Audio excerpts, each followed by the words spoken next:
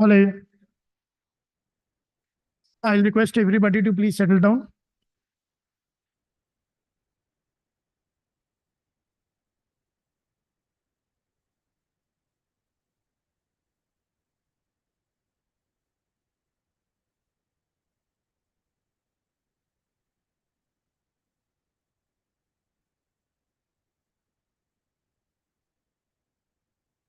A very good morning and a warm welcome to all of you for this fourth edition of Retail Supply Chain Summit, which we are doing today. I would like to invite our co-chairman for the Retail E-commerce and Consumer Affairs Committee, Shri Anupam Bansal ji on the dais. So please come on dais. I'll request Mr. Sumit Duggal ji also to please come on dais. He is another co-chair for our Retail E-commerce and Consumer Affairs Committee. And last but not the least, Mr. Anil Syal, the president for Safe Express, will request him to please come on dais.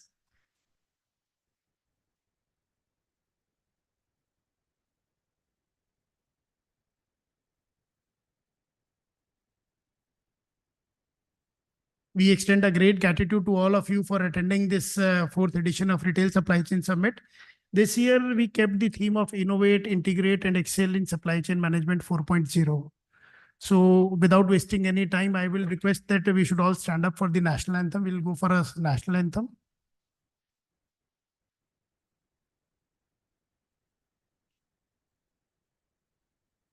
Jana Gana Mana अधिनायक जय हे भारत भाग्य विधाता पंजाब सिंध गुजरात मराठा द्राविड उत्कल गंगा विंध्य हिमाचल यमुना गंगा उज्जल जलधि तरंगा तव शुभ नामे जागे तव शुभ आशीष मांगे गाहे तव जय गाथा जन गण मंगल नायक जय हे भारत भाग्य विधाता जय हे जय हे जय हे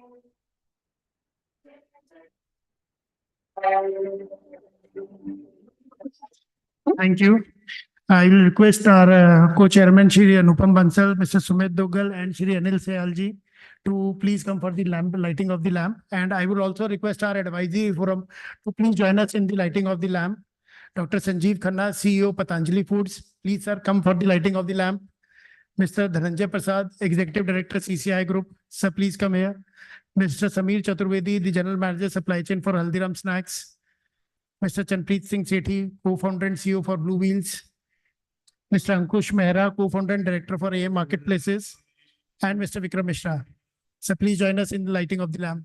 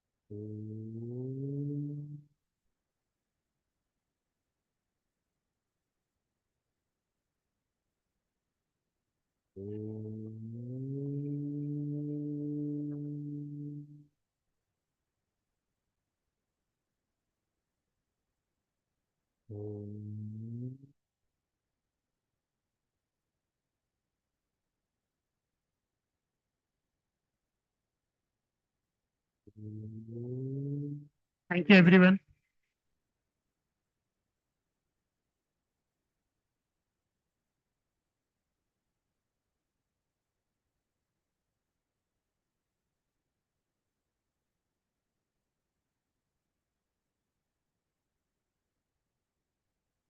So now we'll request Mr. Anupam Bansal, our co-chair for the Retail, E-commerce and Consumer Affairs Committee, to please share a welcome address. Sir.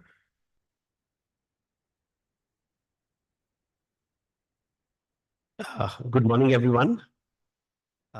It is absolute pleasure to welcome everyone on this lovely day for fourth Retail Supply Chain Summit with a very exciting title, Innovate, Integrate, Excel, and it's a fourth edition. So I've recently been part of the retail committee, and we are trying our best to bring the complete value for all the people associated with the PhD. I would like to welcome our co-chair, Mr. Sumit Duggal, who brings great experience in e-commerce, consumer affairs, and he's here to value add with integration of all you people, more value to the forum and the networking. Anil Seya, who is President CFEX, and I'm saying what a relevant topic for a great company and a person who has done so much in the supply chain to integrate India. And I think the value he brings on today's dais is absolutely commendable.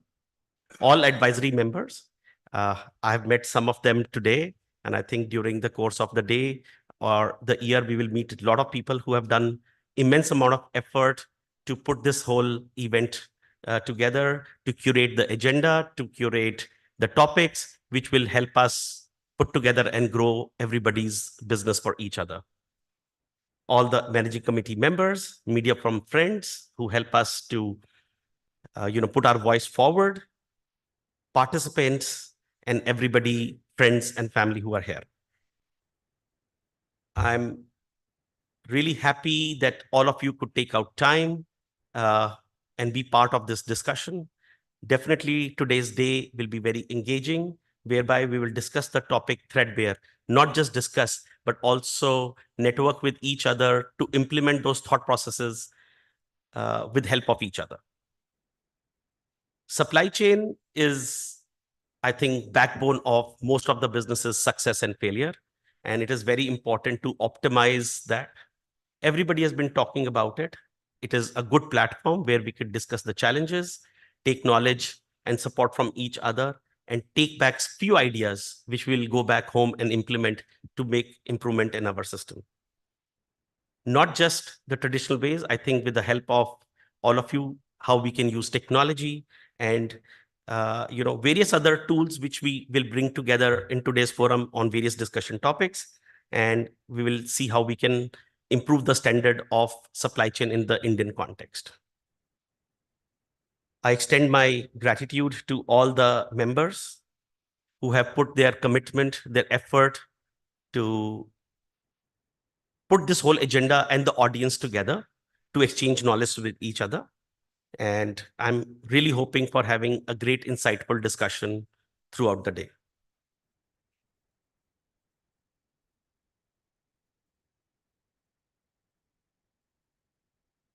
I would like to conclude not just saying that it is just an event. I think it is about togetherness and how we make this event with implementation more successful, and look forward for great such initiatives to carry forward. Thank you.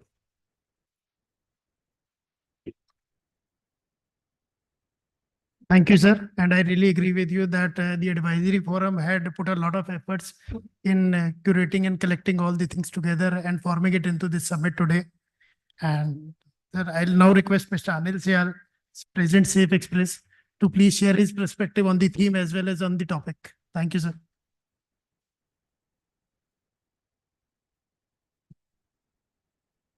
Thank you, friends. Most importantly, thanks to Mr. Bansal, Mr. Duggal, and Ajay for bringing us on board with this momentous summit. Safe Express, as you possibly may know, is one of India's leading Express Cargo Logistics Organization. As an organization, we handle door-to-door express cargo deliveries for many sectors. We are a sector agnostic company, but at the heart and core of our genesis was retail. And hence, being here is something that we really cherish as an organization, because this has been very fundamental to the growth of what Safe Express has been doing over the last about 26 odd years. I take this moment today to kind of dive back into my journey at Safe Express, and I kind of realized earlier today that when I started scribbling some notes as to what exactly would I would like to share with you, I was told that I must share some kind of a case which develops. But actually, the retail sector has been evolving in a manner which has, in the last about 25 or 30 odd years, in a manner which no other sector I've seen, barring possibly only automotive as the other one, which has seen the most evolved change over the last about 25, 30 years. So if I can kind of go back in history and see where what we saw maybe in the 80s and 90s, we had some brands that retailed, and that's what we were servicing at that point in time. Over time, now we've come to a stage where it's retailers who have also created brands of their own. In-house brands have come in the foray, and we are trying to service those. So the logistics requirements, the supply chain requirements of organizations where brands were retailing, and now the retailers who've now created their own brand, these have kind of changed, and there's been a multitude of journeys in between as well, which we've been kind of part of. I can think of a couple of examples which make sense for me to bring to the notice of those who've possibly joined this this journey of supply chain growth much later. Back in the day, I recall there was a time, if I was to think of, say, apparel retail or garment retail, Sanjeev ji is of that world of that time. And I remember there was this system that I learned first. We've been wearing garments all this lifetime, but that's when I first heard about this system called season cycles. So there was, I'm sure this is an alien word for today's time, but there used to be a time there was 4-season cycle. The 4-season cycle, and organizations would attune their supply chain, their production, their manufacturing, their deliveries to kind of handle those 4-season cycles. Those converted to somewhere downstream, it converted to 6 business cycles, and I've personally seen it happen to 12 business cycles. What's the young folks today, or possibly some of us others, are now more getting used to is something which I've learned called fast fashion. I'm sorry, my understanding of retail is not as intense as how these retailers or how this retail environment demands, or what they demand from a supply chain. I kind of relate more towards that. So there's a much difference between, so while it has fundamentally, as a consumer, it has only changed the way we consume, which is buying possibly your shirt or your trousers or your jackets in 4-season cycle. Now it's fast fashion. You think of something, it's customized, it can come to you, or it could possibly be even customized to your needs or whatever. The idea being that the fast fashion, as against a 4-season cycle where there was much about stability, now is changed to something you have to service on an instant's notice. And if I change gears and move towards, say, a non-apparel retail, I remember the days where there was multi-point stocking, which was a norm. Some of it was related to GST or pre-GST tax saving measures, but most of it was related to the retail store being a premium place of inventory keeping. So you had to store somewhere which was lesser in terms of cost so that the stores could be served at the time when they require. Some may call it, if not completely, but if for the sake of use of word, we may call it a replenishment to some level. So there was a story with which a brand wanted to represent or present, but larger level, there was a replenishment of what was required at the store. Once again, times have changed from those days and moved up towards the current times where we are now talking about a B2C environment where or a direct to home environment where your mobile phone, your computer itself is your retail store and you're now buying online. Still, of course, the physical brick and mortar retail is a majority of the business, but yet times are changing. And the most critical element that I have seen is this phenomena called omni-channel.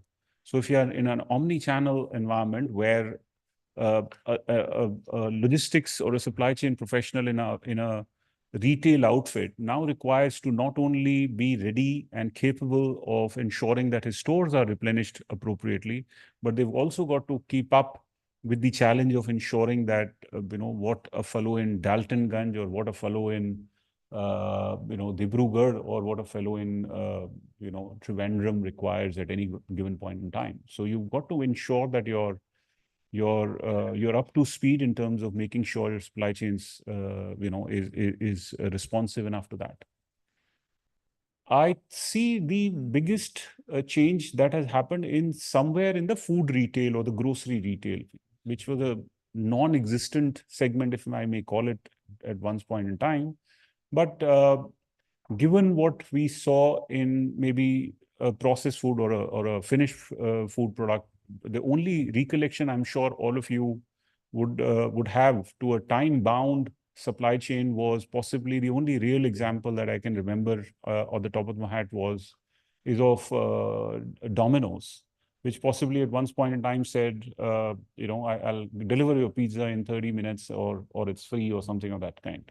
I definitely never got a free pizza, that much I can tell you, which tells about, the robust supply chain that they ended up creating. If you see the current times, and I'm sure you are all aware of this now, the most relevant example that I can think of where supply chain has become the core of what a retailer is doing is something which possibly is akin to a 10-minute delivery that you may have. Is it called a Blinkit or something, right? A Blinkit and a Dunzo and stuff like that. The idea being that now the time and supply chain relevance has become the part or a cohesive part of the product in itself. It's no more the product, right?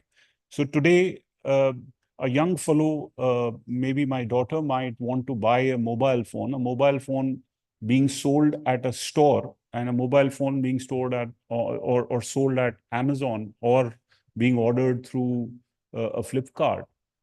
The timeliness of its delivery also is now a part of the product. Okay, Amazon is delivering it to me tomorrow, Flipkart is delivering it to me day after, and maybe my retailer on my neighborhood store or my neighborhood market is possibly going to get it 2 days later or 1 day later. That's why you see Amazon, possibly Amazon and Flipkarts of the world releasing some products ahead of time and pre-release or whatever. The idea being so what I'm trying to highlight is that once upon a time I was wearing a shirt where the shirt was that product, and now I'm buying a shirt where supply chain is inbuilt to why I'm buying it. So the reasoning of buying a shirt is now very much including the supply chain angle to it. And that's how we are sewn in, or that's how we are toned into this business of retail. And we at Safexpress have seen a fair bit of movement around that. And I just thought maybe if we are going to have a full day long experts, talk about a variety of angles. I just wanted to set the tone with these two elements, and that is that supply chain is now within the fabric of retail and retailers, and it is so much as a part of retailing that it is now a differentiator in itself. And the second part, of course, is and I'm very, very glad whenever I see young fellows sitting in forums of these nature and otherwise part of this industry. I feel enthused that this is an industry where most fellows of our age joined the logistics sector by accident. We are accidental logisticians. And now, of course, there is formal education in supply chain, formal education in logistics that brings new generation into the field of logistics. I'm always enthused to see fresh talent come in, learn more about this. So we have our day in the sun now in the business of supply chain and logistics. So much so that now industry in itself or sector in itself is finding relevance in the statutory speak. The government is talking about is there's national logistics policy, there's sufficient action at the central level to make this front and center. The government is talking about it. That's I've never seen that happen. So anyhow, having said that, I'll take rest and give the mic to our organizers. Thank you very much for having me here, and good luck for the space. Thank you. Thank you, sir. And I would just like to add on, sir, I believe everybody in this room will agree with me that before COVID, supply chain is known to everyone from the supply chain and logistics industry. I believe after COVID, every individual had understood the importance of the logistics and supply chain. So I believe every individual during those COVID period had understand the importance of this entire industry. I thought I'll just add it into what you had mentioned in this, sir. And after this, I would like to request our co-chairs, Shri Anupam Bansal ji and Sumit Duggal ji, to please facilitate our guest, Mr. Anil Sehal ji. Please.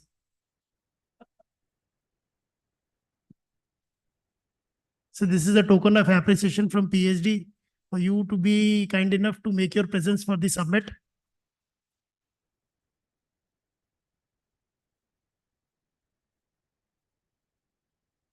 Thank you very much. Now I would like to, sir, I'll keep on bothering all of three of you. I would request all three of you, sir, the advisory forum had played such an important role in organizing this summit. We would like to give a token of appreciation from the PhD side through all of you. To that, sir, I will request if you please come down, it will be easy for all of us to gather together. So I'd first like to call on Dr. Sanjeev Khanna, who is the advisory forum chairperson. He was the first individual with whom we had shared this idea and thought that we'll be doing the summit. And then he had started collecting and curating the relevant peoples for the advisory forum and deliberated on the topics and finalized all the things. Dr. Sanjeev Khanna. Anil Sehal ji, will request you please join us. We will request Mr. Dhananjay Prasad now, Executive Director, CCI Group, to please join us.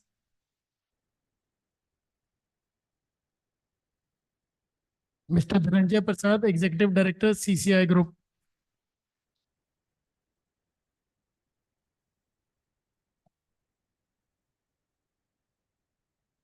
Mr. Samir Chaturvedi, General Manager, Supply Chain, Haldiram Snacks.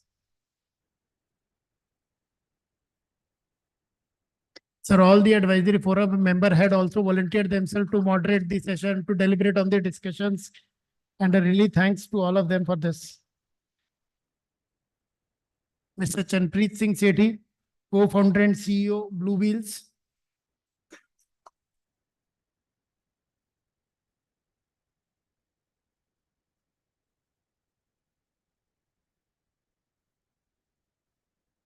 Mr. Ankush Mehra, co-founder and director, AM Marketplaces.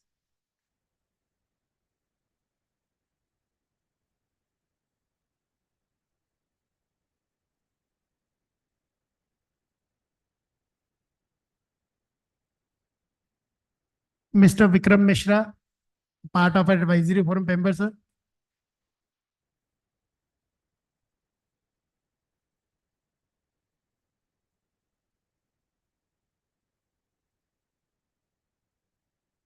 Sir, I would like to mention from last 45 days, we are after all of them to recommend us on the topics, suggested points, speakers and all those things. I request all the advisory forum members to please join us for a group photograph.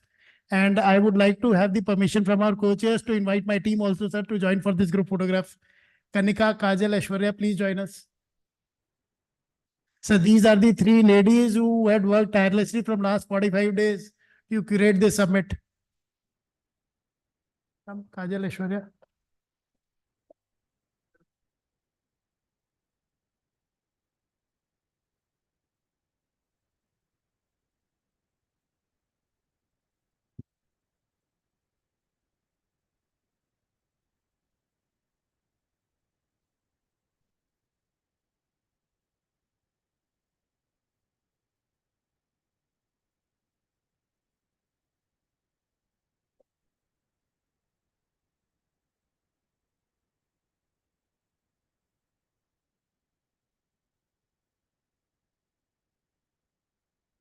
Thank you, everyone. Now I will request Mr. Sumit Duggal. Yes, sir, please sit.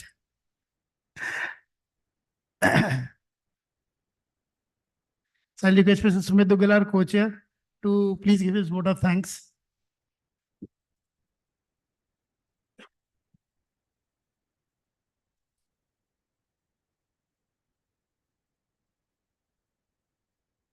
Welcome everybody on this wonderful day. I mean, I would like to especially thank Anupam ji, co-chair, Retail E-Commerce Committee, Shri Anil Salyal, President Safe Express, all the advisory forum members. A very special thanks to you for backing the committee, the managing committee, friends from the media, and all of you. I see this as the makings of a very interesting day ahead. I see drawings from the industry, from Patanjali, from I see Bilma Infra, and a lot of other interesting groups which are going to be there today. And the theme itself is very interesting. Supply chain is a subject which is very dear to me. I have a tech lens to the opportunity in India, which is mostly built around decentralized ecosystems. And when you talk about something like innovate, integrate, excel, I think you can't really do that without having a very solid technology foundation. Just alluding to what Anilji mentioned, he was mentioning Blinkit, Zepto. Come to think of it, this is possible, not that, people have started running faster, that you have things in your house in 10 minutes. Is purely basis technology, how they predict your behavior, how when the cart is being made, already the packages are being created, right? So there's very interesting technology buildup which is happening in India. It's a very interesting time for us to start looking at ourselves not as companies which use us technology, but technology companies which are in specific fields. So it's going to be a very interesting session, I can see. And I think what I would love from all of you is to have an active participation as the day proceeds. It's a wonderful opportunity for us to learn from each other, question each other. And I think specifically, if we talk about supply chain, I wanted to put some numbers out there, which is why companies like mine and a lot of other companies in the tech space are excited. Can anybody take a wild guess? What is the digital penetration in B2B business in India? Anybody, like, what's the percentage of B2B business in India which is digital? You're quite close. So yeah, it's around 1%. So a country the scale of India, $1 trillion market opportunity, and just 1% is digitized. In fact, even B2C is in the range of 9 to 10%. So it's a very interesting time to build new paradigms, create new structures. One of the structures where we've recently, done an MOU is the Open Network for Digital Commerce. I would recommend all of you to keep an eye open for that. That's going to be very interesting. What they've been able to achieve in a short span is create an interoperability. Because when you talk about integration cannot happen without interoperability. How do you integrate with somebody who does not follow the same rules? So a lot of interesting things are happening in India. India is leapfrogging using public digital infrastructure. So these are areas which will become critical to your businesses sooner than later. Payments has already proved the metal. The digital ID has proved its metal. Then payments. Now the next thing would be digital commerce. So I think it's going to be a very interesting day. I'm equally keen to hear the speakers and be a part of this event. And a very warm welcome to all of you once again. And looking forward to the event. Thank you.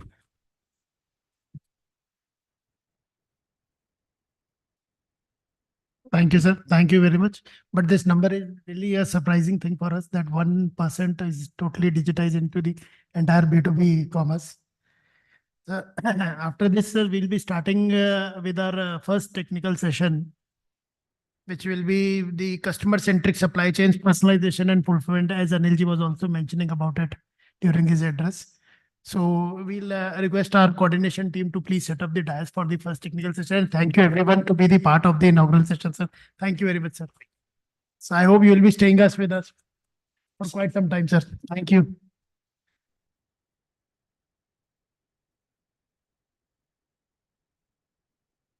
So the first session is customer-centric supply chain, personalization and fulfillment. I'll just like to give an overview about the entire day's program. It will be 2 technical sessions. First is just starting. After this, we'll have another technical session. Post that, we'll be breaking out for the lunch. Then we'll have consecutive 3 technical sessions, and then we'll be going ahead with a high tea. And that will be the conclusion of the program for today. So the first technical session, which is a customer-centric supply chain, would like to present the introduction of our moderator for the session, who is Mr. Dhananjay Prasad, Executive Director, CCI Group. Mr. Dhananjay Prasad is one of the most prominent name in the Indian logistics industry from more than 3 decades. He is a management graduate. His industry experience ranges from automobile, consumer durables, lifestyle, FMCG, retail, wholesale, e-commerce, telecom to the logistics services industry. Previously, he was the CEO for Ritco Logistics Limited. Now I request Mr. Dhananjay Prasad, Executive Director, CCI Group, to please come on dais and set up the stage for the technical session.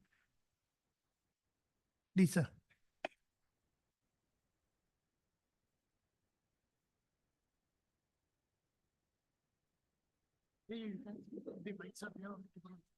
Whatever is convenient. I'll convene for you. Please.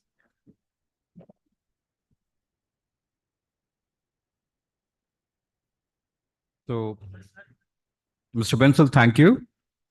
Let me thanks to PSD for his continuous effort to bring industry expert on a common platform to have a solid brainstorming in resulting win-win situation for the industry. So thank you, PSD. Also, let me thanks to lovely audience who has come today and from their busy schedule. And thanks to my all expert panelists who will be basically joining. So I'll request Mr. Harish Singh to come on the dais.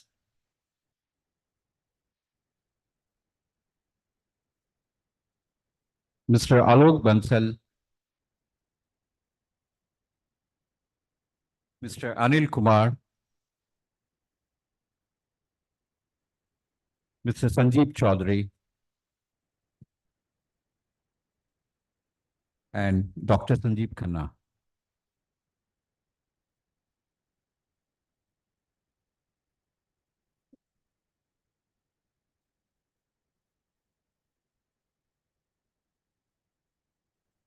Today topic for the session is customer-centric supply chain, personalization and fulfillment. For the same, let me give a small brief introduction of my panelist. And before that, let me introduce myself. My name is Dhananjay Prasad. I'm an engineering graduate having experience of 25 years into supply chain domain. I have worked with a company like Pidilite Industries, Gati, Honda Logistics, BTEL, which is a part of Airtel, and Ritco Logistics, DTDC supply chain. Currently, I'm working with CCI Group as the executive director. Majorly, I have been into the industry at service provider side. So I have seen that closely the trend of demand versus supply, requirement of the customers, then expectation of the customers, changing innovation and the trend. So let me introduce my first panelist, Mr. Harish Singh.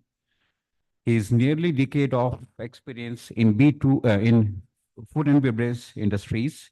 Mr. Harish contributed to prominent brands such as Domino's, Devyani International, which was formerly Fasos. His career journey encompasses supporting various startups from their inceptions, including Tungle and Burger Singhs. For the past 3 years, he has been integrated part of Burger Gamma, having been involved from earlier stage. His diverse part of background includes roles of across different departments such as operation, internal audit, food and beverage control, and currently he is heading supply chain department, steering growth and development. Let me introduce our second panelist, Mr. Alok Bansal. Alok Bansal is currently working as a director in Build My Infra, which is BMI. He has also founded 13SQFT.com, India's first B2B platform for logistics and supply chain spaces, infra and procurement. BMI is the specialist in infrastructures of warehousing, factories, logistics hub, retail chain. BMI works as a turnkey contractor, solution design specialist, PMC and procurement partner, and working for top e-commerce, logistics, retail, and manufacturing companies pan-India in Nepal. Alok is renowned one of the keynote speaker and panelist in the industry, and currently he is very vocal for green warehouse and sustainability. He has been rewarded as the youngest CEO in supply chain industry. Previously, he has worked as a CEO in DTDC 3PL, one of the largest logistics and 3PL company in India. He started retail warehousing and fulfillment from scratch in DTDC. Prior to that, he established South India fulfillment centers and warehousing business for delivery. Hence, he is having deep knowledge of omni-channel, B2C and B2B operations end to end. Being an electrical engineer and MBA from SP Gen and ESB Germany, he held many eminent positions in the companies like Infosys, Mercedes-Benz, Delivery, and Patil Group of others. He holds wide range of experience in supply chain, warehousing, e-commerce, logistics, manufacturing, and automobile and advertisement, etc. Thank you, Alok, for being with us today. Now, my third panelist is Mr. Anil Kumar. Anil Kumar, having 20 plus year of diverse experience in supply chain and logistics industry vertical, like diverse supply chain experience in FMCG, white goods, IT, automotive, retail, and healthcare, medical devices, etc. Currently associated with United Biscuit, global trading name Paladis Global, last 7 years, and currently heading logistics procurement and S&OP Paladis India. Prior to this, he has worked with the FMCG and international freight forwarding companies like Amway, Hire, and Agility Logistics. He has done advanced program in supply chain management from Indian Institute of Management, Calcutta Alumni IIMC. He has certified with CLTD, Association of Supply Chain Management, Apex USA 2020, Global Supply Chain Management Indian Institute of Foreign Trade, IIFFT 2019, Mastering in Procurement and Sourcing, Rutgers University in USA from 2022, Six Sigma Green Belt from KPMG India 2018. He has achieved a lot of achievement from the industries and participated in industry seminar as a speaker, logistics insight and PhD chambers. Allen Global, ISCM, Jaguria Management Institute, IIM Ranchi, SJM OCM, IIT Mumbai, and FICCI and CAI. Thank you, Anilji, coming on the board. Our next panelist, Sanjeev Chaudhary. Sanjeev Chaudhary is a distinguished business development professional with a robust background of logistics and supply chain industry, spanning across both domestic and international scope. With a wealth of professional experience and remarkable track record as a dynamic business leader in the logistics sector, Sanjeev's journey reflects commitment to excellence and innovation. Currently, he is designated as a CEO of S-Card Global Express Private Limited. In the past, he was associated with some of the steam organizations, including Blue Dart Express, TNT, DTDC Express Limited, and EFL Express. Sanjeev holds a foundational degree in basic science. Over the course of career, he has actively pursued continuous growth and development, honing his skills through specialized in training programs. This includes sales technique from NIS, leadership development from IIM Bangalore, and strategic acumen in areas such as planning, positioning, resourcing allocation through Selemi, among others. Throughout his career, Sanjeev has contributed significantly various facts of logistics industries. His extensive experience span multiple departments, including sales, strategy, planning, product development, operations, customer service, and retention. This versatile background equips him with a holistic perspective of the logistics sector. Thank you, Sanjeev. And last, Mr. Sanjeev Khanna. Before giving his introduction, let me tell he's my one of mentor, advisor, and guider. Thank you, sir, being on the podium. Dr. Sanjeev Khanna, one of the most prominent name in the Indian corporate world for over 3 decades. He is a management graduate from Kurukshetra University. He has unique distinction of setting up and leading business operations for Honda Car, Samsung Electronics, ITC Limited, Metro Cash and Carry, and Big Basket. Before joining Patanjali Ruchi Soya Group as its chief operating officer, he has been strategic advisor to numerous boards and top management, providing guidance on business excellence, supply chain operations, human resources, corporate social responsibility, and sustainability. Dr. Khanna is an avid learner and has numerous management and life programs from prestigious institutes such as IIM, IBM, BMI, Berlin, University of Manchester, London, Canada, Stanford University, Oxford University, Harvard Business School, and the World Bank Group. He has been awarded the honorary doctorate for his services in the field of management. He is a certified and registered independent director for Indian Board and also a certified human resource director, a career life coach certified by ICF, an NLP practitioner, and a thought leader. Dr. Sanjeev Khanna is a founder of prestigious Academy for Self-Maximization as India's first certified and licensed Aikiga coach by Aikiga Coaching Institute of Netherlands. He is on a mission to enable by 2025 over 1 million Indians to find their life purpose to lead a happy and successful life. Dr. Khanna has authored popular self-growth books like Aikiga is Aikiga and Art of Self-Maximization. Thank you, sir, being given us time.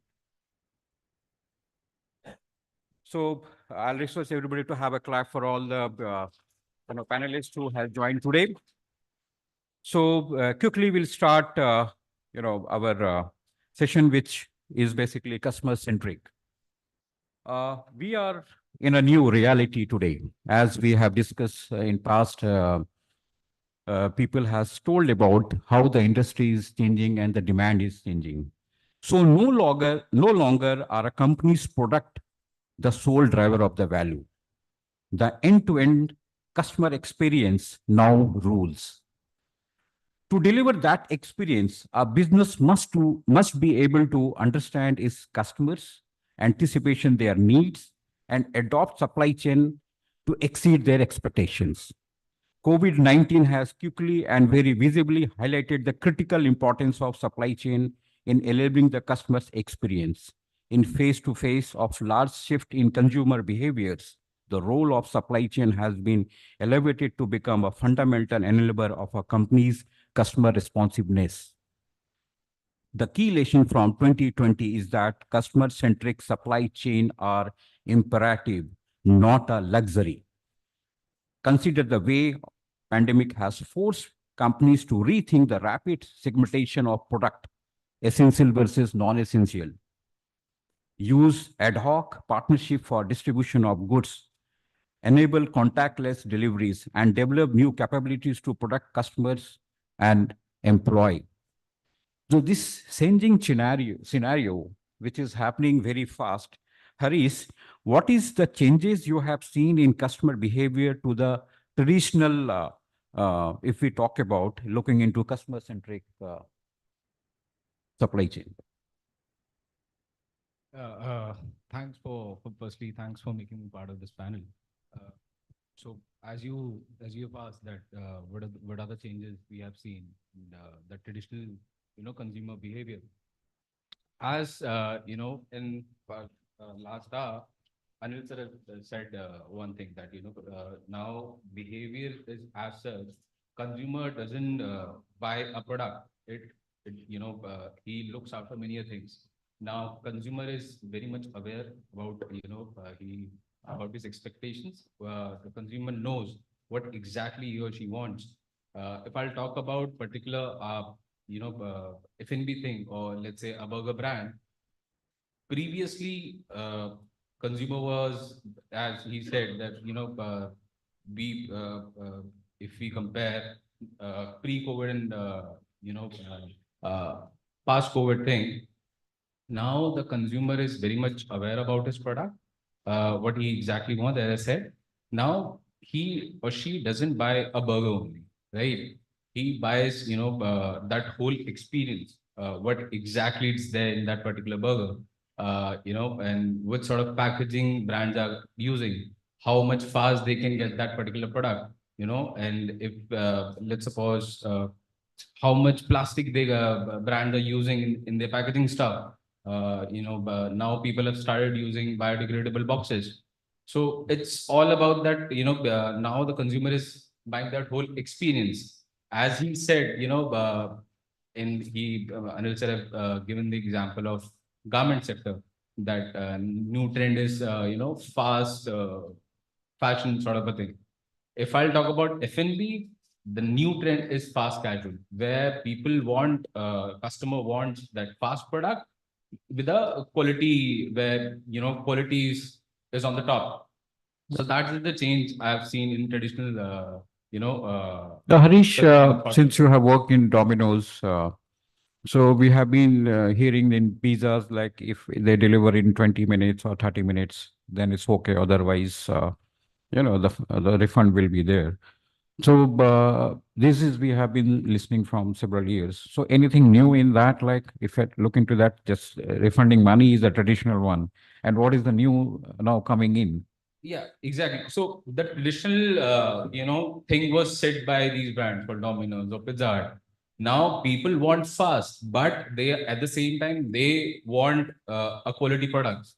So the days are gone when consumer wants the product in just 30 minutes. They can wait for 35 minutes or let's say 40 minutes, but they need good product. They are not consumer doesn't want that pizza free. They want a good pizza to be delivered. Either it takes 35 minutes or 40 minutes. They just want that particular product to be that as per their expectations. Well said, Harish. As we see, or we believe, there are few characteristics that makes a customer-centric supply chain, which are normally, tailored fulfillment, agile operation, trustworthy, relationship, and more or less focus on innovations. As the pandemic subsidized, the goal will be to build customer-centric supply chain that is resilient and flexible enough to meet future day-to-day business requirement, as well as black swan shift in supply and demand, right? So in case this may require transforming the fulfillment function to one more intelligent by redesigning the physical network, warehousing operations, and last mile transportation. To accomplish this goal, companies will need to conduct a full review of their operation model to determine capability, digital enables, and collaboration partnership needed to support this element. So Harish, when I said few characteristics, so one of is tailored fulfillment. So how you look into this character works out in customer-centric supply chain? Sure. So I'll take this thing like, let's say 5 years back or so, but market was different. And, in last 2 to 3 years, market have, done sort of a pivot, right? Now the brands, if I'll talk about particularly F&B, the brands are looking towards profitability, right?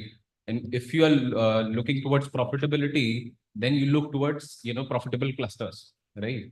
Now the startup scenario is there, right? Now, if I'll talk about particular our brand Burgerama, we have opened few stores in, let's say, Bangalore, 1 or 2 stores. But in before COVID, that was not the case. right? Any brand, let's say a Gurgaon-based brand, if they wanted to activate any city, they used to open at least 5 to 6 stores. And in those 5 to 6 stores, they used to set up a, let's say, recognition center. But now the case is different, right? We want to open just one store. Now to cater that particular one store, your whole backend supply chain has to, pivot internally as well, right? You cannot send a full truckload for that particular one store. And that too, when you are a startup, right? Your volumes will grow eventually. Now, how this have changed that supply chain process? Now the brands are using real transport as well, but for sending that small batch of, let's say, frozen stock. And now they're started using dry ice. Now they have started, focusing on localized procurement. Then now, even in the local distribution, what we have done is we have started using ice boxes, which has ice capsules, right? Right. Which contains the temperature for 4 to 5 hours. So that saves whole lot of cost. That saves whole lot of warehousing costs. And even at the kitchen level, your storage gets optimized. Optimized. So this is how, tailored fulfillment taken a shape in last 2 years. Nicely said, Harish. Thank you very much. I'll wave over to Alok. Alok, we are talking about key characteristics, which basically works out on the customer-centric supply chain. So the agile operation, as you have working with Infosys, Mercedes-Benz, and BMI Infra. So how you feel agile operation is another key character and plays an important role in customer-centric supply chain? In this regard, I would say now agility is becoming the predominant feature in everything, whatever we do. Everything has to be agile because there is no space for laziness, no space for delays, no space for any kind of, unprofessional behavior. Professional means speed, and speed is trust. Now, everything requires speed. So drastic changes we are seeing across any industry, be it automobile, FMCG, e-commerce, logistics, or you say the example of anything. Agility is becoming one of the features or a KRA or KPI via which we are measuring everything. Now, I would not say expectations are changing of consumers. It is going in one direction only, it is increasing. There are two factors. One, customer expectations are increasing by themselves. And second, we are making them to be changed. Because those are the days when you were expecting, okay, shipment has been dispatched. Now wait, relax, 3-4 days it will come. But now we have thought to get it within 2 days. Okay, 2 days we are okay. But then companies came from abroad like GoPuff and Instamart, companies like they brought the delivery network to bring shipments within 60 minutes, next day delivery, same day delivery, and now companies like Zepto and Dunzo, they are bringing 60 minutes deliveries. So these are not the expectations. Personally, I'm not in favor of sending humans to bring deliveries in 10 minutes because it is inhuman and accidents are coming. But still, if we talk about the business model, so these are expectations increasing and agility is the only deciding factor. If we are getting things within 10 minutes, why does need to go into the market? If we are getting by next day delivery, I ordered one book on Amazon at 9 p.m. It came at 8:30. It is a kind of imagination word. What else you can imagine? Now we were liking to go to the market to bring groceries because we like green, white, red by our hands. But now it is coming in 10 minutes. You don't like to go. Whoever can afford, he is not going to the market. This kind of change of shift in mindset, physically and logically is coming into our life. So agility is becoming one of the deciding factor. If I talk about some of the facts, like, people in starting 4 or 5 years back, they wanted free deliveries. If cash on delivery is there, free deliveries are there, free returns are there, I am okay. Look at the model of Paytm. It came in because of cashback. It gone out because of stopping cashback. But now 67% of people are ready to pay premium for same day deliveries. This shifting is coming into the mental attitude, which is very important because e-commerce is for luxury, not for freebies. Second, if I take the data, same day deliveries are growing at a rate of 26.3 CAGR, and it will reach $10 billion market by 2028. I'm not talking about international market because it is going to become 92 billion, 93 billion, but we talk about India. So $10 billion market, same day delivery. If I ask you, all the gentlemen sitting here, have you ever thought 2 years back that we will be getting shipment in same day? No, nobody can say. Maybe he is from supply chain, maybe non-supply chain, but it is a virtual world we are living.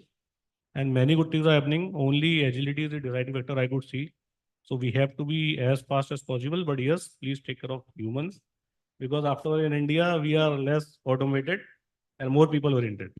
Thank you, Alok. Thank you. Good words.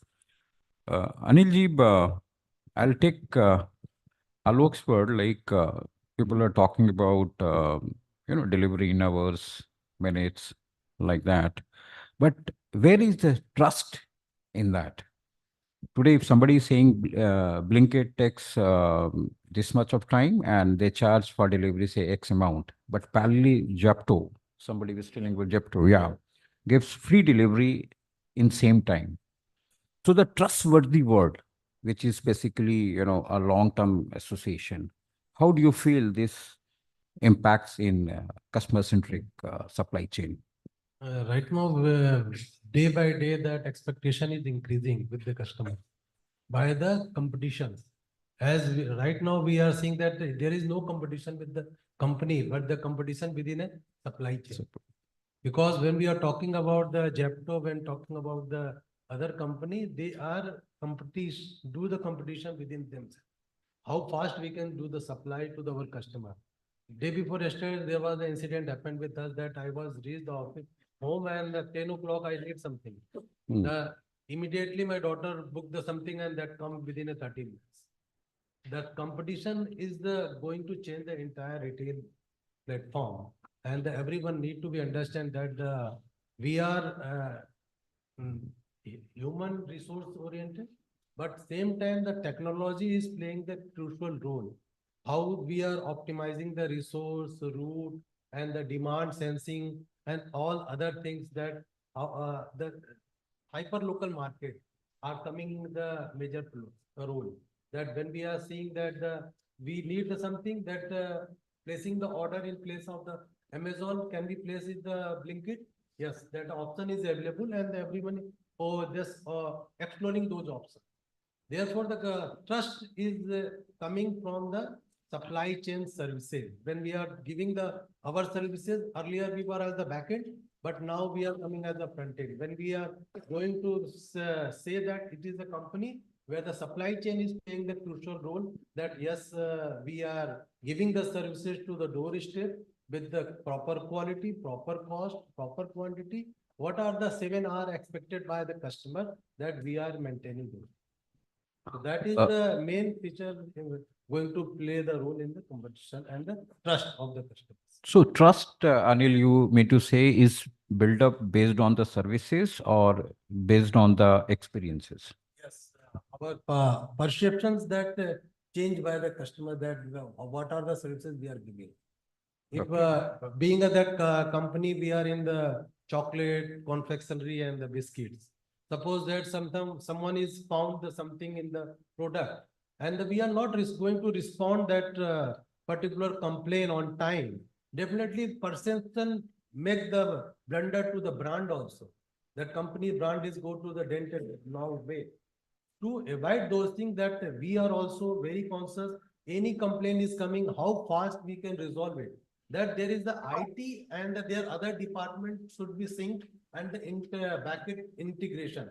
It is not that the only one department can play the crucial role. Right. Every department get the integrated with the technology so that we can meet the customer's expectation and that builds the trust.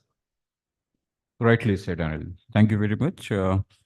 Sanjeev, you is working with Escart and you have worked with DTDC and Blue Dart. So you have been always serving several customers. So how you look into the same question, like trust stands where you have several customers, several need, several requirement. So basically, trust translate into customer experience, as simple as that, right? Now, if we look into customer experience, various people have spoken about how important customer experience has been. There was a study done by PwC okay, as per PwC study, 73% people change brand, cancel order just because they feel the delivery time is high. Now, I was surprised, rapt to look at it. This particular study goes further. This study says that about 32% people cancel order just because they are getting a delivery after 24 hours. 43% people, they switch a brand just because after 2 or 3 service issues. Now, that is on the side of, when we look at the side of consumers. Let's come back to the side of users, which is industries. There was a study done by KPMG, right? And as per that study, 60% CEOs across industry spoke about customer experience as their top priority, the prime priority. When we came to logistics, same study spoke about 80% leader in our industry, which is logistics, spoke about customer experience as their top priority, right? You can imagine everybody talks about it. What does it actually entails? What, for people like me, what actually it means, what we need to do on the ground? There are a couple of things that we do.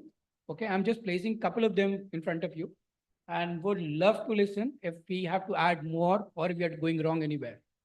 So first thing, we can talk about excellence. Now, excellence is primarily commit what you deliver. Excellence is not only speed, excellence is reliability.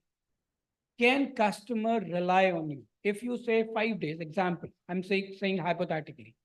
If you say 5 days, then better you deliver in 5 days. If you say 4 days, you better deliver in 4 days. That is what it makes. It becomes so important. That is what excellence is. And then keep on working on reducing your transit time. Now, there was another study done by KPMG. Okay, but pretty interesting studies, these. And you can go Google it and you can find these all studies. This study concluded that companies, top 25 brands, okay, who have a customer experience, who have a brand value, have a potential to earn 5 times earning growth, higher earning growth than the bottom 25 brands. So if your brand is, for example, if a consumer trusts your brand, the earning potential growth is much higher than if a consumer does not, trust your brand.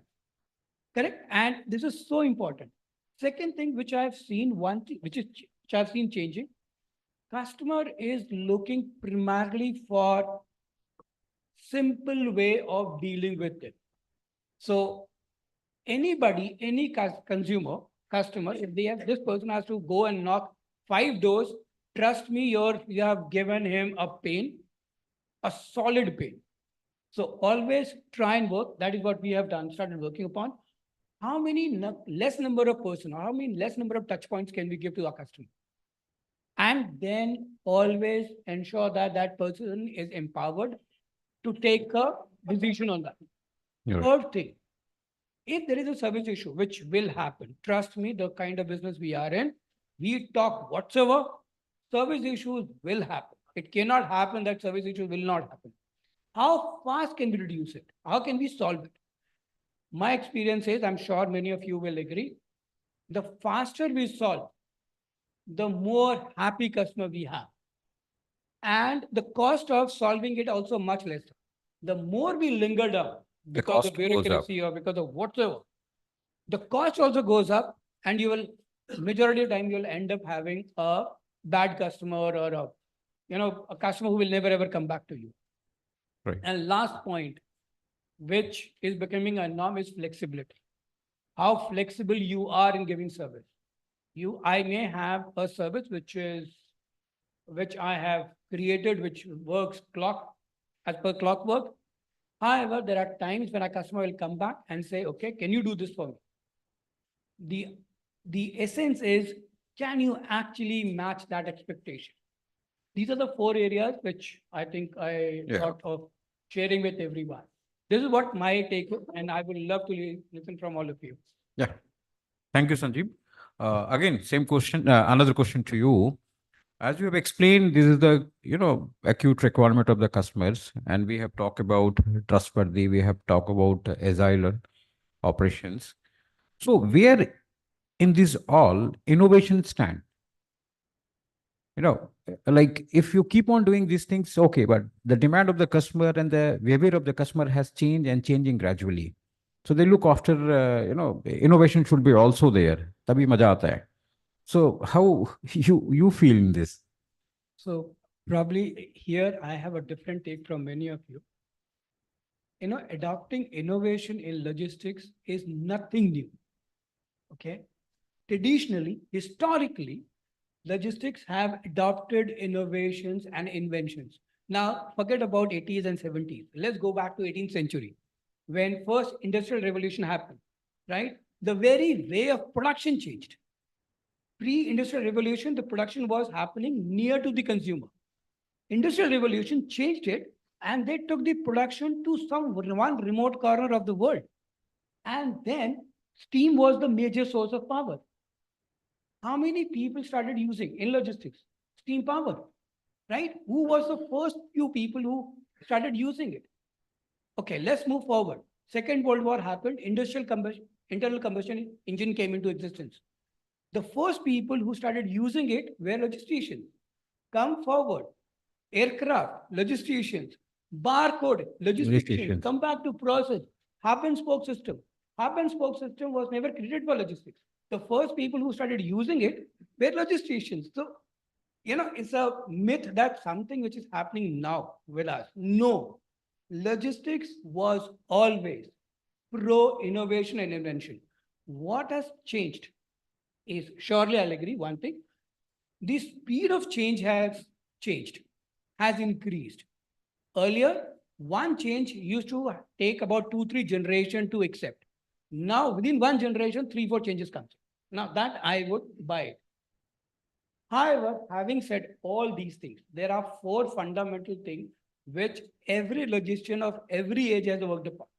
And I could be wrong, but this is what I feel. First, from time immemorial, people have worked upon how to reduce transit time. Go back, you had Silk Route, where the time it used to take for a shipment to move from India to maybe Roman Empire, right, was 3 months. Then came a steam, which reduced it to 1 month, and so on and so forth. So we have come down to 10 minutes, right? That is something which has been happening from ages, right? Point number 2, cost. Reduce cost has been something which has been happening from ages. Point 3, visibility, which is extremely, extremely important. 4, managing complexity. These are the 4 fundamental which have remained as they were, and they shall remain as they were. Because whatever we do, we'll do everything around. So everyone who has spoken from morning has spoken about transit time, right? Transit time was always important, is important, and shall remain. Will remain important. Yeah. Right? Cost was important, is important, shall remain important. These are the 4 basic things that we have been working upon. Now coming down to how do we bring in and use in our system, there are a couple of things that we have done. Again, coming back to trust, because trust is extremely, extremely important. One that we are trying to work upon is transparency. How can we improve transparency? Now, technology definitely has given us an edge that we can be transparent with customer, we can share information with customer and still ensure that data remains safe, because data is also equally important. Very important. Right? Yeah. That is one. Second is visibility. Now, when I talk about visibility, I'm talking about ease of communication. One thing that we are working upon and we'll keep on working upon, can we take the information to the customer before a customer comes back to us, right? If we start doing it, take my word, the trust level goes phenomenally high. It makes Rightly said. Yeah. huge amount of difference to the world. These 2 are extremely, extremely important. Third is, we all spoke about price. Look, price is important. Again, I have a difference of opinion with many. I'm so sorry for that. Price is never a selling factor. It's the value of the money. The way customer perceives you is the selling factor. You will have same product sold by one person in X and same product sold by Y person in 3X. I'm sure Sanjeev Kanazar will agree with me. Sir, am I right in saying that? Right? So price, it is not the lowest person who is giving a lowest price would win. And I say it to everyone. Okay, in all forums I've said it. Pick one product which is lowest price is number one. You will never ever find that. Or there would be exceptions, right? It is value for the money. Is customer perceiving what he or she is paying for you or to you? Is it worth it? That is extremely, extremely important. And how can you make it? You can make it by transparency. You can make it by visibility. You can bring in flexibility. You can bring number of other matters or ways. Okay. And fourth, the way we have used is automation. Automation, again, we can talk about all AI, BI, IoT, and all kind of everything, every kind of innovation. End of the day, it is to take care of your transit time, take care of your cost, take care of your visibility, managing complexity. End of the day, these are the four fundamental things that we work upon.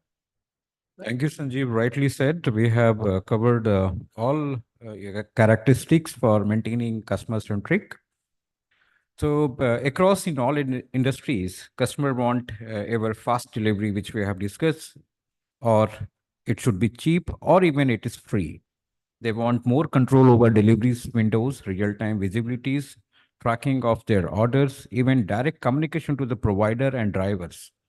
According to the recent report, which we were discussing that day from Accenture, that 90% of customers track their status on their online orders. 81% of customers are unwilling to pay more than even $5 on the same day deliveries. And 27% of customers have cancelled an order because same day delivery was not available. So this rising trend, Mr. Anil, what are the changing expectations trend nowadays you feel when we talk about customer-centric supply chain? When we are talking about the nowadays, the customers' expectation are changing. This is on the competitions and the other sustainable and the environmental aspects. Like our colleague said that the quality is the major paramount, that price is the major paramount. And the other aspects like they are looking for the end-to-end visibility.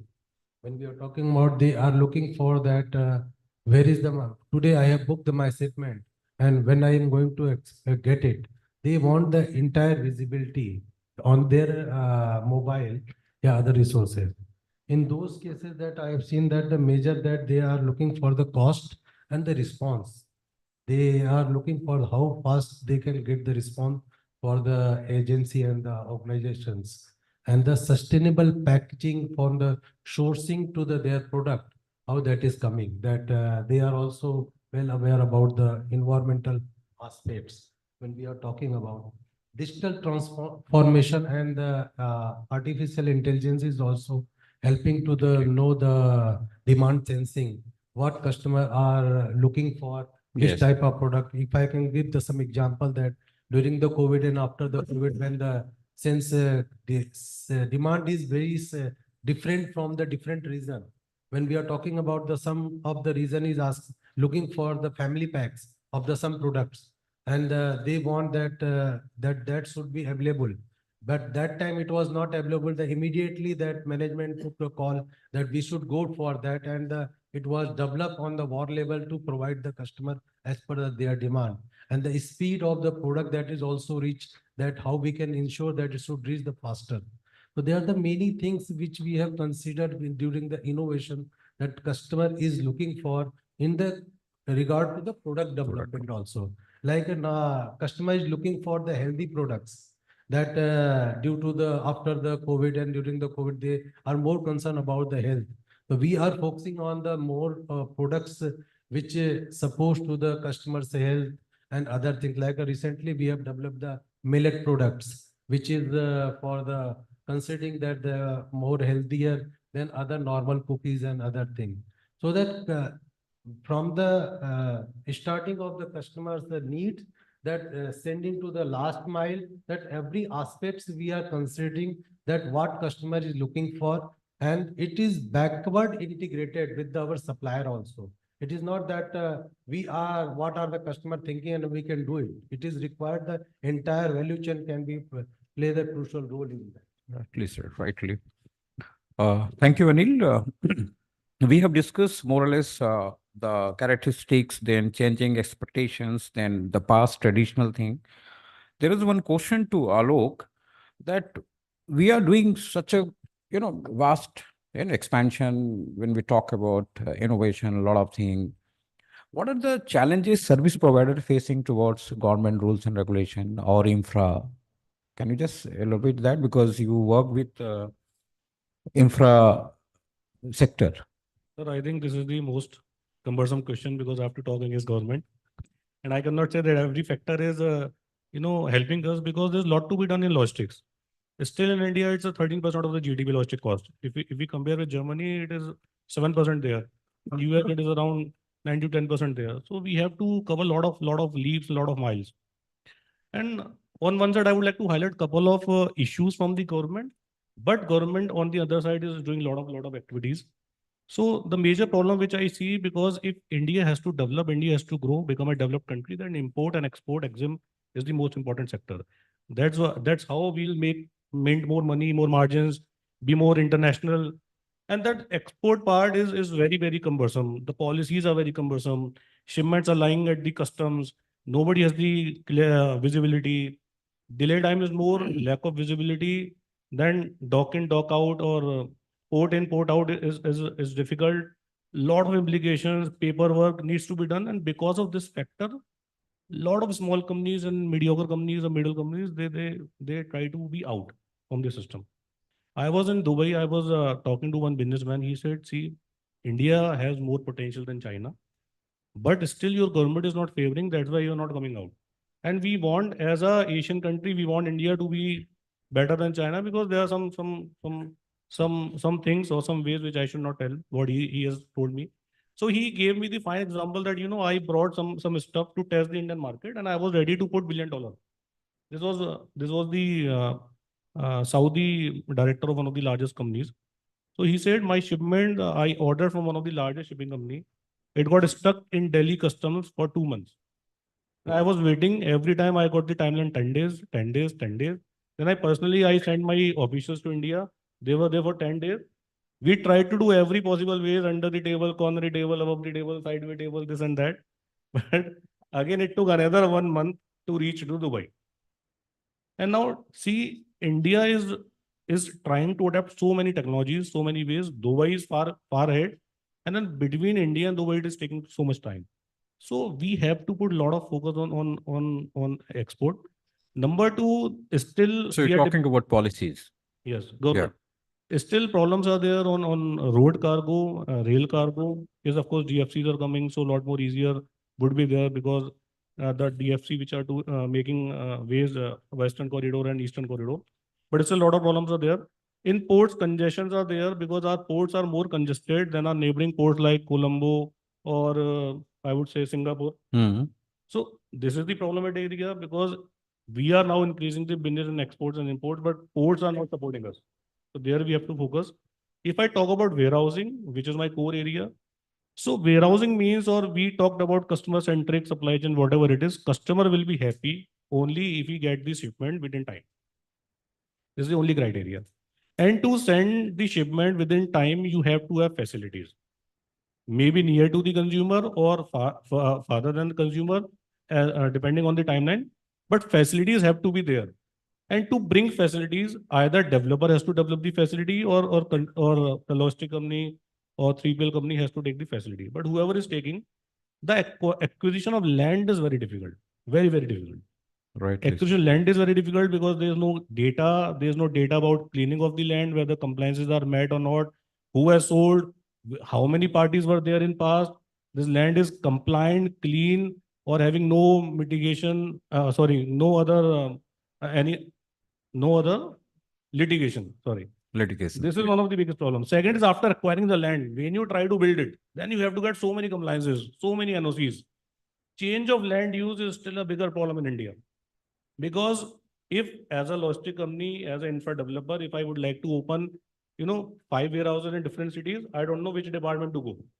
Because somewhere revenue department is issuing the CLU, somewhere like in Punjab, Kuda is there, Yeah. and in Haryana, CPT is there, I think TCP, sorry. TCP department is there, Punjab Puja department is there. So lot of differentiation varieties, which is bettering our taste. And number three, when we go for building the facility, managing it, then again skill development is the problem. Skilled labor are not present.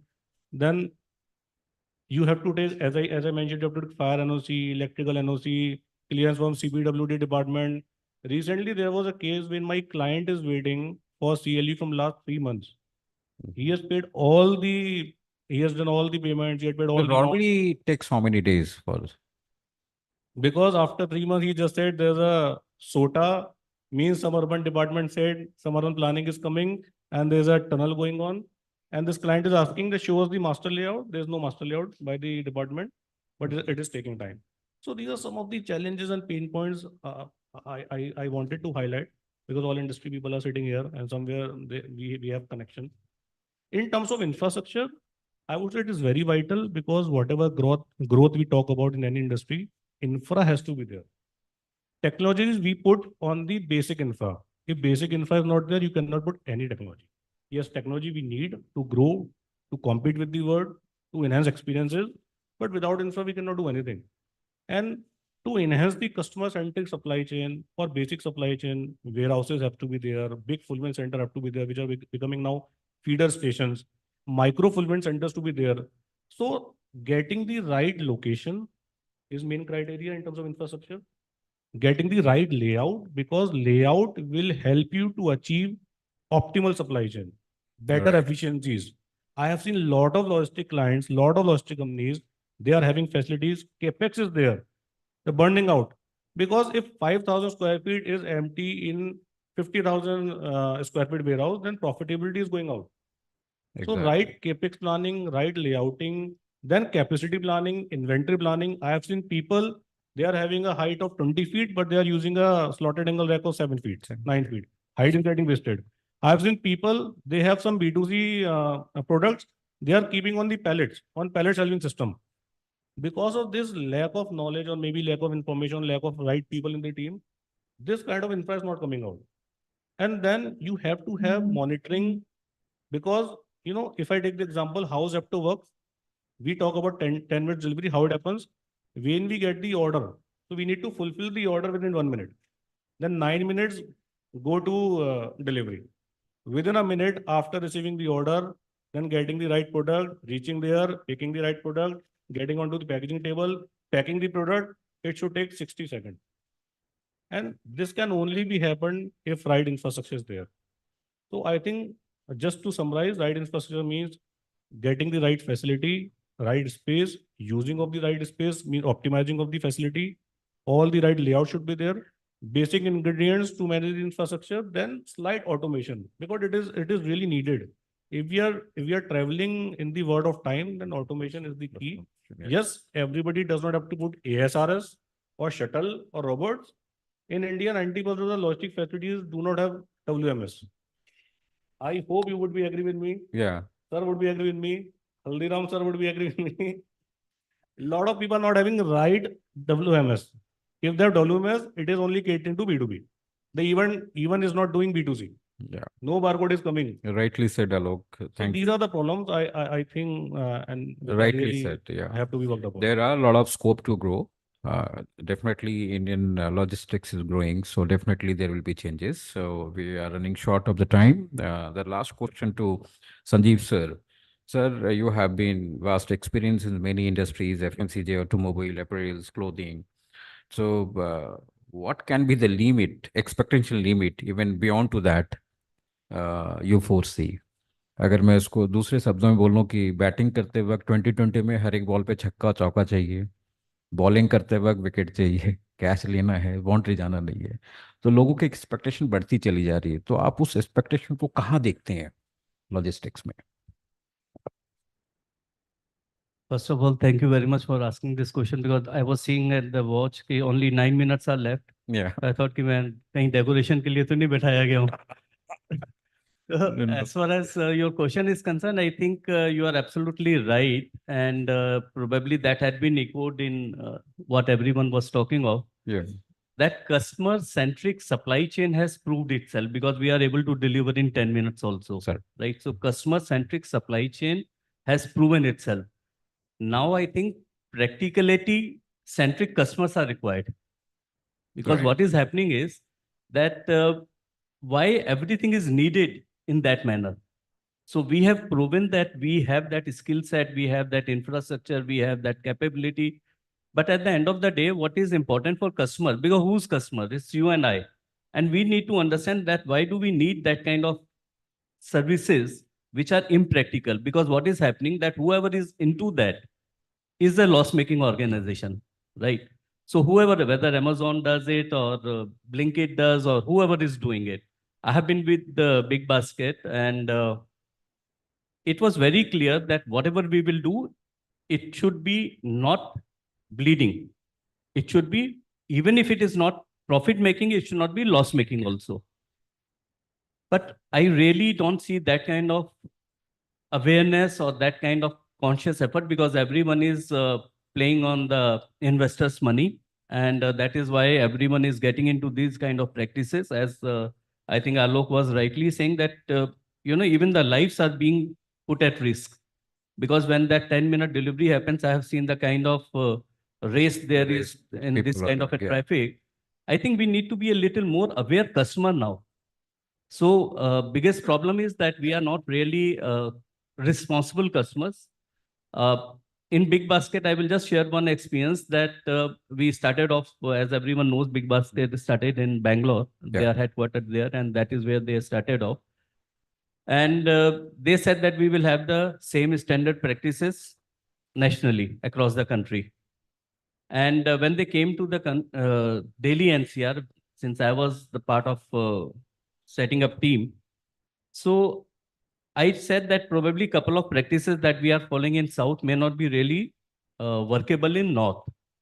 Knowing the customer behavior because I'm also a North Indian, so I knew how people go. And practically, you won't believe that we had a clause at that point of time that if the delivery is delayed by 5 minutes or beyond that, then Right, right. there will be a discount that will be given. And then there was another policy that if there is any item which you don't like, no questions asked, return policy. You can return that. Yeah. And daily people Yes. like me know it very well how to play with it. So really, literally, these kind of cases, not once or twice, regularly started happening. That first on-time delivery, otherwise we will give discount. So what used to happen that the delivery boy has reached at 9 o'clock, if that was the time to be delivering the shipment. And the security guard will say, ki, okay, even if it is a independent bungalow Yeah. kind of a thing. So the guard will say, कि अभी आप पीछे से जाओ, kitchen में दो. Madam आएंगी, वो लेंगे. लेंगे. तो वो 10 मिनट तो वो वहीं पे लगा देते थे. That means all other subsequent shipments will get delivered late. That means either you keep giving money, discount to everyone, or you stop that practice. The same way, the second one, in case you don't like the product, no question asked return policy. What started happening? कि madam ने कल के केले मंगाए हुए थे जो खराब हो गए. आज जब हमने डिलीवर करा तो भले ही वो उसको उस पुराने लॉट में से निकाल के उनको बोला ये कैसे केले हैं भाई, इसको वापस ले जाओ, ये ठीक नहीं है. So now unless we are responsible customers, we have no right to look forward for any other service. I think when we talk of customer-centric supply chain, yes, we should have that capability. We should have automation. We should, again, I would say, to support what Alok said, AI and BI is all fine, but we should not forget the focus on the EI, emotional intelligence, because we are dealing with human being, we are dealing with people, and we need to understand that what they need, how they need, and we should define the right expectation. We should set the right expectation. Today, we are setting the wrong expectations as an industry. And because we are setting the wrong expectation, customer will never ever. The moment you say that there is a service charge of 1,000 rupees, or say this program, if you keep free, everyone is there to participate. The moment you will say there is a 5,000 rupees fee, half the people will not be participating. What does that mean? That means that free is okay, but the moment you put a cost, but does anything come free of cost? There is a cost. That is. And cost, as a yeah. customer, we should be responsible. We should know that we will have to pay money to get this kind of a service. And what do we want as a customer? The best of the service with no cost, No cost. which is not practically It's possible. not So practically I think important is to set the right customer expectation now. That's it. Rightly said, sir. Thank you very much. Thank you all panelists. Thank you, everybody. If you have any question, we can have one-to-one during our lunch period or tea break. Thank you very much.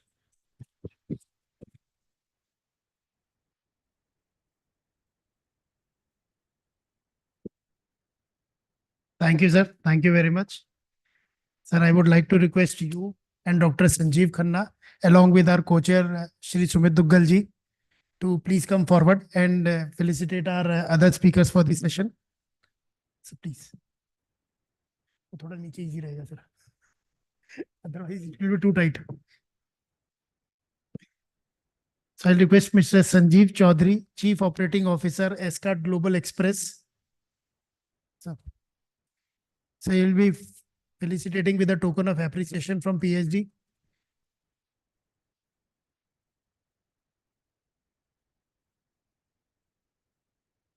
Mr. Harish Singh, Head Supply Chain, Burger Ma.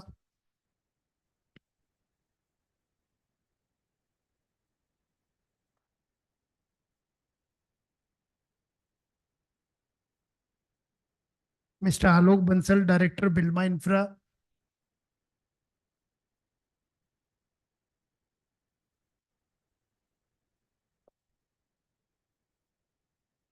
And Mr. Anil Mishra, National Logistics Head, South Asia, Platis Global.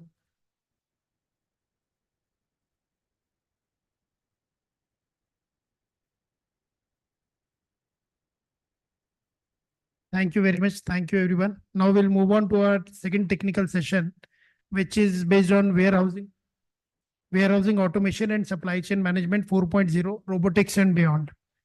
I would like to invite Mr. Samir Chaturvedi, who is moderating this session, General Manager, Supply Chain, Haldiram Snacks. I'll just give a brief introduction about Mr. Samir Chaturvedi. Mr. Samir Chaturvedi is the supply chain professional with more than 30 years of experience of diversified in various FMCG major brands like Dabur, Imami, Amway, Patanjali, etc. I would request Mr. Sanjeev Chaturvedi to please come on dais and take the session proceeding forward. So please.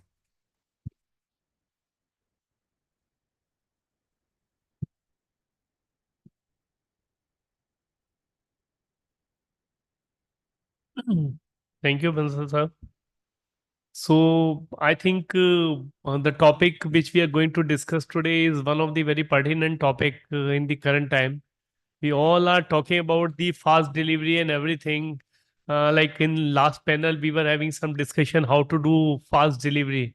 But fast delivery is good for nothing unless we can really automate the process inside and we can do the pick and packing, which is one of the essential requirement for the fast delivery. So I would like to first talk about all the panelists for this session. First panelist is Dr. Sanjeev Khanna. Dr. Sanjeev Khanna, as was mentioned in last session also, he was one of the most prominent name in Indian corporate world with over 3 decades of experience. And he is a management graduate from Kurukshetra University. And he has unique distinction of setting up and leading the business operations of Honda, Cars, Samsung Electronics, ITC, Metro Cash and Carry, and Big Basket. Before joining Patanjali, Ruchi Soya Group, as his Chief Operating Officer, he has been a strategic advisor to numerous boards and top management, providing guidance on business excellence, supply chain operations, human resources, corporate social responsibility, and sustainability. I would request Dr. Sanjeev Khanna to please come on dais. Second panelist is Rakhi Nagpal. Rakhi is having more than 20 years of experience in a variety of business, including travel, fashion, and the ATIC sector.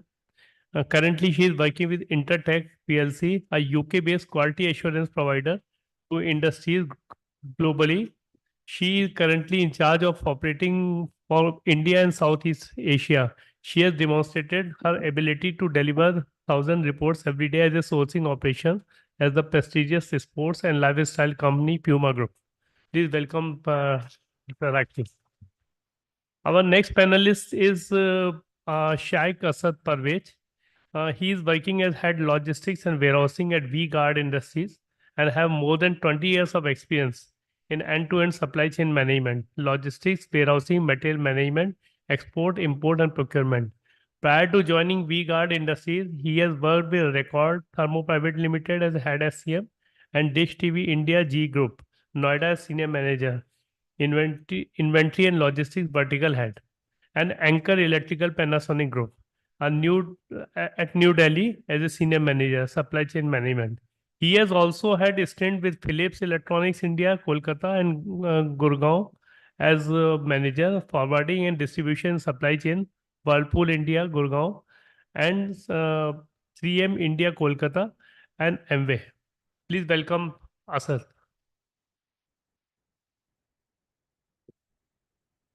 Our next panelist is Yash Raj Rao. We have a mix of panelists from user industry.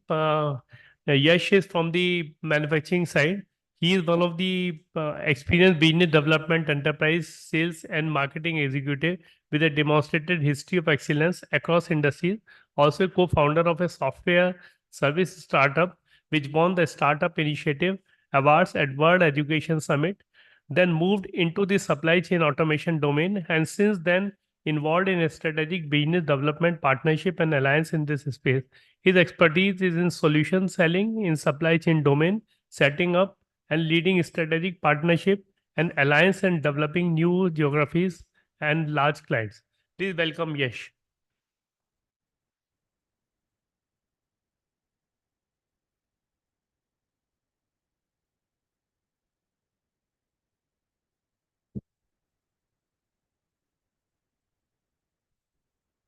So as we will be discussing for the whole day, retail is all about the fast delivery and automation and all kind related topics. Automation is one of the most important topic. So before we start discussing warehouse automation, I would like to mention how automation started in the world.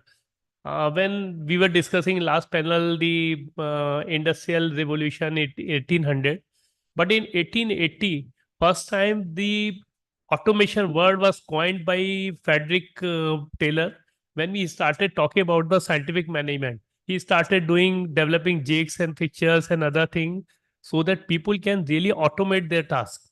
And that was the beginning of all kind of automation. But for more than 100 years, till 1880, these things were limited to the mechanical kind of automation because that time there was no PC in the place. Some mainframe computer used to be there, which was not being used more than for some mathematical calculation. In 1981, when first PC was invented, then in last 40 years, we have changed our ways of working and everything has moved, which is being controlled by the computers and various software. So whatever we are talking about, artificial intelligence or database management or warehouse management system, these would have not been there if PC were not invented. So PC invention actually started doing all these things. So I think this is the current time when we are discussing about the automation. This is more pertinent from the point of view that we have 40 years of development for various kind of softwares and various kind of system, which has really helped us to go for automation. So if we were discussing this around 40 years back, then there would have not been any kind of automation because that was not possible in want of the resources. And I think fortunately most of us have seen this particular era change in last some years. Some 10 years back, we were doing very limited thing using our mobile, but now everything is mobile control and no one knows in next 10 years what kind of changes will take place. But these will really help a lot for all kind of automation. So in last some years, availability increased and it become affordable as well. Earlier, maybe if we were talking about the automation systems, some 5 year, 10 year back, system used to be there, but they were not affordable. So very limited investment was being made. But now the things have become more affordable and people have started talking about the implementation of these kind of devices. So in warehouses, if you go, currently all modern warehouse are having some good system. Like in retail, most of the companies are having pick to light, put to light kind of a system, which no one was even thinking of some years back because these systems were existent. However, the cost was too high, the viability never used to come. So it started helping a lot the industry. Fortunately, we have a good panel today. So we will be discussing some practical aspect related to the those automation activities and what are the real-time problems we are facing as a user and as a manufacturer. So I would start from Dr. Sanjeev Khanna. So Dr. Sanjeev, the first thing I would like to understand from you, what are the major parameters to be considered for the degree of automation? And does geography play a role? Because I personally feel geography is also important as the kind of resources availability, the kind of affordability is more linked to the geography. So what are your views on that part? Yeah, thank you, Samir. I think, yes, geography also plays very important role and automation is not an option. It is, of course, the need of the hour and everyone, everywhere, in all possible manners, to all possible extent, is adapting the automation. But I think the most critical question here to address, which I'm sure during this panel discussion today would get addressed, is that what and how much we need to do. Because what is happening is that we go with the Western standards where there is a lot of automation, robotic practices are also there, AI, BI is being used much more than where we are. But we also need to strike the right balance because we know that India has a very, very cheap labor available, right? Now, that is the reason how China many years back had become a hub, logistic hub. And that is how then, all other countries also started understanding that when you have a cheaper manpower available, then probably you need to see how much automation actually is needed. Blindly, if we just do it something, I don't think it will really help because then the business viability doesn't come. And at the end of the day, we are all working to, business is always profit, right? So if we are not able to make profit and we are just doing something for the heck of it, it's irrelevant. It should always be need-based. What is needed by our industry, by our customer, by our organization. And there has to be a right pace, right alignment among all the cross functions also within the organization. And then see whether you are able to address the customer requirement and accordingly design your automation. The same is true even for the warehousing. Warehouse automation is no exception. That first you need to see how much actually we need to do because many organizations like even Coke and Pepsi, etc., who have the seasonal products. So when the need comes for the warehousing in the summers, etc., so they go to the, not even warehouses, they go to the godowns, roadside godowns, which have no infrastructure, which have no management tools, which has got no standards. So these are, I'm talking of the multinationals. Because incidentally, before Patanjali, I had been working with all the multinationals and they have very stringent standards. But in India, again, when it comes to optimizing the cost, I think that becomes the primary thing because customer want the cheaper products. So to what extent we have to go should be need-based. That's all that I would like to say. If we go overboard because someone else is doing and we start doing it, we may not be making our business viable. And at the end of the day, you have to see business sustainability. And because of that, you have to focus on the viability. Yeah, thanks, Dr. Sanjeev. So actually, I think this is very important because I know in past I've seen cases where people have put up some technology in place Everything is very good. It's a good fanfare. There was a good inauguration of the system, but that system never worked. So I remember in one my previous company, we have put up a very high tech store in Bangalore. That Bangalore was that depot was complete. That particular retail shop was completely driven by iPads.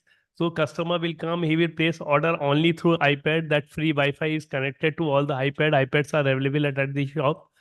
But after some years, they found that they have that bleeding was that high that they have to close down the store.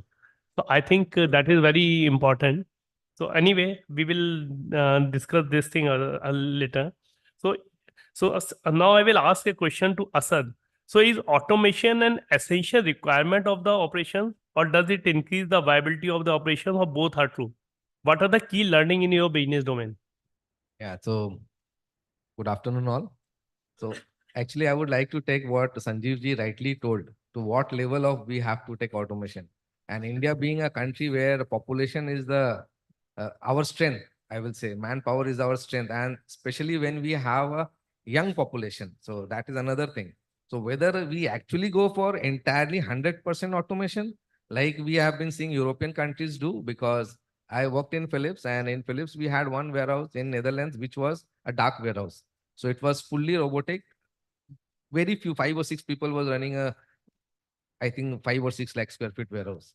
So we don't want that, right? Because there the cost of running that manpower is very high there. So whenever I suggest, if we are going for automation, we have to do the ROI calculation first. Okay. And we need to see that cost of technology versus the cost of manpower that we are going to do. What is the ROI? And if the ROI is say 5 years, less than 5 years, I think we should do it. And if it is going to 10 years, 20 years, I think we should not imagine about it right now. So now just to add what Samir just asked me, is automation essential or it increases viability? I think it is both. So automation does it's essential as Sanjeev ji told that it is the need of the hour. Without automation, like Corona or the COVID period entirely showed us, organizations which were having some level of automation also, they could survive. Whereas companies which were totally like manual driven, they were total under shutdown. So we were one of the lucky organizations where we have done some automation. And during COVID times also, we made good sales. Okay, so that was it, because some of our products was coming as that essential category. So we could open our warehouses and we could do the normal billing. So that was very important. So automation is a requirement which we cannot deny now. And sometimes we are in a dilemma where automation, whether it will lead to loss of job, like many fear we had when I think first computer came. Many people were afraid of adopting to computers. They were always worried that whether it will eat away the job or our job will go, all those things. But that is not the case. So we have to be very choosy of doing the automation. So there are certain parameters which I will like to take you through. So which will help you understand better, like efficiency and productivity. So automation should always, we should keep in mind that whether what I'm going to achieve by automation or just I have to do it. It's not a showcase thing, right? So what I'm going to achieve, whether I'm going to make my system more efficient. So efficiency, if you bring efficiency in any process, so byproduct is productivity, right? We don't have to do, so we should not, like always I said, we always talk about waste elimination, reducing waste. So you don't think of waste elimination. You just think of how you are going to reduce the waste. Like you don't have to do cost cutting or something to bring in profitability to your organization, right? And one of the most like we all as logistics managers always have to face from the management that although every index is going up, like price, commodity is going up, all the prices are going up, our GDP is going up, everything is going up. So, but we are, as a logistician, we are always asked to bring down the cost. So we go reverse, right? Nobody, if I go and tell my CFO, okay, I want to increase a transporter is asking for 10% increase. Diesel has gone up. What do I do? He said, no, we cannot afford that increase. So our target is always going down. And in that, people will expect, like earlier panels were saying, 1 hour delivery, 10 minutes delivery. So all those we have to do, but with a lesser cost than yesterday. So that is the dilemma that we all have to live with it. And like everybody has target of increasing profitability of the organization, but we have a target of reducing our cost. So there we have to, and there again, like automation again, when we will go and tell I want to automate this, first of all, they will ask, kitna tum saving karoge? What is going to be a saving? What you are going to bring on the table? Or they will, HR will come and ask, acha tum automation kiya? How many manpower are you going to reduce? These are common, these are the questions that we always come across, right? So we have to deal with it. And on top of that, we also have to have the future in mind, go for SC 4.0. And some CFO or MD will travel Europe and they will come and they will give you all gyans, which we have to take, but with a pinch of salt, we have to execute also sometimes. So accuracy and precision is also, which is a, like by automation, we get a lot of accuracy. For example, what I did in my organization, I'm giving the example side by side so that Sure, please. you can relate to it. So inventory accuracy is a big concern for all the logistics managers, right? We are always concerned, and organization like us, we used to do entire warehouse operation by ourselves. So I was managing more than 1.9 million square feet. I had a team of 500 people who are directly on company roll. So, and only logistics, transportation is something which we had outsourced. So after I had joined, so I had a lot of debate and discussions with the board of directors as well as the management. And now what we have done, we have given them a roadmap. So we have a roadmap till 2026. We are going to outsource all the 32 warehouses that we have. So that is the target we have taken. So warehouse again, when it is a own company. So why I said this example, just when it is your own company and there's the inventory variation, what you do? You cannot debit the warehouse manager's salary, right? We cannot do that. So it's a direct loss to the company. But if it is a 3PL or CNF, you will get straight away agreement mein 99.9% accuracy, I will debit. So actually CFA, most of the people back of the mind, they also think, okay, my inventory is protected. You expect them to do better. So when in my case, where everything is in-house and I have my own people, I cannot deduct their salary, or I cannot say that, okay, I will make EMI for this inventory variation, right?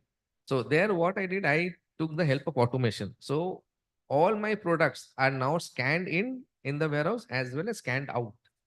So whatever is coming in is getting scanned, and whatever is getting out is getting scanned. And that also checks and balances I have put in the handheld device. So whenever a pick slip is getting generated, the guy who's operator are basically, they only know how to read numbers, and some guys can read the name of the product. So they just need to scan the product. And when they will scan, if it is a wrong product they're scanning, it may be color mismatch or anything, the system will not allow him to proceed further. Okay, so it will stop him then and there.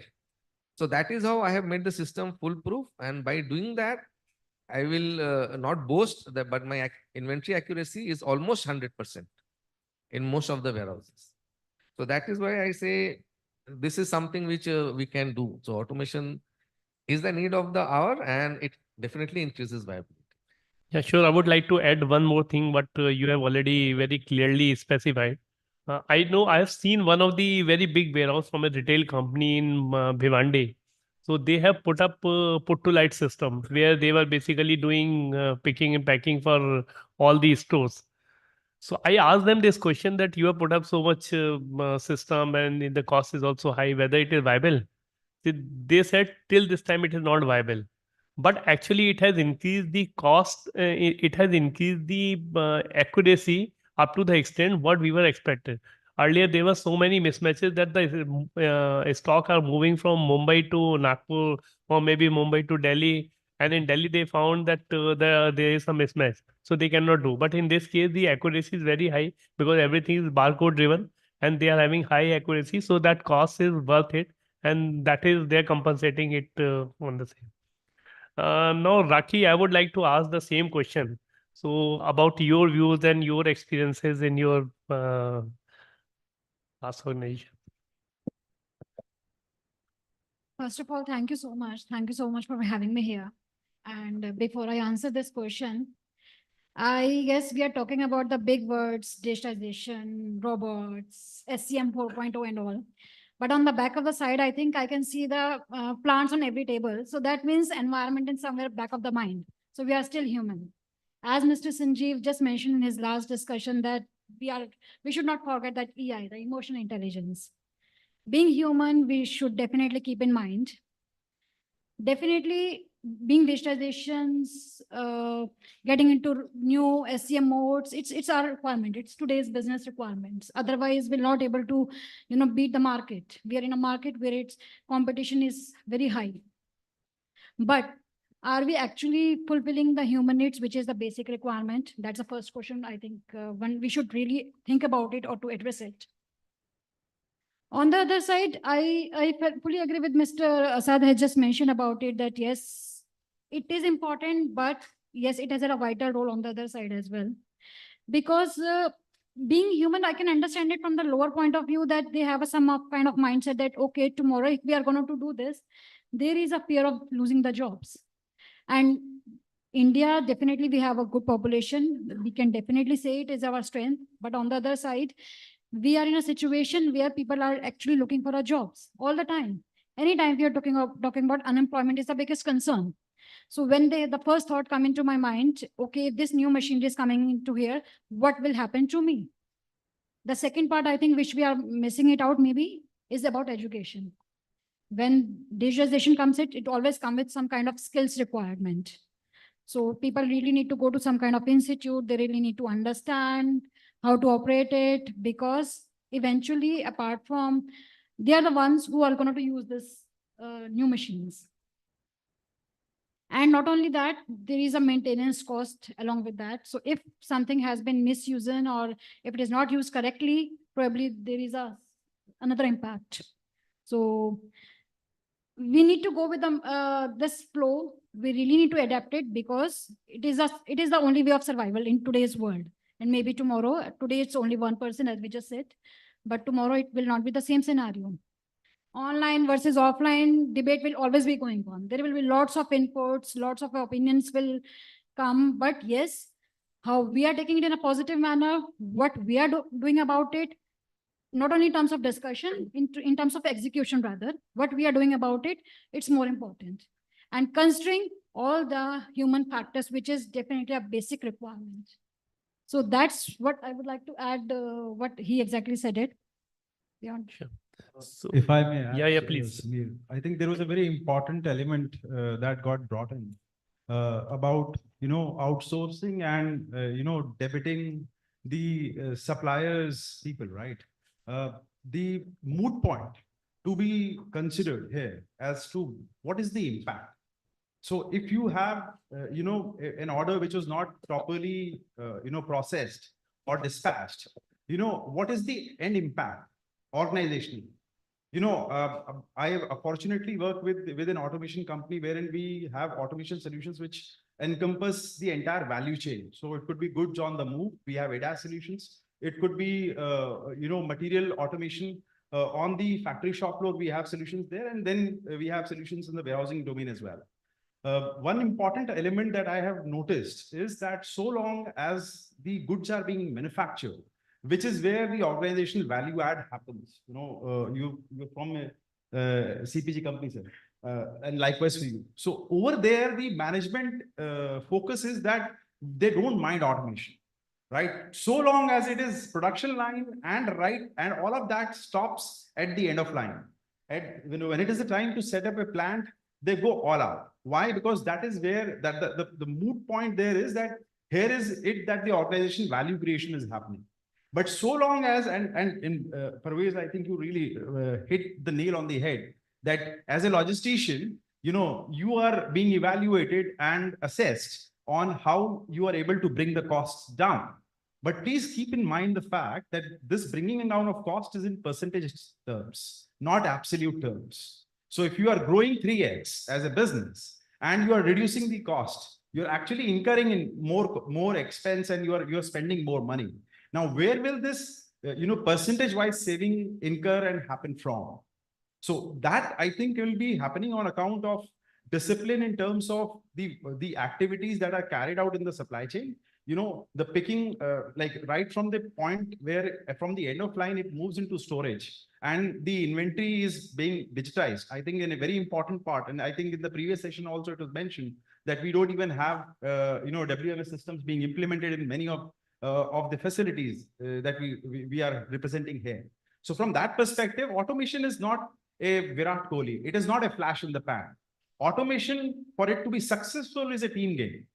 It is when all the elements of the supply chain are collaboratively working. We have in science, we had this Lee-Chatelier principle. The rate determining step of any reaction is the slowest step, right? So, you cannot supercharge processes within a warehouse only for the material to be waiting on the outbound dock for 2 days.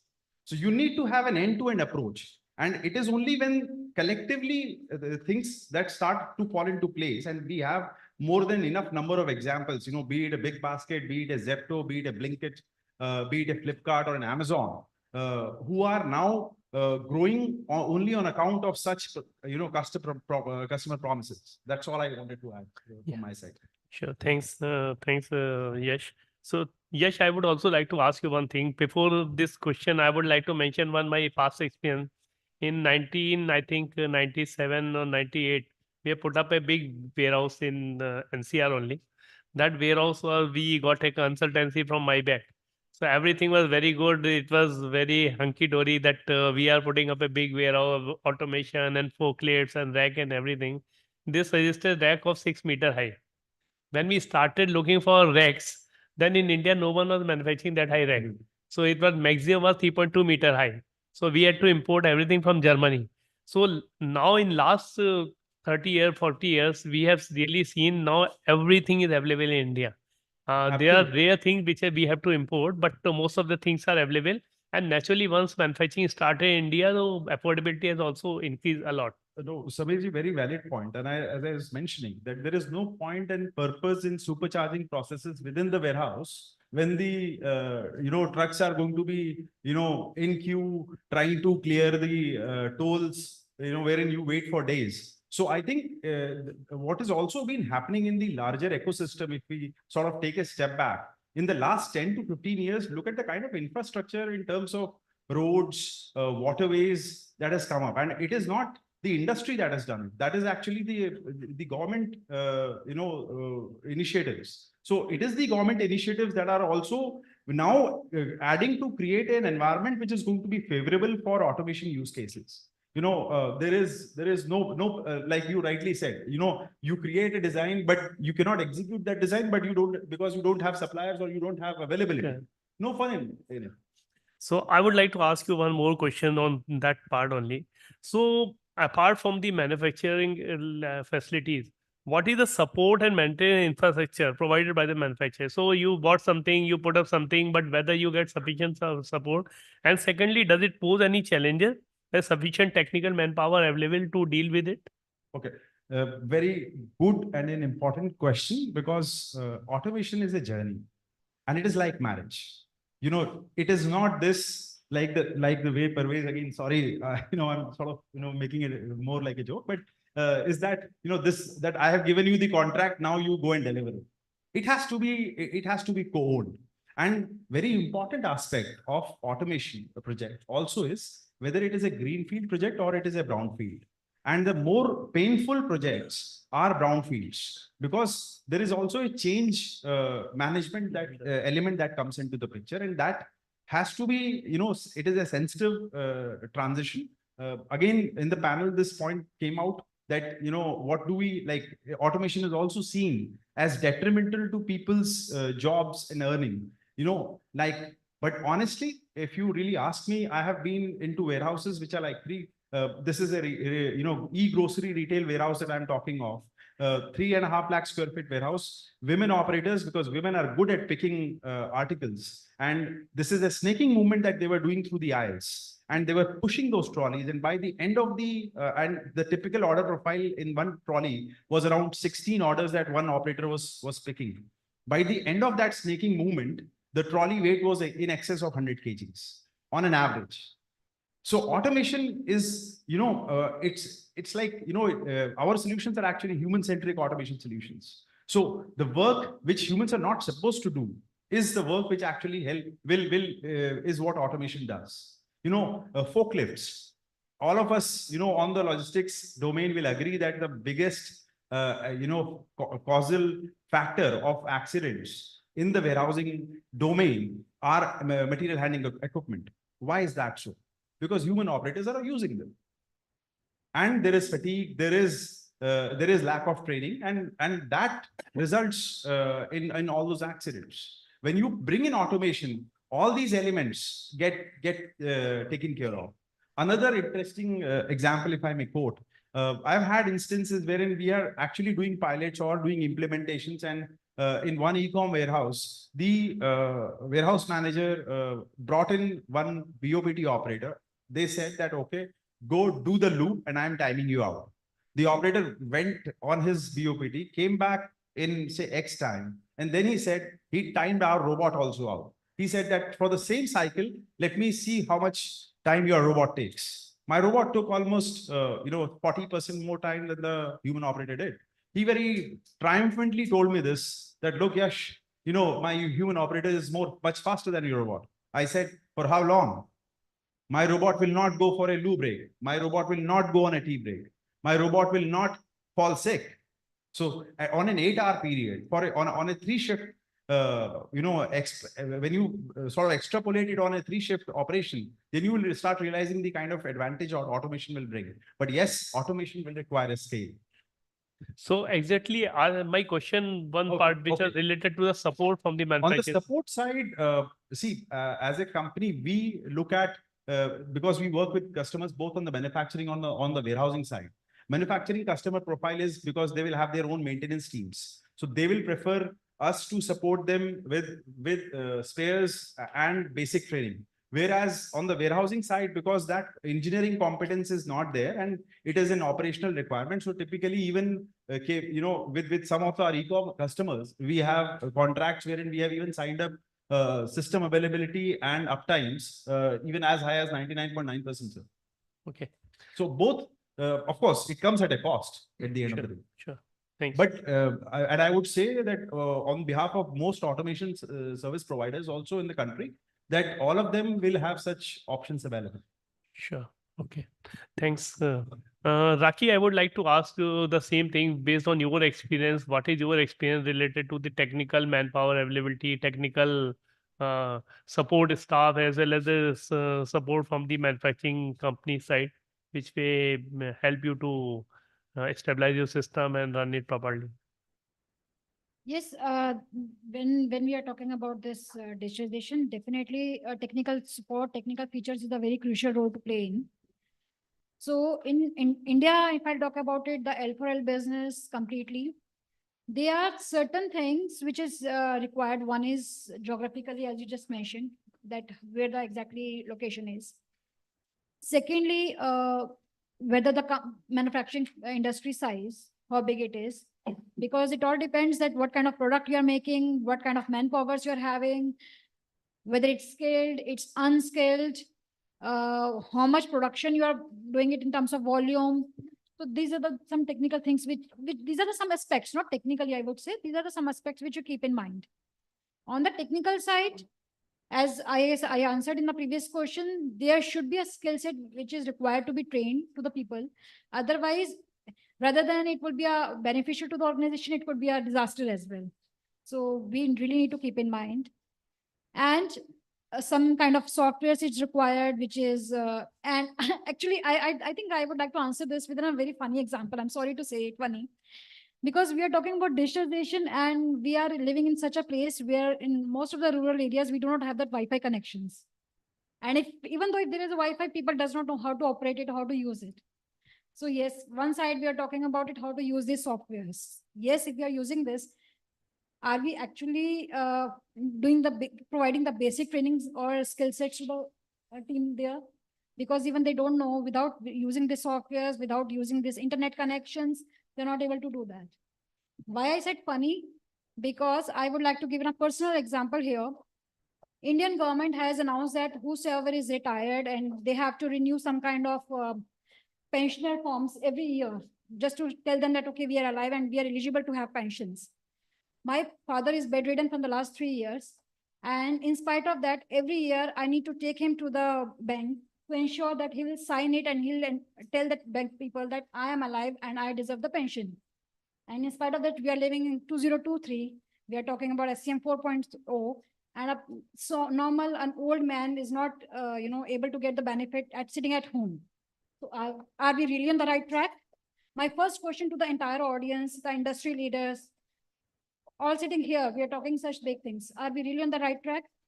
If yes, then the next question comes to what kind of technical specifications are required to provide the right digital platform and to move ahead. So Okay. I'm sorry I raised this point, but I guess it was quite required. In fact, I would like to add my experience. We have put up a big ASRS system, which we bought from one of the MNC. So we bought all the technology from Germany. So now machine, everything has been put up in place. It has started doing operations. The problem is that even with those manufacturers in India, the employee turnover is too high. So every time they send a new person who will start supporting us, when we ask them questions, so they say, I am also learning. So actually, we face those kind of issues. I think, however, with time, in next some years, maybe we will get some stabilized support, because that time perhaps the density of knowledge will also increase, which is currently not there because these systems are comparatively new system. Anyway. See, Samir, actually, I also want to address one point here. Recently, I have done one research as I'm doing doctorate. So my research topic was all about that digital footwear. Why I've opted this topic? Because it was I worked in this different fashion and retail brands, especially in the footwear sourcing operations for almost like more than 12 years. So I've decided to take this topic. My topic was all about how to make a product, a basic shoe into and I can connect it with the GPS, wherein it will help the blind people to understand that, okay, how they can walk without any kind of other additional manpower support. So till now, it's been almost like 3 years I'm doing this research on this particular topic, interestingly.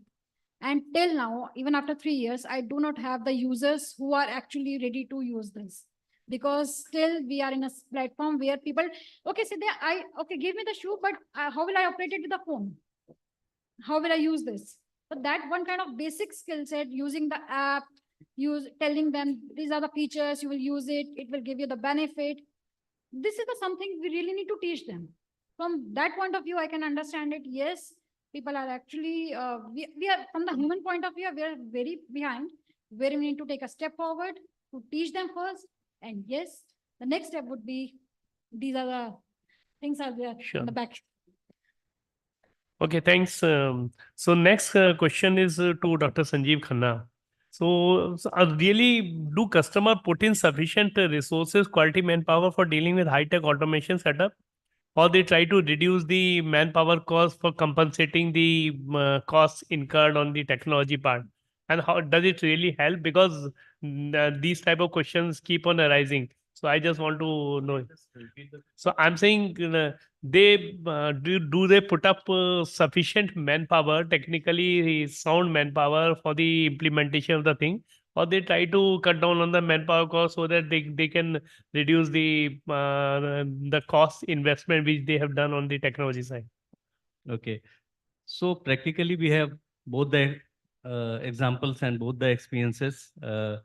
Incidentally, we have worked together in one organization. So basically both the examples and both the situations are there. One that people, as I think Rakhi was also saying, that straight target that we should be able to If you are bringing in, no, you said that if we are bringing in new technology, then immediately there should be the cost saving, because CFO will obviously be asking that question. At the same time, in certain organizations, certain people do understand and appreciate that you have to invest more to save more. Okay. Now that understanding is not there with most of the people, unfortunately, that you have to invest more to save more. So what happens that we immediately go on a transactional level. And that I think is a very, I would say, stupid approach, because there is no such gains from a long-term perspective unless you are investing into it. Now, what happens that the whole global ecosystem is changing every 3 years. Every 3 years. How much we are investing in people. So what happens even if you bring the technology and if you are not investing in training people, or if we are not learning ourselves. Basically, in most of the organizations I have worked in, the multinationals, I have worked in Indian corporates and the biggest of them. But everywhere I see that, training is supposedly a very, I think, a rewarded thing. That, okay, you will be attending this particular program. So it's a favor that organization is doing to you. Whereas I think right from the CEO to the worker at the shop floor, everyone needs regular training. And as long as they are trained, then only the technology will serve its purpose. Today, we might be having, say, Excel and PowerPoint, but how many people actually use even Excel to say even 10% of it? Not really. So the same is true with every technology. We have HR Connect in Patanjali, and we were for about almost 5-6 years, we were using it only for the attendance mapping and leave registry. And when we took over Ruchi Soya Industries about 4 years back, and I took charge there, then I said that I want complete employee life cycle to be mapped in HR Connect only. And practically speaking, the same software which we were using is offering all that services, but we were not using it properly. So I think what is needed is very critically that we need to have the right technology and at the same time, the right resources for that. To have the right resources, it's not that you keep changing the people. It is that you need to invest in training people. And as long as we are doing it, then the productivity of that technology will really be viable and effective. So that's how we can support the business. But it's very important, not that we focus on reducing the headcount or something, because that obviously happens. Who would like to add on to the resources as a business manager to any cost for that matter, not only manpower, any cost? No manager, worth its quality would like to do that. But the issue is that we don't know how to save costs. As I think one example had come up that everything is going up, but we will expect the new logistic head has come. Boss, thoda cost kam karo yaar, 5% kam karo. Where from? The diesel cost, I mean, the fuel cost is going up, the manpower cost is going up, the expenses are going up, but reduce the reduce the cost. So that focus itself is wrong. And that happens only with not the right managers, I would say. The right managers always understand that you have to invest more to save more. So, in fact, all of you are discussing about the reduction of the cost. I will just share one experience which is not related to warehouse automation. In my current company, we were able to reduce transportation cost from last 2 years. So we thought we will get some good appreciation for that. We got a compliment that it means from last 2 years we were losing money. You did not do it 2 years back. Anyway, Yash, I think from the manufacturing side, you are other side of the table. So the same question I would like to ask you that how normally your clients put up the sufficient manpower, maybe sufficient investment, so that or they try to cut down the cost which affect in actually the implementation of your product. So Samir, I think this is an interesting part of the conversation actually. That there has to be a handholding and there has to be a impact sign off. So one very big reason why companies and customers continue to maintain status quo when it comes to taking decisions on automation is that at least on a manual workflow, the work is being done. And, as Sanjeev ji was pointing out, that you have a tool or you have an asset which is not even being utilized to the extent possible, is something which becomes unforgivable. Now you end up investing into automation, and if 6 months down the line, like the way you very pertinently pointed out, that even on the supplier side or on the OEM side, resources are changing, and they also continue to acknowledge that they are also learning, right? So it is very, very important that the hand-holding and the project approach has to be taken. The way we have sort of also recalibrated our approach to the market, what we now do is that we do an impact sign-off. Our solutions actually are, very modular and scalable solutions. So from that perspective, rather than expecting the customer to, look at investment for the whole project, what we now do is that break it down to a small pilotable number. I can give you one example. We are talking to one third-party logistics company wherein we have actually automated the number of robots for one warehouse for managing their B2B and B2C workflows is roughly around 110. We've only done the first order with them of 5 robots. Now, which is a reflection of our commitment to the customer, that I will get my scale-up order only once the impacts that we promised to you during the solutioning stage of conversations are being felt, and you also agree to those impacts, is when you start scaling, when they will start scaling. So it has to be a co-owned journey together. And this is one reason why adoption of automation solutions is something which has been low traditionally in our country. Sure. Thanks.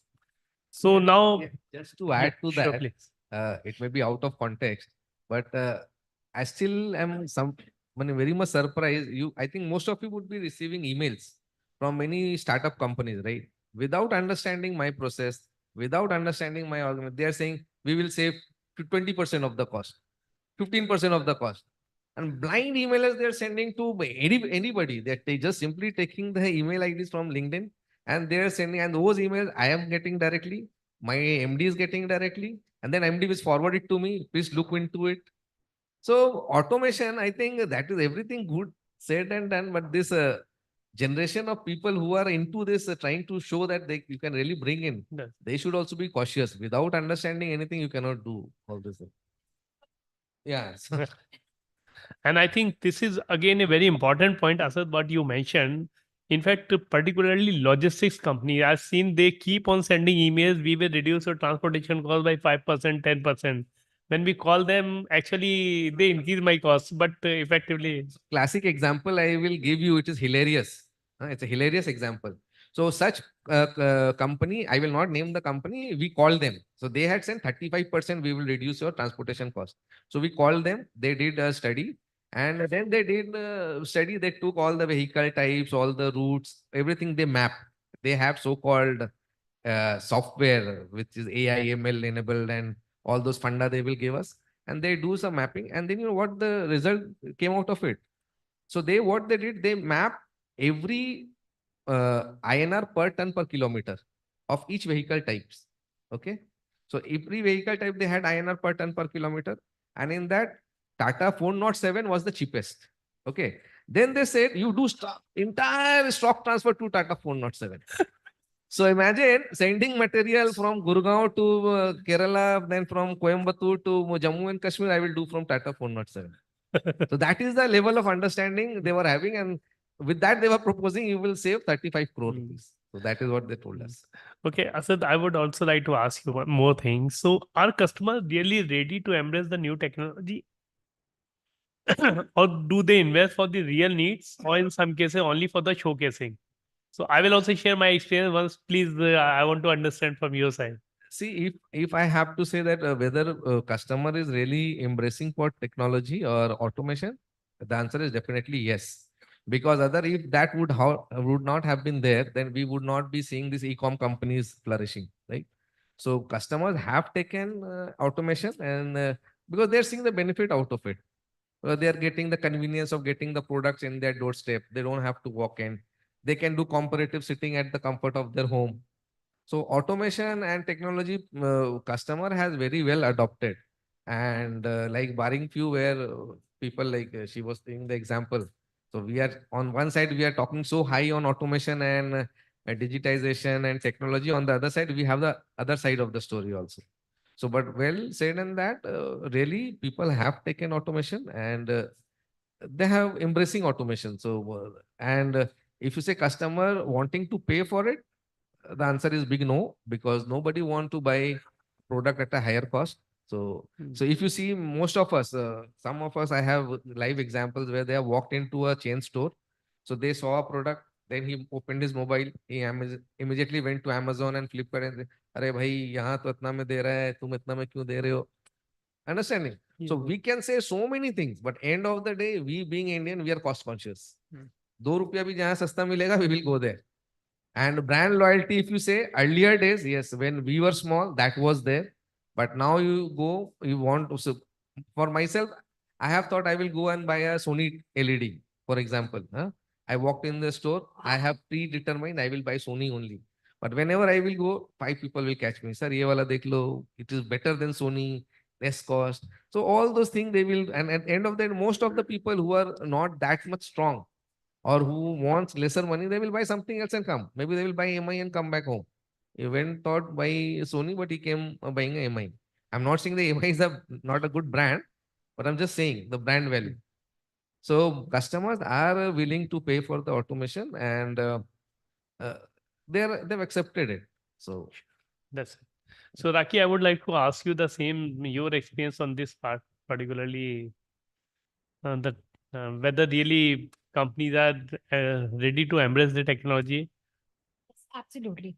The organizations are nowadays, they are getting ready, not all, but yes, big corporate, if we're talking about the big manufacturing industries, yes, they are getting ready. They are understanding the impact of this. Like now, if I'll give example, the big brands, the big sharks in the industry in online business, like Amazon and Flipkart, they have already implemented it.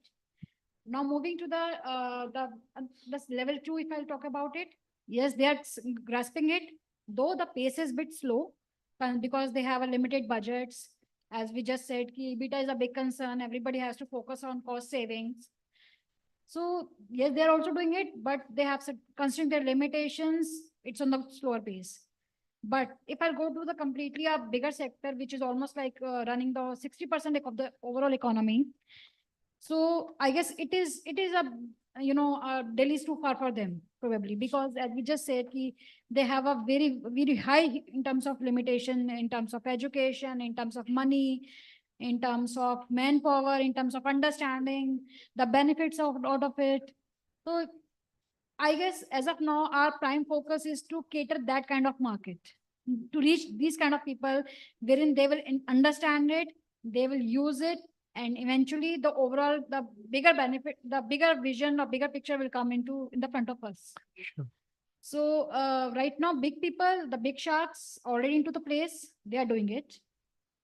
And I think they have understanding also how much to invest, what kind of trainings need to be given. But we need to cater that the other segment of the side also. Sure. In fact, I will share my experience. So like I personally feel companies are really ready to embrace technology. And in some cases, even from the beginning, they know this is not viable, still they invest it. I can share one experience in one of my previous company. They were doing some retail kind of operation. So they have put up a pick to light system. So when it was being planned, that time they got motivation from one of the pick to light system which was put up in the Netherlands, and that was a big warehouse for the catering to the complete Europe requirement. When we tried to do viability study in India, we were sure this is not possible, this is not viable, because number of orders per day should be up to X level so that we can achieve that viability. And in India, we were having scattered orders. Pan-India order was much higher, but it was scattered in 35 warehouses. So naturally, it is not possible to put up a system in one warehouse. But the thing was that it was in direct marketing. So they used to call customers to visit our warehouse. So the system was put up to motivate them that we are putting them so much money, you should also get motivated, you should start investing your money, resources, everything in the market so that you get the return and we in turn get the return. So that is why it was set up there and it is working fine. Viability is still no one is talking about that part. So I think that's so I think from the paucity of time, I would like to take one last question to Asad. Asad, so how do you select which process should be automated? And what task can be fully automated? What can tasks require human assistance? So what are the major parameter based on your experience would See, I have done automation in my organization. So, like Yash was saying, so I have done end-to-end automation. So it starts from the SNOP process. So, which is the demand generation, SNOP, MRP, everything. From there, I have automated the vendor portal. So we have a vendor portal where I manage the vendors through that portal. Then the vendor portal, I have also connected to TMS. So where when the product is ready, it flows into my TMS and my transporter goes and places the vehicle. So in TMS also what I have done, I have get in, get out. I have indent going automated. No, says no more phone call to the transporter. So whenever an order gets generated, it will calculate the load of the vehicle, whichever vehicle is to be selected. Basis that vehicle type, that route, who's the my L1 transporter, system will calculate and automatically it will send an email and a message to that transporter and he needs to confirm back. So that he has a time of 1.5 hours within which he needs to confirm. And if he does not confirm, it goes to the L2. So that is kind of logic I have made for TMS. So TMS I have done, backend I have done. Then now coming to warehouse, WMS, we are on the process of getting it done. But we also have spare parts division. So spare parts division already we have WMS. So front end, back end, everything. See, you have to do if you want to have the real benefit of automation, the entire end to end has to be automated. Then only you will get that view. Otherwise, what will happen? It will be like what he was saying. You will rush, have something done, something not done. Then that entire visibility will not be there, and you will not enjoy the benefit out of it. Saying that, what I would suggest that automation, we did not do everything all together. It is a foolishness to do everything together. So we know which process is critical to us, which is repetitive in nature, where much technology is not, much human intervention is not required, which is by rule, it is going through that process. So if the rules are clear, the process is simpler. So you break down your entire process into smaller processes. And then you start automating the smaller processes. So when you cumulatively automate all the smaller processes, then you will see entire automation has been done. So we did not worry that, how I will do. So you go step by step. That is the way I have done. And it has worked out beautifully for me. So like first I started with the basic scanning of the product. QR code dalo sara product me. Once I did the scanning, then my inventory I know. Now inventory is in my control. Then I went up demand forecasting because we have SNOP process is there. The SNOP process was a manual activity. Then we automated the entire SNOP process. So where demand forecasting, collecting data, all those things. Then the system was there, AI/ML, it will suggest what system will say, this is the forecast. Then we will take forecast from the ground level, like the branch, the service, branch PICs and the service sales guys all will give their forecast. Then we will map that. And then wherever there's anomaly, we will go into a discussion in the pre-SNOP discussion meeting will happen. Then we have the CDF meeting. So we automated this process. Once this was done, then outcome of this was the backend we giving what MRP to be given to the factories or wherever you is a bought out product to give it to the vendors, what he will produce. So we started flowing that data through system. Okay, so that again for that we introduced vendor portal. So through vendor portal, the vendors were getting the data. We were uploading the forecast in that vendor portal. So every vendor will get the data, what he needs to produce. And our own factories, we were running the MRP process. So they were getting what they have to procure and what they have to make. Similarly, from the vendor, what we did now, then we made a weekly compliance. We started monitoring what they are making, what I want. See, again, end of the day, I have to give customer delight. So product which is required on the first week, I cannot produce on the 4th week, right? Because then I'm losing it out on that. So we started giving scheduling. So we will give scheduling to the vendors, which product he will produce on week 1, which one on week 2, which one on week 3. Like that, we gave that. So what I'm trying to say by all this thing, that you need not, automation is very important and we have to do it because you will bring efficiency and you will know where the wastages are happening. But automation, my advice or what I have done is break the processes into smaller parts and automate all those smaller parts, and then you do it. Sure. Yeah. But certain things again where automation will not be possible, we did not try to automate those, because which are critical, where critical thinking is required, where something you need to do, where you need to use your brain, where people have to, those things we did not worry of automating. Sure. Thanks, sir. So I think we have many more questions to ask, but from the paucity of time, we will not take it forward. And if we have any questions, we can discuss during the lunch break. So I'm thanking Yash, Dr. Sanjeev, Asad, and Raki for this nice discussion. Thanks for the. This. Mm.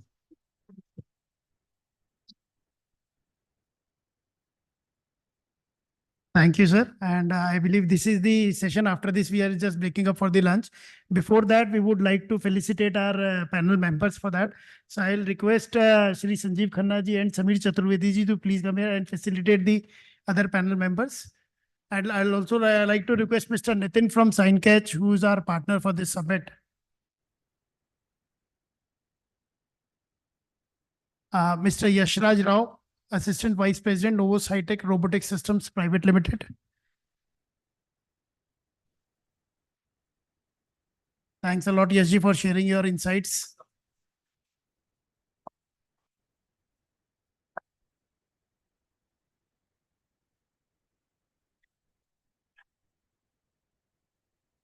Ms. Rakhi Nagpal, Head Operations, Intertech.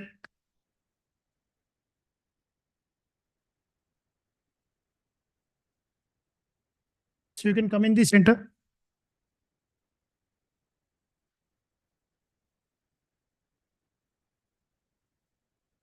Mr. Sheikh Asad Parvez, Head Logistics and Warehousing, V-Guard Industries.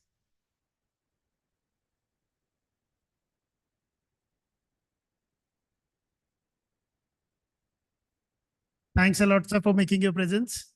And we are just now breaking for the lunch, and we'll be resuming at 1:55 sharp over here for the next session then. Thank you very much.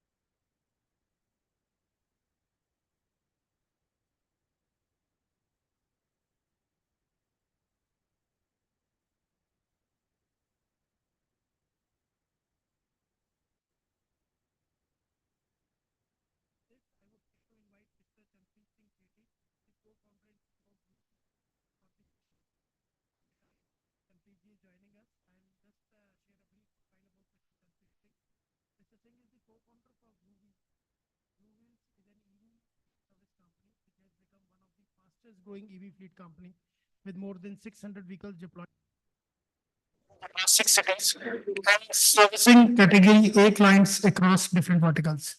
With this, I would like to invite Mr. Chanpreet Singh Sethi ji to please come on dais and take the session proceedings forward.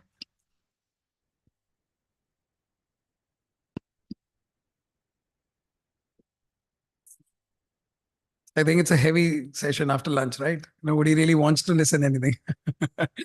So I would thank Khanna sir for this opportunity, for choosing me to become a advisory member and then probably the moderator of this very, very loved topic of mine. So just about myself, that I'm a mechanical engineer by qualification, and then I built 2 logistic companies in my 15 years of experience. And now I've started a new venture called Blue Wheels. It's a startup. We just started last year, and we are into EV mobility. We are an EV fleet as a service company. We provide 2-wheelers, 3-wheelers, 4-wheelers across different verticals for first, mid mile, last mile. So all across. And it's hardly 9 months, but we are one of the fastest growing EV companies in India, because the MRRs and the number of vehicles we've done, they are more than 700 plus, which is in 6 months, which is the highest amongst all our competitors. And looking forward to go pan India with our franchise model, and looking forward for this very, unique session about last mile mobility. I think most of us, come from supply chain background and logistic background, understand how complex and how important is last mile. Because, out of all the supply chain functions, it is the only function which has a, the real customer centric approach, where you actually have a touch point with the customer. So till the time your product actually, it gets sourced from the, the raw material end, and then particularly it is processed in your factory. It is, it's delivered first mile to the depots or the warehouses, and till even the mid mile, till the distributor end. I think there is no evident customer interaction. But when you talk about the last miles, so the customer positioning is very, very critical and very important. Because last mile itself is something which is, handling and getting your goods from your warehouse to your customer end, to your doorstep, could be your B2C or a B2B, whatsoever. But then it is something which is the most complex part of our supply chains, having the most highest budgets allocated towards last mile. So I just start off with this session, and, in this, I'd say in this dynamic landscape of retail supply chain management, the last mile is not just the final step, but a critical game changer. Everybody before us, in the sessions was talking about that it's become a cost center, or from a cost center to a profit center. I'd rather people today really don't know, don't decide on what to buy, and rather how to buy. I mean, it's like, so, which brand they're buying is not important, but how that brand is reaching them is really become an important case. So if you want a, per se a biscuit in 10 minutes, so people don't really see, what brand it is. I mean, they just see the availability on Zeptos and Blinkits and just order it. So it has become very, very critical. So to understand these trends, these bottlenecks and these challenges, plus the innovations, which we're going to talk about, coming from the EV mobility myself, I think the advent of autonomous vehicles, EVs, drones, etc., would definitely shape up this last mile in the times to come. So I would, want to introduce my esteemed guests who would be part of this debate. So I would first like to invite Mr. Vikas Kalra, who's head supply chain, Hindware Home Innovation Limited. So Mr. Kalra has more than 21 years of distinguished career in supply chain and operations. He's a mechanical engineer with master's degree in business administration from IIM Lucknow. He's been recognized as digitization and change agent who has made a difference and brought in a lot of new ideas to improve supply chain efficiency. He has the ability to bring out the best while working with all stakeholders and create an environment wherein team can send new ideas and bring innovation. He has interest in supply chain, cost optimization, network design, and digitization projects. Please join my hand. Please join my hand. Thank you. Now I would invite another of a pioneer of his industry, Mr. Shaunik Goyal, so who's president and head supply chain, Sheela Firms Limited. Mr. Goel is a dynamic supply chain professional possessing 19 plus years of enriching experience in end-to-end supply chain management, including strategic sourcing, capital sourcing, contract governance, material planning, distribution management, order fulfillment, customer service, production planning, and budgeting. With best-in-class organizations like GSK, Honda CL Cars, and Bajaj Consumer Care, Indus Stars, Bharti Infratel, and Punj Lloyd. Please welcome Mr. Shaunik Goel.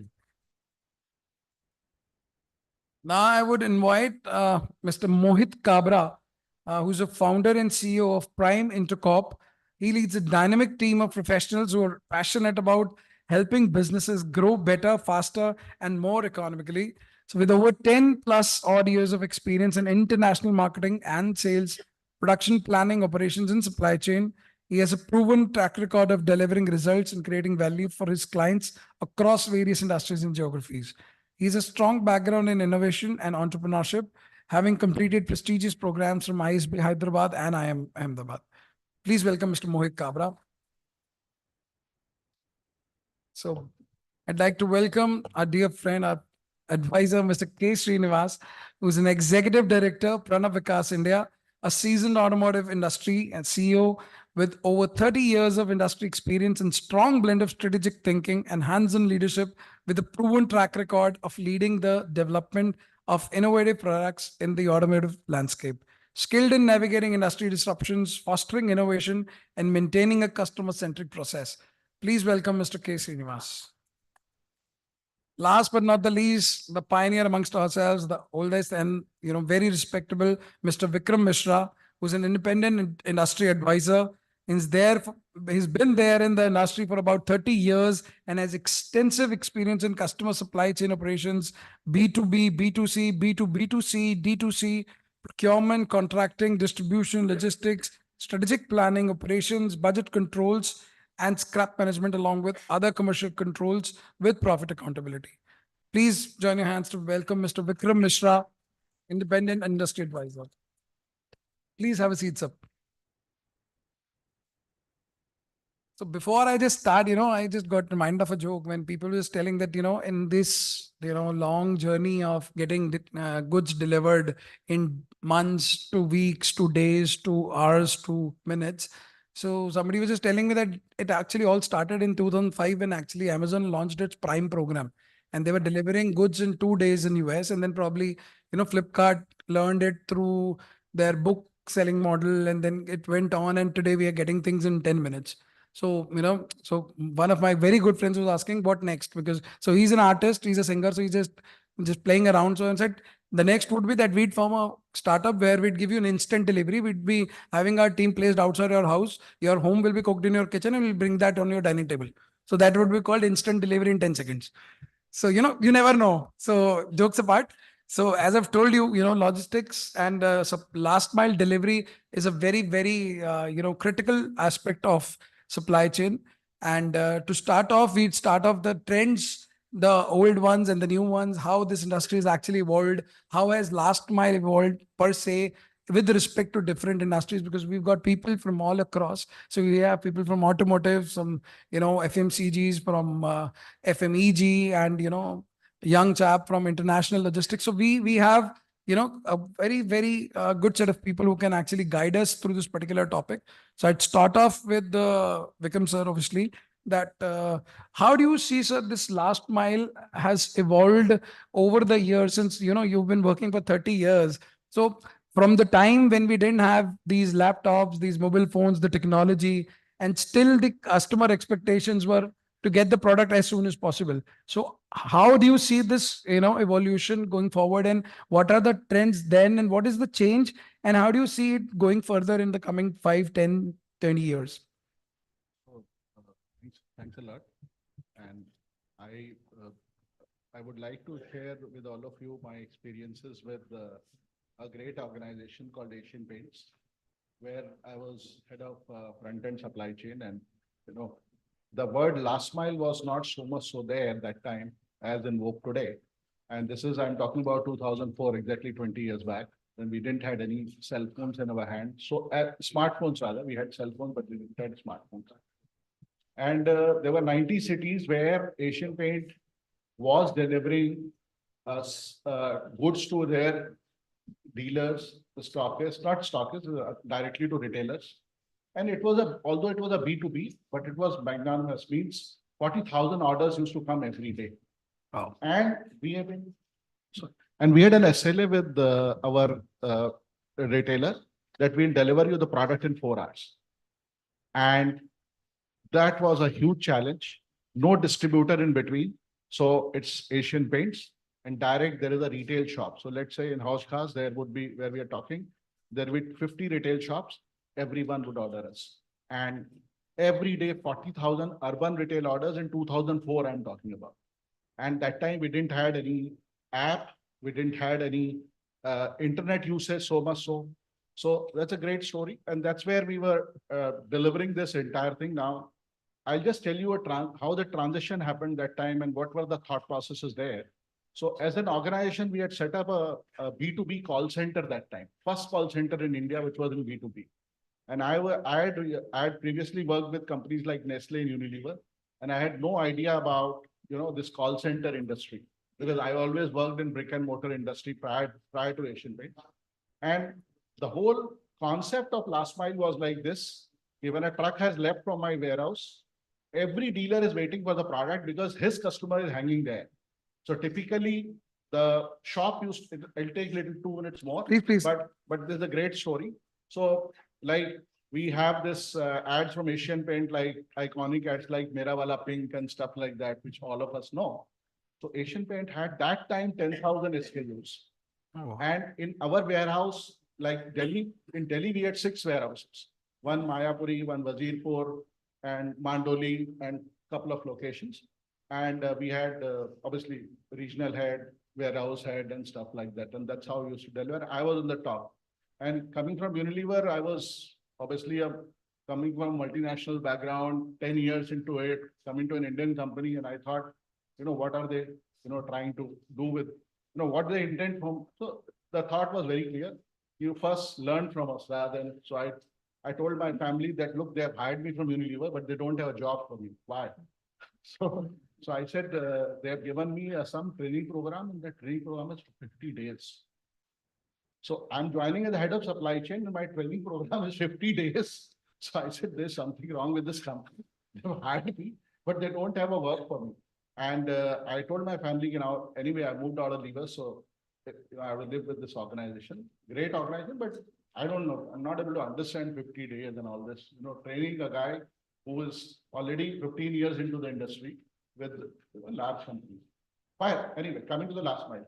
So the whole process that time was that the stockist will give us a call at my depot, and we will then immediately pick the product and make routes. And these are all manual routes made like typical, and then the goods will be given as per the route. And obviously there will be favoritism and all that stuff at local level, because some retailer would have very good connect with our assistant out there who's at my warehouse. And we had 600 people who were delivering this product across 90 locations in India. It is like few dealers used to get in, let's say, 2.5 hours because they are first on the way. Then there are further some, but largely 98% kind was of the performance we had, wherein we were delivering our 100% of the orders in 4 hours. 98% was a kind of, and there were some outliers. So from those days, it was purely manual. We had different color slips, wherein people will identify if it is red, it is most urgent, something like that. If it is this color coding was there. And right to the last menial, the worker out there was knowing the importance. A large part of used to go for this training of these people. And not that there were luxury of people, we were always under a lot of pressure to, contain cost and sort of help the dealer, because there is nobody in the chain. And you can understand when a dealer is asking 100 gram or 100 ml paint from 1 liter paint. So we made some unwritten rule, okay, first order in the morning has to be 20 liters. After that, I can even supply you 1 liter as well, because I have to, last mile delivery cost, I have to recover. So that was an unwritten rule. A lot of, as I said, favoritism. So at the end of the day, what we did, it was becoming impossible for us to deliver 40,000 orders a day in the urban areas. Upcountry anyway, which was the next day, because the material will typically go by the evening truck or, so it was a next day delivery. The whole ecosystem was on this, and Asian Paints performance, sales performance was purely delivered because the retailer never used to keep huge inventory. He will have typical running SKU inventory of 2 days and 1.5 day. And again, if heavy order comes, the material goes up. So he'll order us in the morning and immediately expect a delivery. There was a huge load during 10 and 12. And rest of the day was like quite cool. But my trucks keep on, so a truck goes, comes back. So the whole challenge was how to mitigate expectation. And this business was growing with CAGR of 21-22%. You can imagine that time stock price of Asian Paint was 280 rupees or something when I joined. Today it's more than 30,000 rupees because it is a split, the 3,000 rupees share it quotes today, but it is 1 rupee share. That time was a 10 rupee share. So I'm just trying to say the kind of growth which the industry has seen. What was happening was that everybody had a complaint that, I'm not getting visibility. So we had a call center. We said, okay, there is a Shiv Mandir next to this stockist. We'll tell him tera maal Shiv Mandir ke paas pahunch gaya. Because there's no other way how to, multiple 500 calls coming for orders. And my team was saying, I need 5 more lines. I need 5 more computers. I need 5 more billing clerks. Very troublesome. And it was just right. So we slowly started in Mumbai with 2 call center guys and sort of started aggregating the entire thing at one location. From there, we hired people in 19 languages across country. We completely rationalized with the first movers in the industry. There's no B2B call center in concept at all in India 20 years back. And from there on, our service level, our competitors, everyone, took a very, very different turn. Means our competitors were under humongous pressure that how do we catch up with this company? First of all, in terms of service level, and last mile got completely revolutionized. In fact, those days itself, we started build to ship to kind of a concept. Like there is a contractor who has taken the product, but his building is coming up, his painting is happening at some other location. So I'll build to him, ship there. But again, manual, because those were the eras of the pre-WAP. I'm talking about sales tax era. So all of us know that what kind of complexity we had in the sales tax era. Now, so this entire transition as we see today to 10-minute delivery and all, what I'm trying to explain you, we have come through the tough times where we have a couple of changes, means manual system, then we have a sort of call center, then we had now app, and this is the transition. So I personally can't tell you that those days, so it was not there was no B2C deliveries, it was happening, but it was happening more to B2B2C kind of a thing. So it goes to a stockist or someone, and then it comes to here today. What we are able to see and able to understand is that this is more become very friendly, possibly not so cheap, because it is today the cost of managing the entire network and this kind of voluminous thing is very, very difficult to manage. But the entire journey is what I'm saying. It was very manual. Became we sort of aggregated it, and then we sort of distributed among individual customers. So now, as you know, as we are talking about, a lot of people have talked about 10 minutes, 20 minutes, whatever, is obviously not so affordable. But I've given you an example which was very affordable, highly profit making. And the profit making was saying in 2004, Asian Paint used to make 100 crores a month. Wow. In 2004, they used to make 100 crores a month.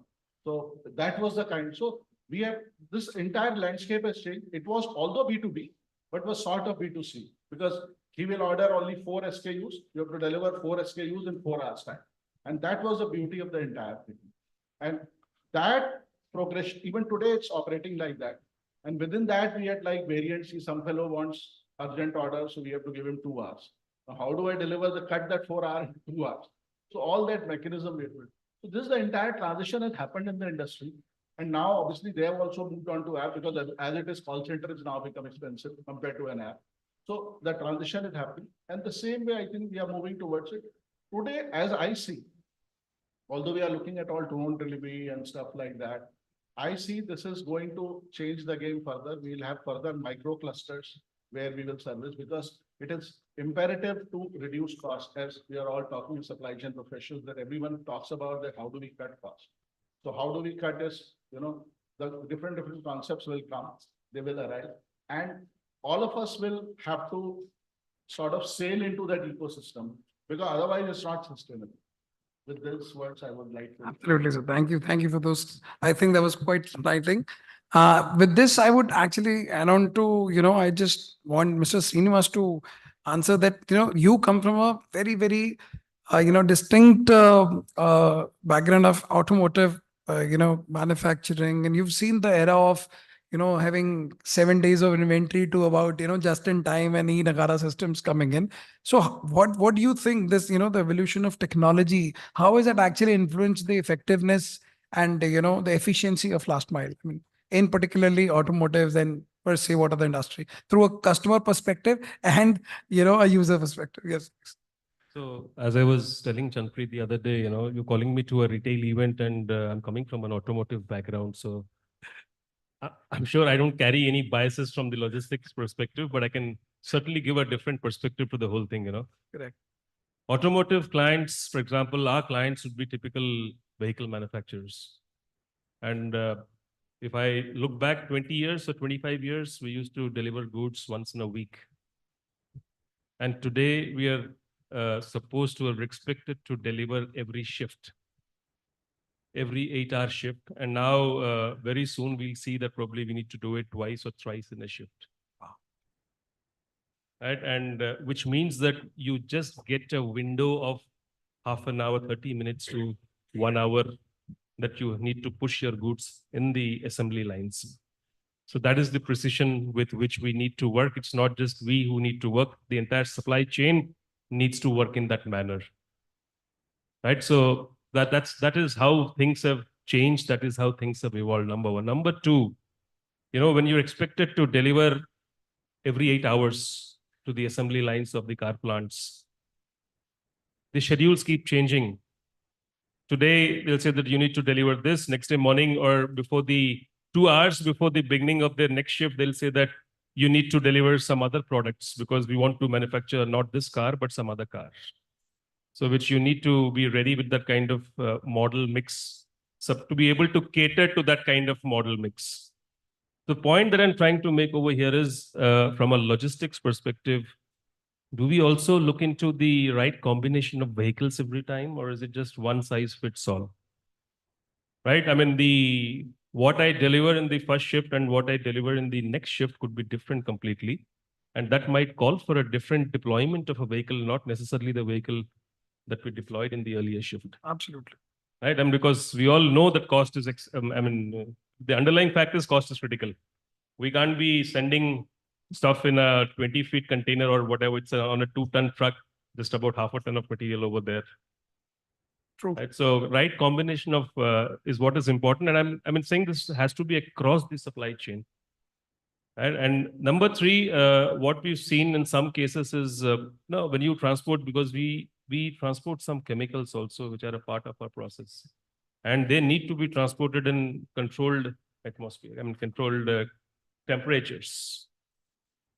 What is the guarantee? Where do I see the guarantee? Okay, today we have, there are telematic units, where the truck is and all those things. But is there any mechanism where we see that at what temperature is it transported from A to B?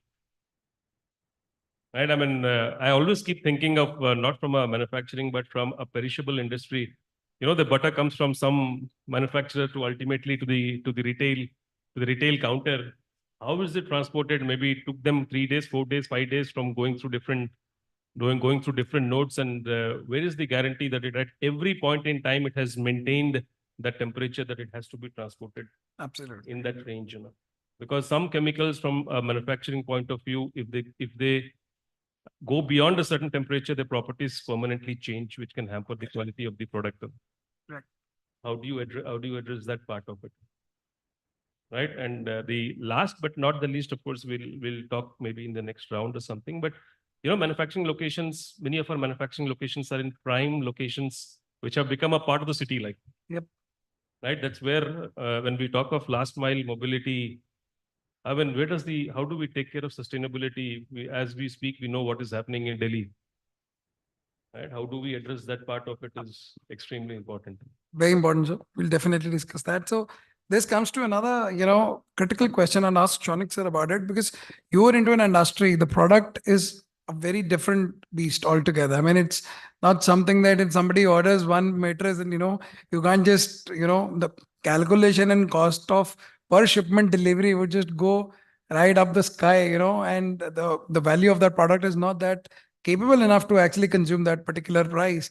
But given the competition of, e-commerces and online companies, so how is exactly, in your view, are we going to manage? I mean, all the brick and mortars companies, it's not just for, Sleepwell or per se, but I'd say for every brick and mortar company to address this challenge of free or maybe, discounted deliveries and everything. So how are we actually addressing it?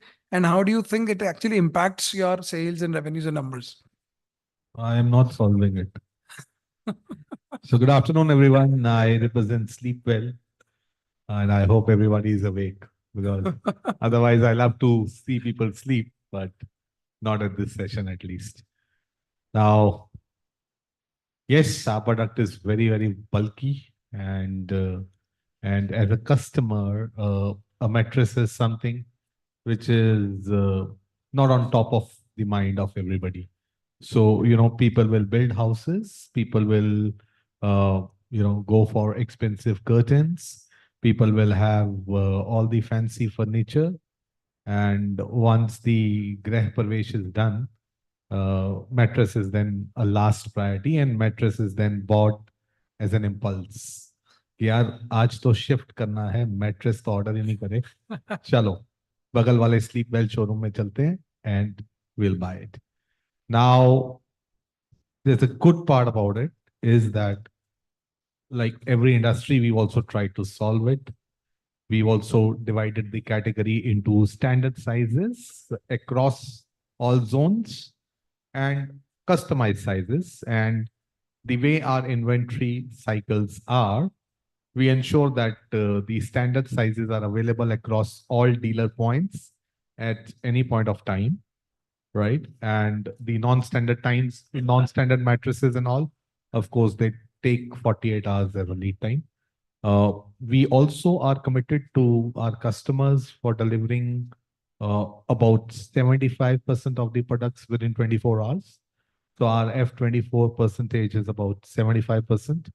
Good part is that we have a very, very, very well scattered manufacturing setup, having units all across the country, which gives us an advantage of ensuring that even if it's a non-standard size, it's a customized size, our dealers will get deliveries within 24 hours. At least that's the promise that we maintain. We are one of the largest company having exclusive showroom network of about 6,000 dealers who are Sleepwell exclusives. So of course, to maintain that exclusivity, it's important that we deliver, so that's where, the role of supply chain is integral. It's a VUCA world. Probably COVID has, really, made everybody, including me, very impatient. I need everything now, right? I can't wait.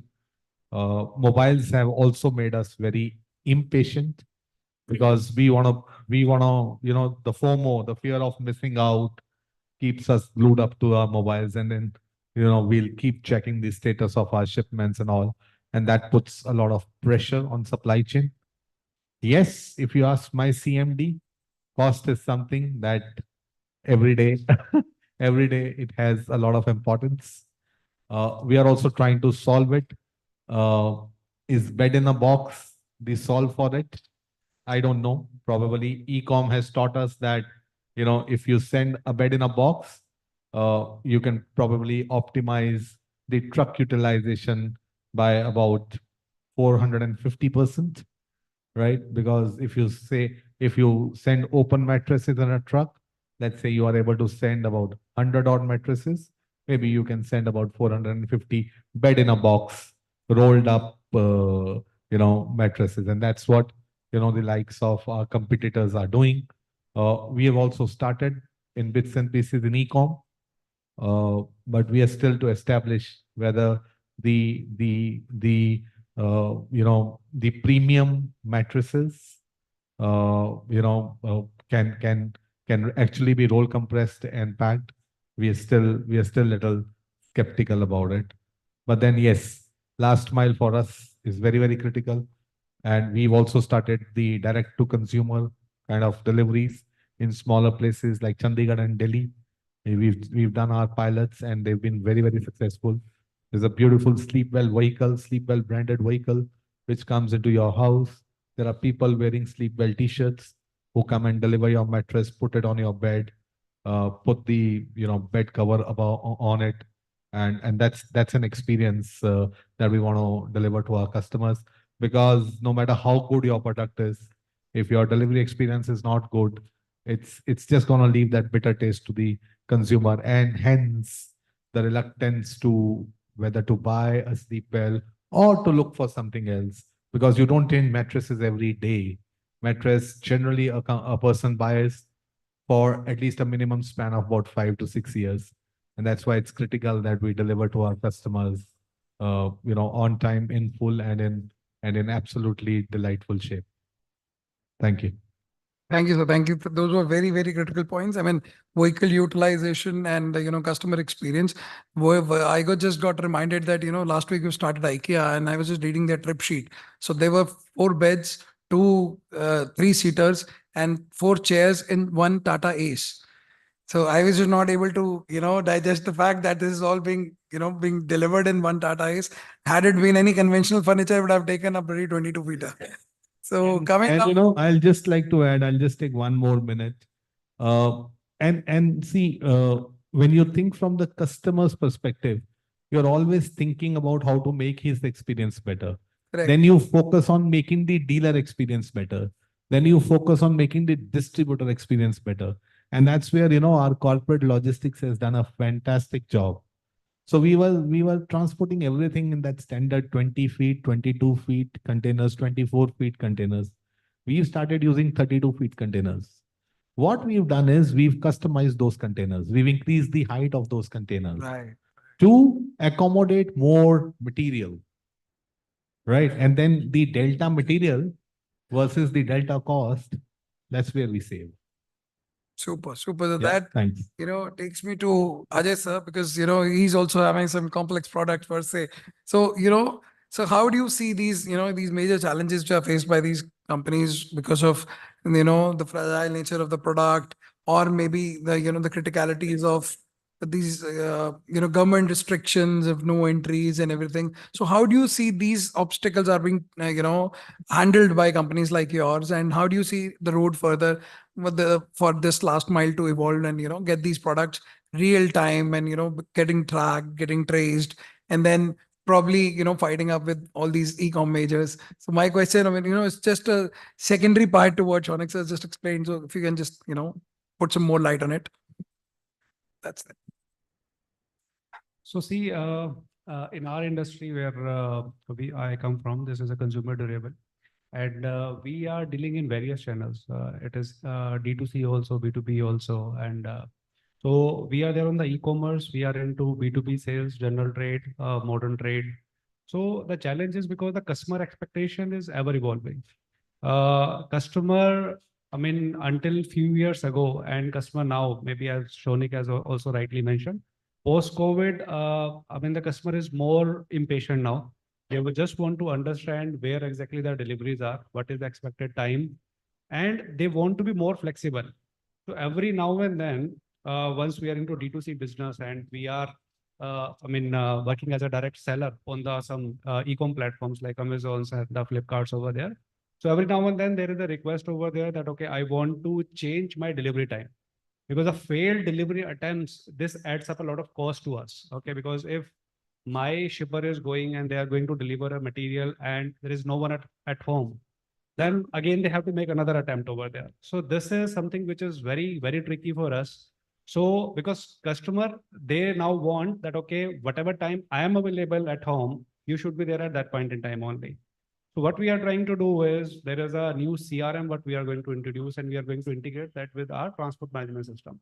So that way, within the digitization, how the various systems they can talk to each other, and how we can make customers' life easy over there, how we can give more comfort to a customer be in terms of, giving him more agility, in terms of giving the visibility of the shipment, and at a greater speeds as well. So that is something which is very important. Secondly, for us, the challenge, ever evolving challenge, is the return management. That is something which is a very tricky situation, because in our kind of product, we deal in like water heaters, we deal in chimneys, we deal in cooktops and all. So if there is a fault in any product over there, the customer, they say that, okay, there is a issue. Our technician go, they will check. And if the material is found faulty, we need to replace the material. Now, the trickiest part over there is if we send some trucker to pick the material who will do the uninstallation. Because the customer, he'll just hand over the material like this only. They say that, okay, I don't have the packaging available, and I cannot take that material back in the condition which is already installed. So then it is again kind of a ever evolving, process of supply chain. That, okay, now what we are doing is we are kind of collaborating with those kind of a 3PL, 4PL or 5PL players over there who have those capabilities of the uninstallation and doing the repackaging also at the customer end. So that's SCM 4.0. Yeah, this is SCM 4.0, we say, because see, this is not only the transportation part. Correct. So now we are telling our business partners that, okay, because this is something I cannot send a technician for every shipment to pick the material back over there. And I cannot expect from a customer, because if his material is in warranty for a couple of years, and if it gets faulty within a year or so, and they want a replacement, I cannot expect them to have the complete packaging with them, because normally they throw it away after taking out the SKU from this packaging. So these are some of the challenges, and I think digitization is a key. But again, I personally believe the relationship of any OE with their supply chain partner is very crucial. So how they can help in ever changing situation of this business, and how they can help to address those challenges, this is something very, very important for us. So that's why we are looking for those partners who can understand the business, who can understand the challenges, and who can help us out. Because for each problem, we cannot have the 4 or 5 business partners. We want one partner to address maybe 5 problems for us. So that is something we are approaching for SCM 4.0 or maybe 4.12 at a later stage. But these are the challenges, and we are trying to address it as it evolves. Thank you, sir. So from trends to challenges, now we really come to the solution part of it. And I'd like Mohit to answer how technologies, we've just talked about the systems, we've talked about the ERPs, the TMSs, FMSs. How do you see that they've actually shaped the new last mile mobility? When the trackability, the traceability, because I think for a reason, because being a logistician all my life, I think that from a pull mechanism wherein, so from a push actually, so we used to push information as logisticians, as 3PL players, we used to just give information out, then read the normal MIS reports and the normal, tracking devices we used to give. I think now it has come down to a point where the customer really pulls the information out. He really wants to control even the time of delivery. If he really wants to change the, that is, he's not available at the home and all, he really wants to do everything on that app, that he can just see the shipments, the visibility, the reliability, and now the controllability. So I think customer perspective have changed very, very, drastically. So how do you see, these changes have, and what has actually this technology, helped us for shaping this new last mile mobility, and particularly when you're dealing with international shipments. So how do you see all these technologies and apps helping you out, and how do they shape your business per se? Thank you so much. First of all, देखिए अभी अब सब 7 minute 33 second के बाकी है. So this is the last mile delivery की within the time limit हम cases को डिलीवर करना. Nice one. Yeah. So मैं एक मारवाड़ी बढ़िया फैमिली से हूँ. हमारे यहाँ पे बचपन से ये चीज सिखाई जाती है कि पैसा कैसे बचाना है, खुद के पैसे से बिजनेस कैसे करना है, और बिजनेस को ग्रो कैसे करना है. लास्ट माइल डिलीवरी में यही चीज होती है. आप सामने वाले को whatever the facility you are giving to them, आप उसको एप्लीकेशन में कितना ही कुछ कर लीजिए, एट दी एंड वो सेटिस्फाइड नहीं होगा, क्योंकि he will compare your services, your product with something else. उसका जो पूरा कारण है वो है कि मोबाइल है, जिसने during Covid we got all the facilities with the help of this mobile. This mobile made us so much lazy कि हमको सब कुछ चीजें घर में बैठे हुए चाहिए. अगर आपको घर में बैठे हुए चीज नहीं मिल रही है तो you will not pick that service, that company. And all the companies who are working in India, we are not Amazon. Amazon का लास्ट ईयर का फाइनेंशियल लॉस 3,469 करोड़ था. उनके लिए वो 3,470 रुपए हैं, अपने लिए बहुत बड़ी रकम होती है. तो जैसा कि पहले वाले सेशन में परवेश सर ने बोला था कि whatever the problems you are facing, उसको ब्रेक करके धीरे धीरे आपको उसको सॉल्व करना पड़ता है. It is not like this कि मैं एक ऐप बना देता हूं या मैं एक सॉल्यूशन दे देता हूं तो उसके अकॉर्डिंग पूरा काम हो जाएगा. Every company, every problem what we are facing, उसका एक अलग सॉल्यूशन होता है. जैसे बोलते हैं हर एक गांठ अलग तरीके से खुलती है. आप हर एक गांठ को एक सेम तरीके से नहीं खोल सकते कि जैसे मैंने सीखा है मैं उसको वैसे ही खोलूं. आप भली IIM के पास आउट हो, ISB के पास आउट हो, आपको वहां पे ये चीज सिखाई जाएगी कि हाँ ये काम आपको करना है. एट दी एंड जब आप फील्ड पे आते हैं तभी आपको पता पड़ता है कि आपको कौन से काम कहाँ पे कैसे क्या करना है. सो लास्ट माइल डिलीवरी में भी अगर आप किसी कस्टमर को आप हैंडल कर रहे हो, सबसे मेन पॉइंट तो ये होता है कि आपका कस्टमर जो है वही आपको पैसा देगा. पैसा अपने को वहीं से आना है, लेकिन उसको सेटिस्फाई करते हुए नेक्स्ट टाइम सर्विसेज में कैसे अपने को आगे इंप्रूव करना है, उसके लिए कस्टमर कम्युनिकेशन सबसे जरूरी होता है, जो मुझे ऐसा लगता है. अगर आप सेल्स में हैं, आप जितनी बात करेंगे उतना आपका काम बिकेगा, सामान आगे बढ़ेगा. तो मेरा लास्ट माइल के अकॉर्डिंग मेरा ये कि आप कस्टमर से जितनी बात करेंगे आप उसकी चीजें समझेंगे, जितनी आप चीजें समझेंगे उतनी जल्दी आप उसकी प्रॉब्लम सॉल्व करेंगे. That's it. Thank you. So we are left with 5 minutes, 21 seconds. No issues. I'll get extended. I've got chairperson in my mind. So I'd rather tell you. So this is what we do, right? We call the customer and tell him that, boss, I'm getting 10 minutes late. So communication is the key. If you don't tell them, if you actually keep them blind, then you'll never be actually. So I'm pretty sure. So we'll definitely get some 5 minutes. Customer मानता नहीं है. वो time. So it's a very important point, and that's why I picked up. Please. Sir, correct sir. आप customer मानता नहीं, इसलिए अपने को इम्प्रूव करना पड़ता है. The all process what we are here कि हम खुद को इम्प्रूव कैसे करें. कस्टमर तो कभी इंप्रूव नहीं होगा. अगर मैं भी आज यहाँ पे बैठा हूँ, मेरे दिमाग में 10 चीज चलती है कि मुझे वहां पे जाना है, वो काम करना है, उसके लिए कैसे क्या चीज सिंपल हो सकती है, बट उसके लिए सामने वाली कंपनी उसको ही उसके ऊपर वर्कआउट करना पड़ेगा. That's why all of us are paid to be work on it. आपको पता है जो आप कह रहे हैं, मैं उसको मना नहीं कर रहा, लेकिन my only belief is that वो टाइम आज से 10 साल पहले था जब इंफॉर्मेशन देके आप कस्टमर को शांत कर सकते थे. एक टाइम 20 साल पहले ये भी था कि उसका माल डिस्पैच हो गया, बस डिस्पैच हो गया, डिस्पैच डिटेल पहुंच गया, वो बिल्टी की कॉपी पहुंच गई. अब 10 दिन कोई फोन नहीं करेगा. जब 8 दिन बाद गाड़ी पहुंच जाएगी तो ठीक है, अगर वो 12 दिन बाद नहीं पहुंची तब वो फोन करेगा. वो भी टाइम था. अब customers have actually gone on and demanded their advance back. भाई जिसके घर में शादी है, करेक्ट, और वो 2 दिन तक वेट करेगा मैट्रेस की, on the day of the wedding or 1 day before the wedding he needs the mattress. उस समय आप बोलोगे ना, नहीं यार वो रास्ते में कल सुबह आ जाएगा, बोलेगा यार मैं बगल वाले शोरूम से ले लेता हूँ, मुझे जो भी मिल रहा है मैं वो ले लेता हूँ, please return my advance. Absolutely.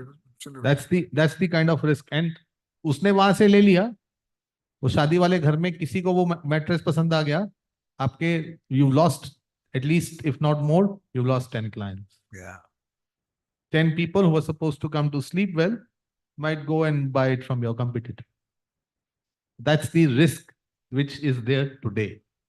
हाँ, 5-7 साल 10 साल पहले 2-3 दिन का गोली चलता था, वो गाड़ी खराब हो गया, वो सर्विस प्रोवाइडर बिहार होते हुए छठ की पूजा करते हुए आ रहा ड्राइवर, वो चलता था.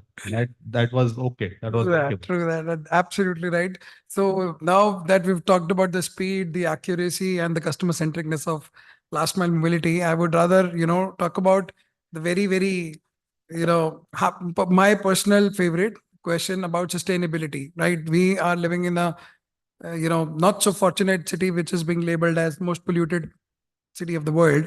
So I think it boils down to a question to every one of us. So it's being very, very responsible, supply chain professionals. So what are we doing for sustainability, and how do we actually see, for companies who are very, very cost centric, who really don't want to pay any green premium per se, how do we actually ensure that the sustainability of our supply chains would be, accomplished and executed in a way that we are able to, reach our net zero goals, or at least, reducing that carbon footprint and doing those emission free deliveries. So Srinivas, sir, back to you. I mean, how do you see that sustainability would play around in shaping the future of last mile delivery? So if I have to talk about our own company, we have a target next to maybe in 14 to 16 months. We don't want any supplies, any trucks coming into the company which are polluting. we don't want any truck coming into the company which is using fossil fuel. We want vehicles with alternate energy, right? It could be CNG, it could be biofuel, it could be electric, it could be, of course, anything can be autonomous. Autonomous is an umbrella statement, but it has to be non-polluting, it has to be sustainable. Having said that, being from the industry, I also see a lot of apprehensions of companies about of people to buy maybe an electric car today. But being from the industry, let me tell you, the amount of resources that are being deployed, the amount of technology that is getting developed. I mean, if I start talking of numbers, it could be mind-boggling. Probably over 1 lakh of engineers are already deployed in the country who are working on electric technology, just with the vehicle manufacturers, right? So, you know, if I talk about the two-wheeler industry, which might not be very relevant in this context, but today, over 2 million two-wheelers are already electric, which we might not even comprehend what is happening. Maybe same things are happening on the buses. Trucks, very soon you'll see, maybe in the next 2 years, things will completely change. In the LCV segment, the 1 tonner, 1.5 tonner, 2 tonner, which is more relevant in the last mile delivery. A lot of work is happening on the alternate energy, and that's what the industry is looking at. That's what responsible corporates are looking at. Absolutely. Right? I mean, I understand there will be a concern of TCO. Cost is always important, but every technology, there is a gestation period. Technologies have evolved the industry. The automotive industry has proved that the technology, it has been able to, you know, handle technology, develop technology, and to the customers, to the cost expectations. And very soon, I mean, electric is nothing great. It will follow. I mean, we talk battery, we made battery such a big thing. What is battery? I mean, it's a storage device we all use. Mobiles have a storage device. Everything that we use is a storage device. You know? I mean, it's just that it is a storage device of a different magnitude. That's it. Absolutely. And it needs to be managed differently. So I think alternate fuel is the in thing, and I think very important that we understand. Again, I mean, once we move to alternate energy, the cost aspect becomes even more critical. We need to understand what size of vehicles are we deploying, not one size fits all. I mean, there could be various things that we need to look into. Absolutely. Thank you. Thank you. I would lasting notes from Vikram sir about, and then obviously Shaunik ji. So about sustainability and, you know, I think the transport part he has covered beautifully.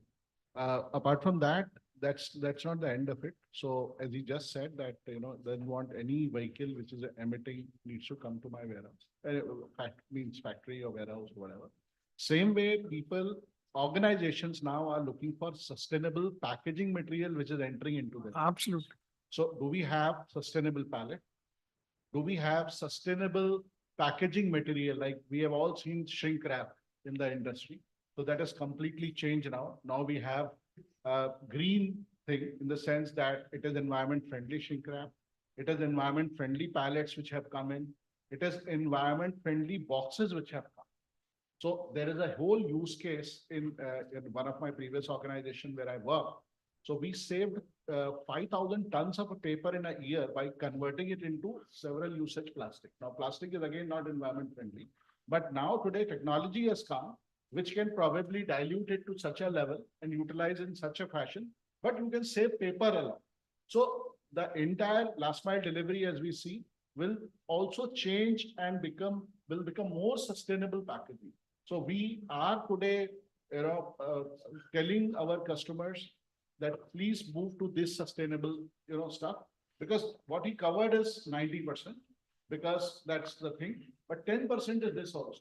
Today we are exporting. Now Europe doesn't want a pallet, which is, let's say, a X type of pallet. So they say, we don't like earlier in the electronics, even today in India, we are happily using that white stuff, what we call it, thermocol. Yeah. So that's completely going out because you simply can't do much. Although there are startups which have come in, which are recycling thermocol as well.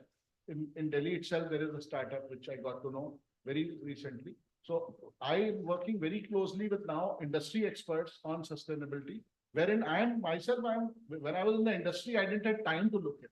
So morning to evening, I was very busy in my work. So when I came out of the industry last 6 months, I am able to see so much happening in the industry, which True I myself was not aware. Because once you are in the company, then you are fully tied up. You don't have, you have target, you to achieve, you to tell your bosses, you tell your team, and hundreds of things. But a lot of things are happening. I think it's up to us now how we embrace it and how faster we embrace it. The last one, which Charan has put out, that people, nobody wants to spend a penny more. Probably he also said it, that paisa apne ko kaise bachana hai. And so everyone is saying, fine, you are giving me a pallet, which is sustainable pallet, but what about money? So it's our job. We are working on this kind of solution where we are saying, okay, you will not only give you sustainable pallet, but I'll give you sustainable material.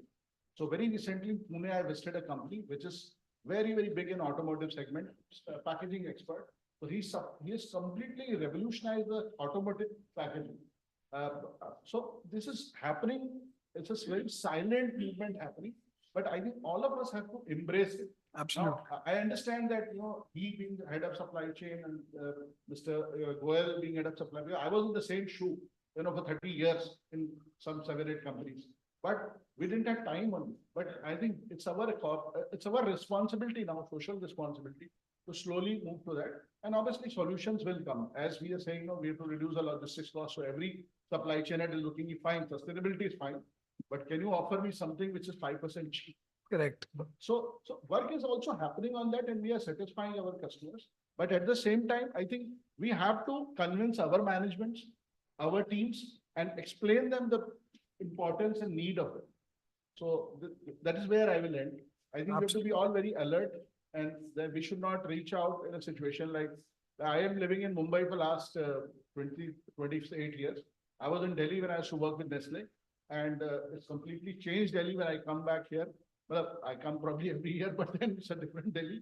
Same way, now Mumbai is moving on that side. So we have days where we have EcoI 350 in Mumbai. So we say, what's the hell happening here? So that's something which is all our responsibility. And there are companies, but possibly we are too busy in our schedule that we are not looking at them. That's not in our agenda. That's not while we are meeting. We're having meetings. We are not having separate meeting on the sustainability. Absolutely. There are companies, like I know of one company called Cipla, which is actually where I was head of supply chain long back. So they are actually have targets to the level of distribution manager, where they are saying, okay, you have to reduce so much of carbon. But that's very, very, very rare to be found out still in India. With that, I will.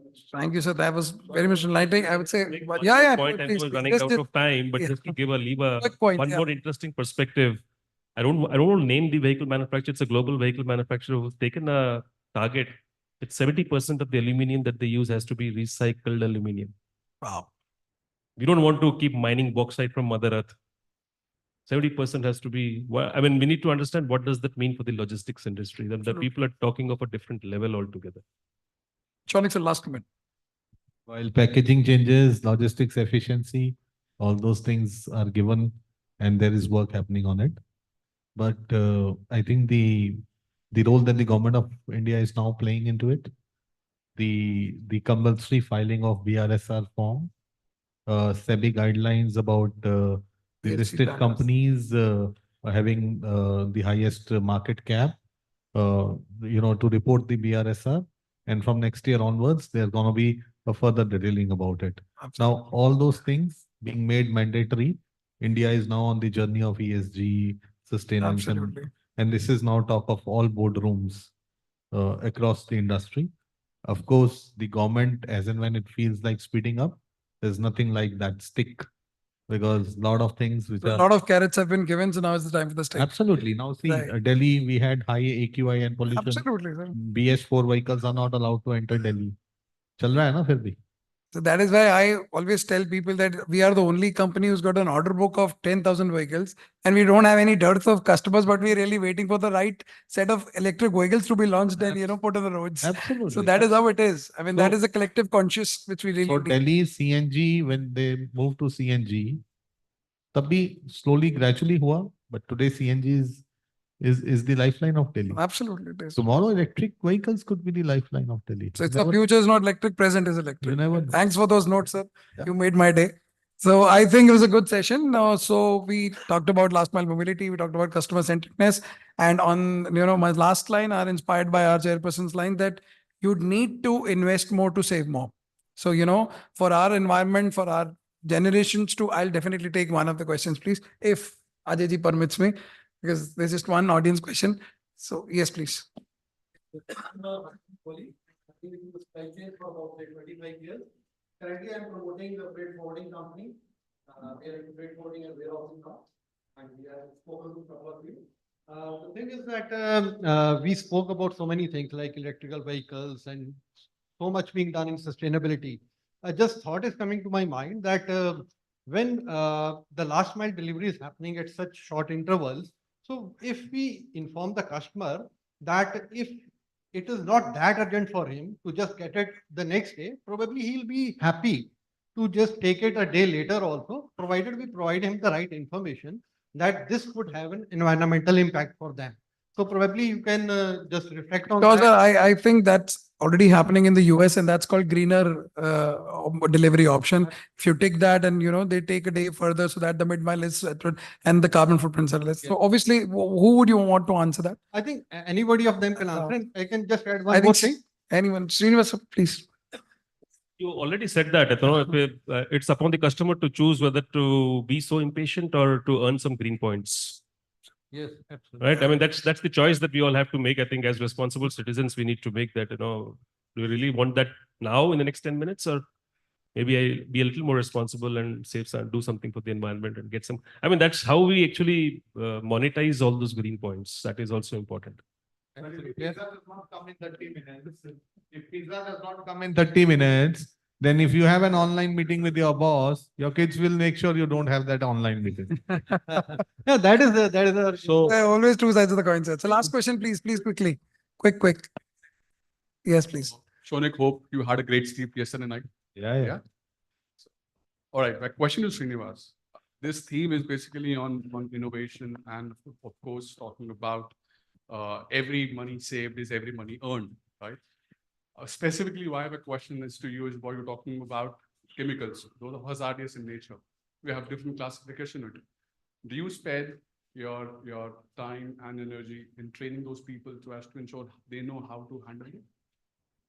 And this question is for everybody, because if you were talking about money saved and money earned, logistics is all about knowing that people should know how to handle your stuff, right? Then only you'll get to know the optimization, the innovation, right? And also that. Yeah, please. So one thing is for sure, from the time that the chemical enters our factory, we make sure till the time it is consumed, it is maintained at a certain temperature. We have our warehouses which are equipped with temperature controlled chambers, right? The challenge that I'm talking of is while it is transported from, I don't know where, from a factory in Gujarat to our factory in up north, how does it, what temperature zones is it passing through? Is it maintained at a certain temperature? All I can today track is, okay, the vehicle is in this city or whatever, it is passing through what zones. But what about the temperature? So I think now the data loggers have just come in and we're waiting for some good companies to actually give you that service. And temperature. Yeah. Temperature. Also. Yeah. Okay. We had a shipment where it was from Mumbai to London, it was there. It was a particular temperature. It was throughout the aircraft over there. What happened is the moment the aircraft landed in London, what they did is the manpower who handled the cargo, they kept the cargo right beneath the aircraft engine. Wow. So the data log, after 2 days, we got an email that we need to Malfunctioning. Correct. Right. So that is one. And maybe the pharma industry and everything is working on full truckloads. What happens if there are multiple transshipments happening? Yeah, because we've had these challenges where we've found out that, in certain transshipments, this was not maintained. Correct. Last point, Shonik boss, please. Last points. So, as far as supply chain is concerned, we handle orange category of material. A lot of it comes from Gujarat. GNFC is our biggest supplier. So a couple of things we've done. One is we've gone in for big ISO tanks, right? So ISO tanks, everybody understands. So it makes sure that even in an accident, the chemical does not spill on the road. At least it protects everybody else and your chemical as well. And there cannot be more accidents with respect to that. Secondly, we've started using multimodal logistics for transportation of our chemicals. That's not only given us a freight benefit, that has also given us a time benefit. So as a result, we keep lesser inventories and payment terms are all advance, right? So we save a couple of days of interest cost, right? Now that's on this part. Of course, drivers are educated, and then our laborers in the factory who are handling chemicals, right from the unloading of the container to storing it in the warehouse to dispensing it on the shop floor. When it's a fairly automated process, there's very little manual intervention, and wherever it is, we make sure all safety norms are being followed. There are dedicated guys taking care of that particular area. Thank you, sir. And we can take some offline questions during the high tea. I think it was a good session. Thank you for your patience. Thank you, everyone. Thank you.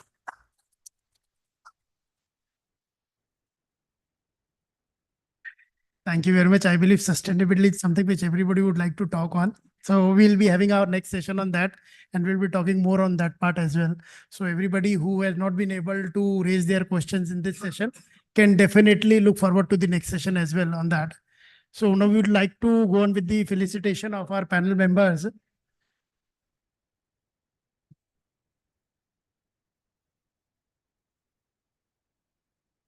So I would like to request Chanpreet ji and Vikram ji to please come forward. And along with them, I would like to invite Mr. Vijay Vishisht, Assistant Vice President from Safe Express, to please come and join us for felicitating our panel members. I'd like to invite Mr. Shaunik Goyal, President and Head Supply Chain, Sheela Foams Limited. Sir, please come here.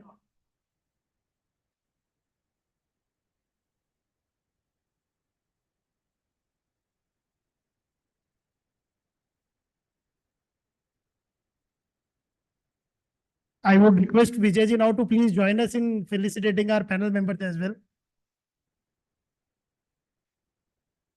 Shaunik ji, आप आइए ना center में. These three will be here to felicitate you.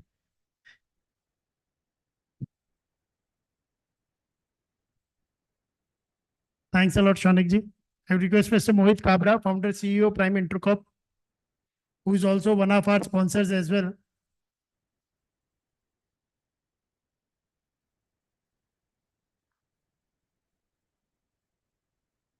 Thank you, Mohit ji. Mr. K. Srinivas, Executive Director of Pranab Vikas India Private Limited. Thanks a lot, sir, for making it out at such a short notice.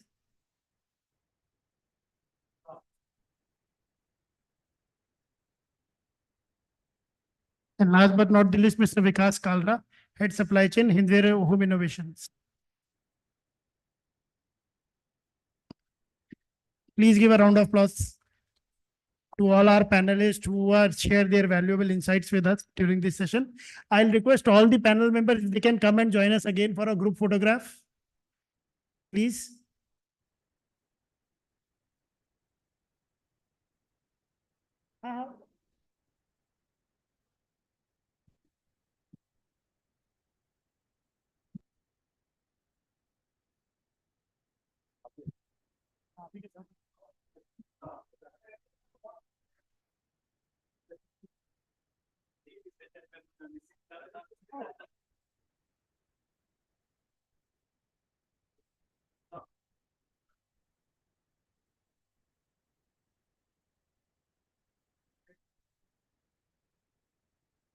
Thank you. Now we'll move on to our next session, which is Sustainability and Supply Chain Management 4.0, wherein we will be discussing on reducing the retail carbon footprints.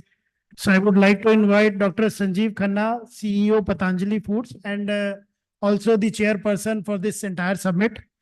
I would like to invite him on the dais. I will just read out a brief profile of Dr. Sanjeev Khanna to you. Dr. Sanjeev Khanna is one of the most prominent name in Indian corporate world. For over 3 decades in a management graduate from Kurukshetra University. He has the unique distinction of setting up and leading the business operations of Honda Cars, Samsung Electronics, ITC Limited, Metro Cash and Carry, Big Basket, and before joining Patanjali Royal as its CEO. I would like to invite Dr. Sanjeev Khanna. Sir, please come on dais.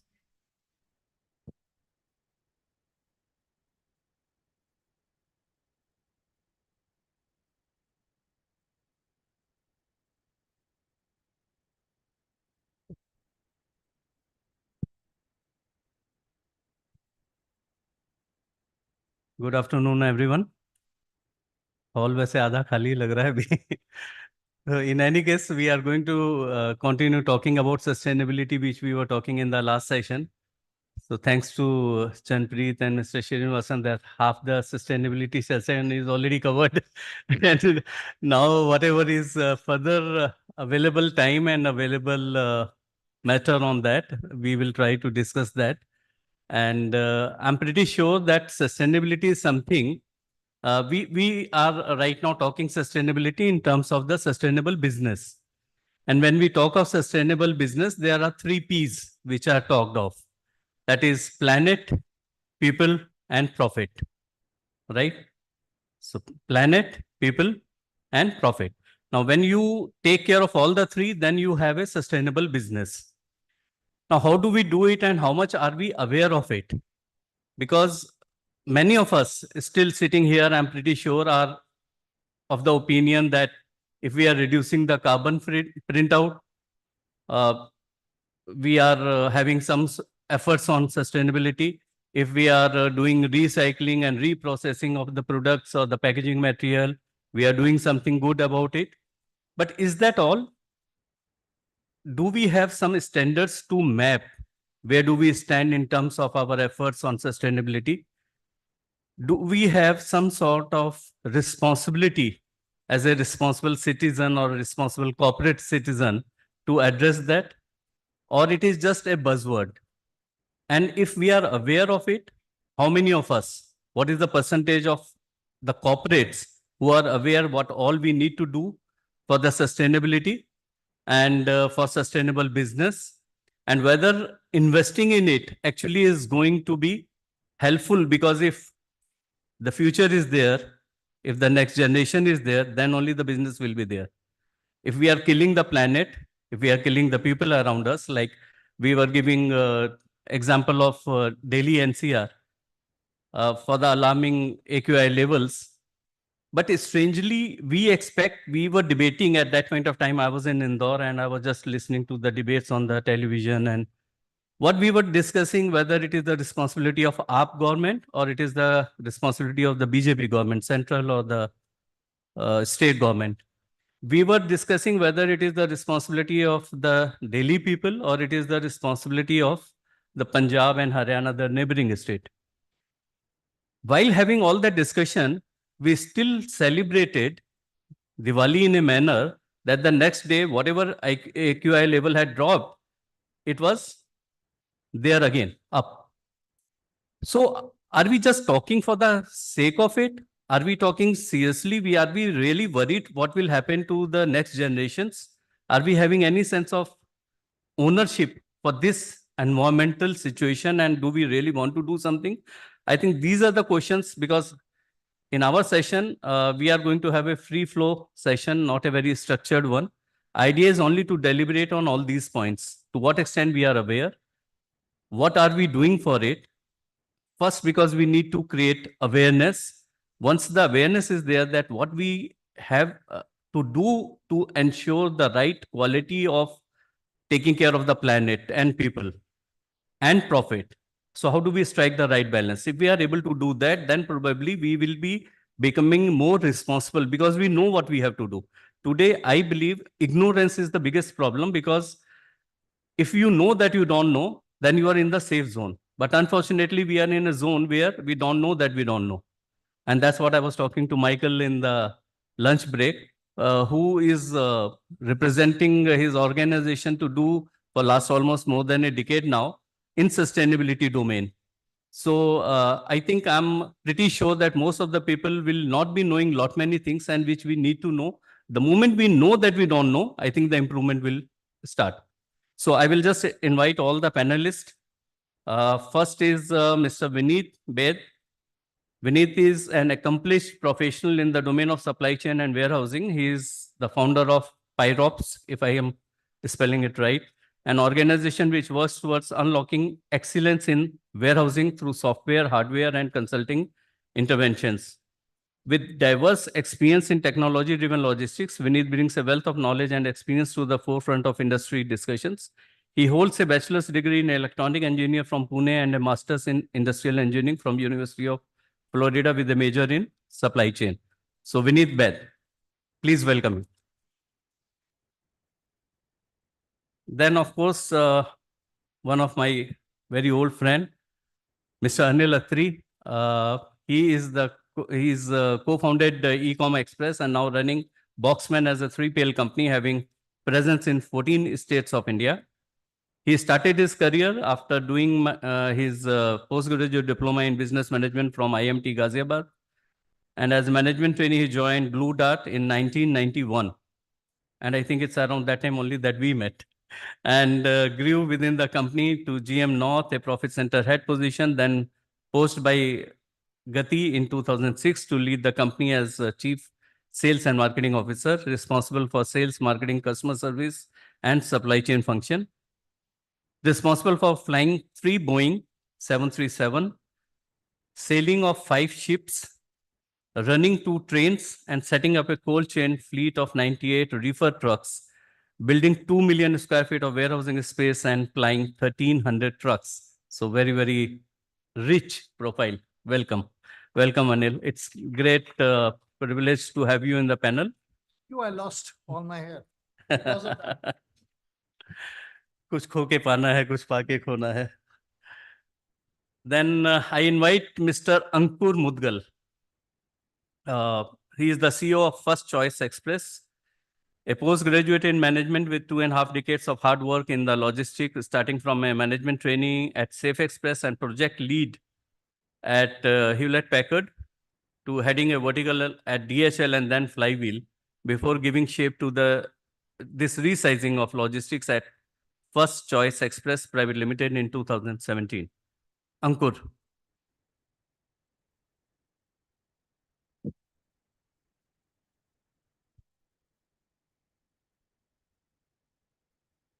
And last but not the least, Amit Agarwal, a supply chain and IT professional with more than 15 years of diversified experience in e-com, healthcare domain with Jabong, GoJavas, Snapdeal.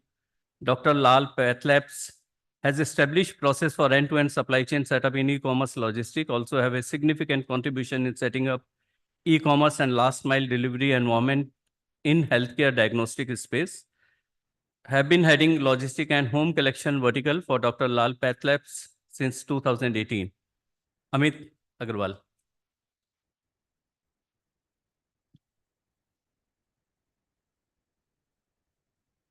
So far in all the sessions, the panel moderator had been standing, but with your permission, I would like to sit there and use the same mic to continue with the session. I hope that is fine.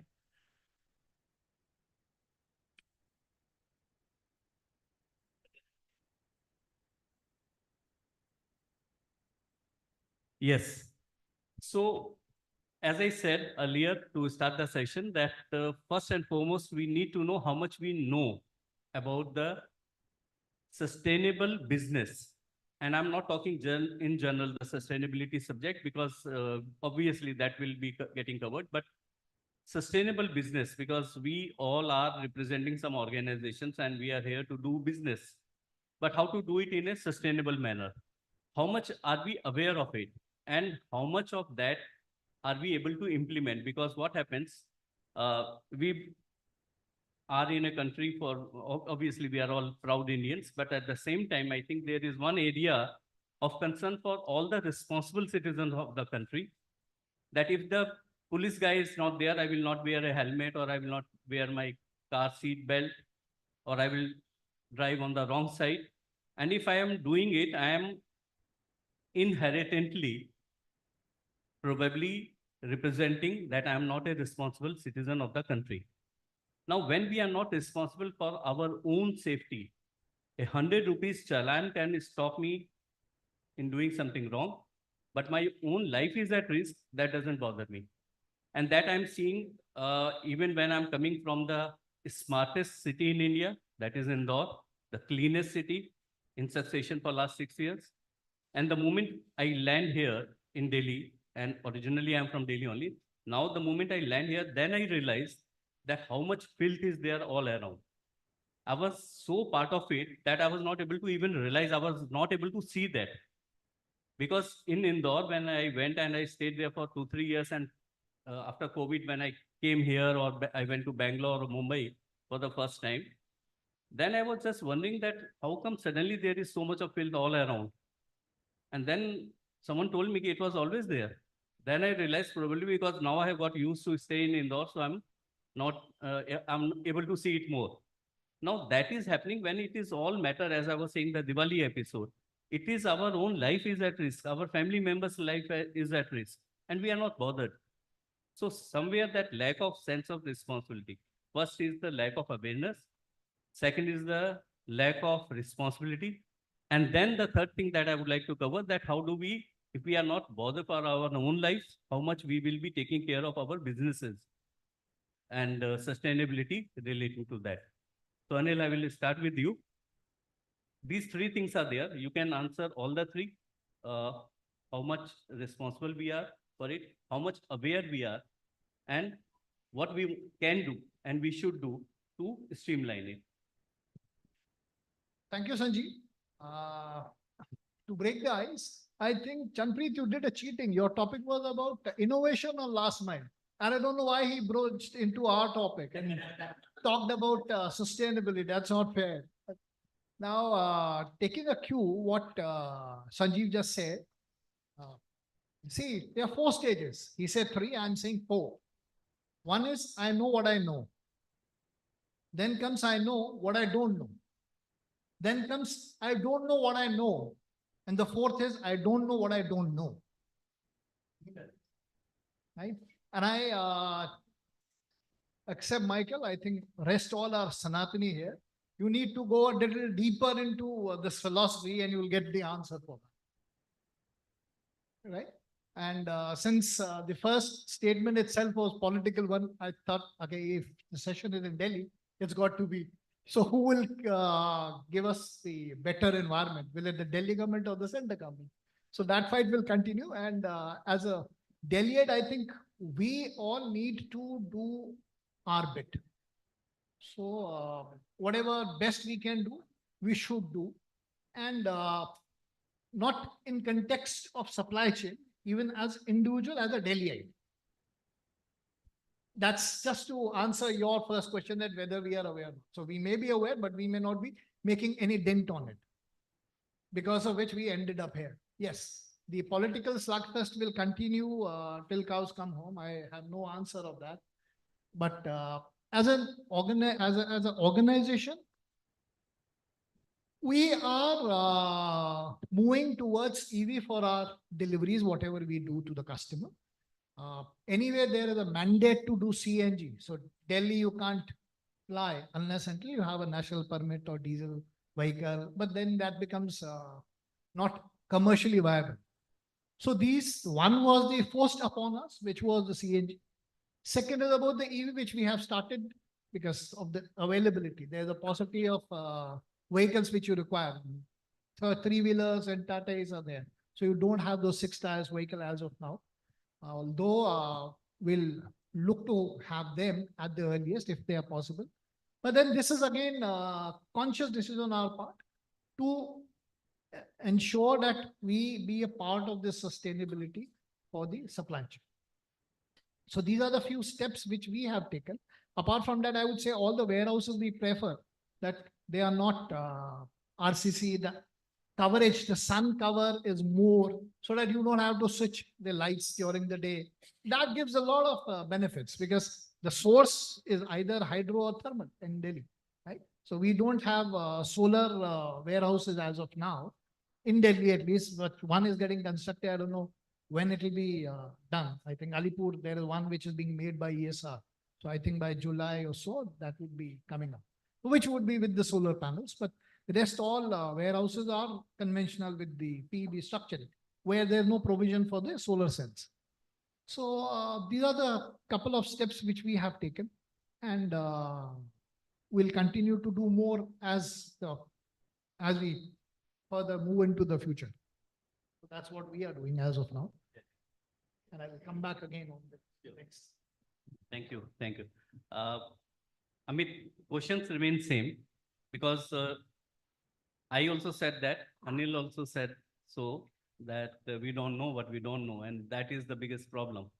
And when we don't know that we don't know, at least we should move to that state where we know what we don't know, so that some improvement starts coming in.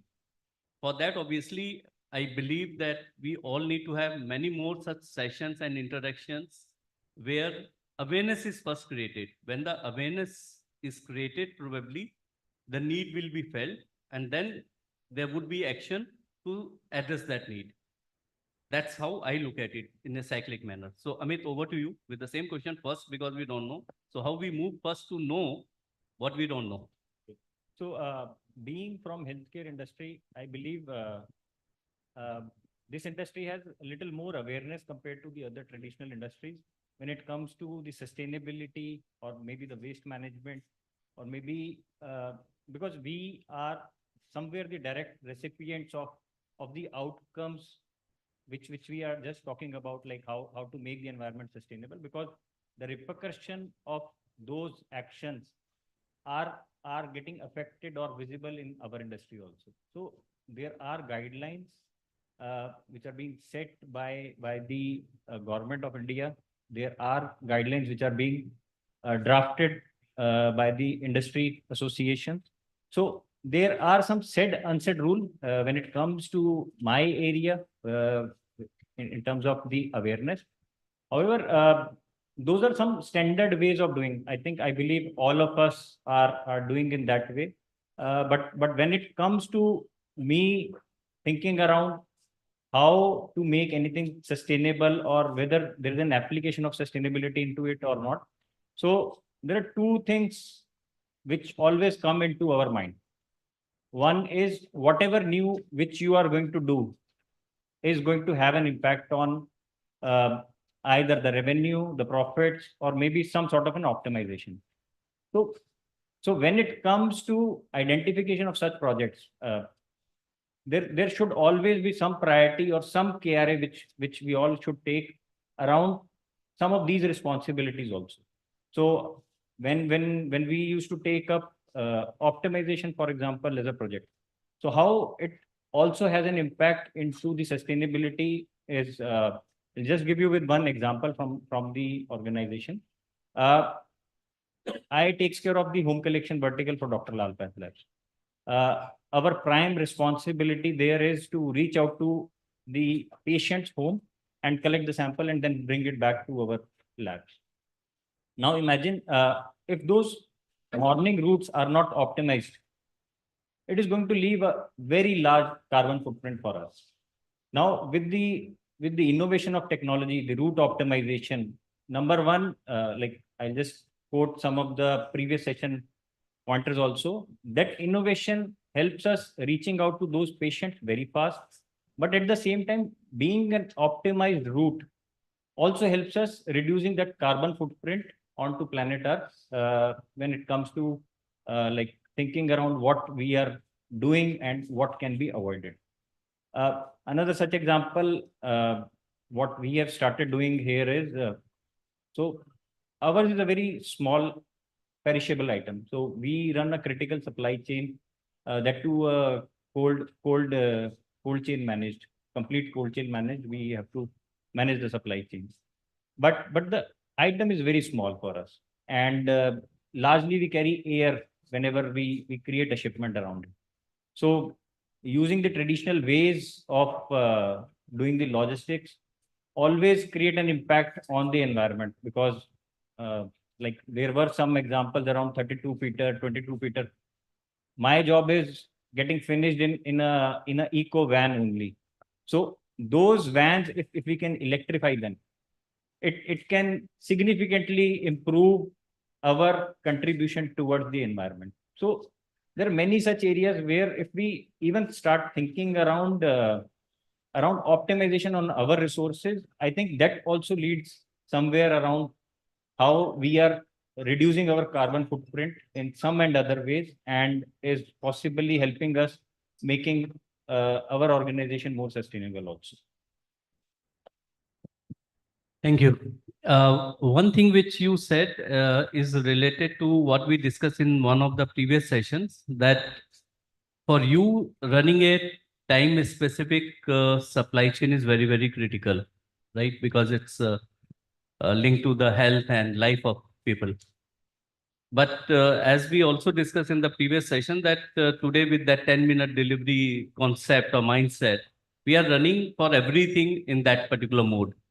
I believe that as a social responsible person, probably we need to avoid that, minimize it, and restrict it, for those kind of products which are not really that critically needed.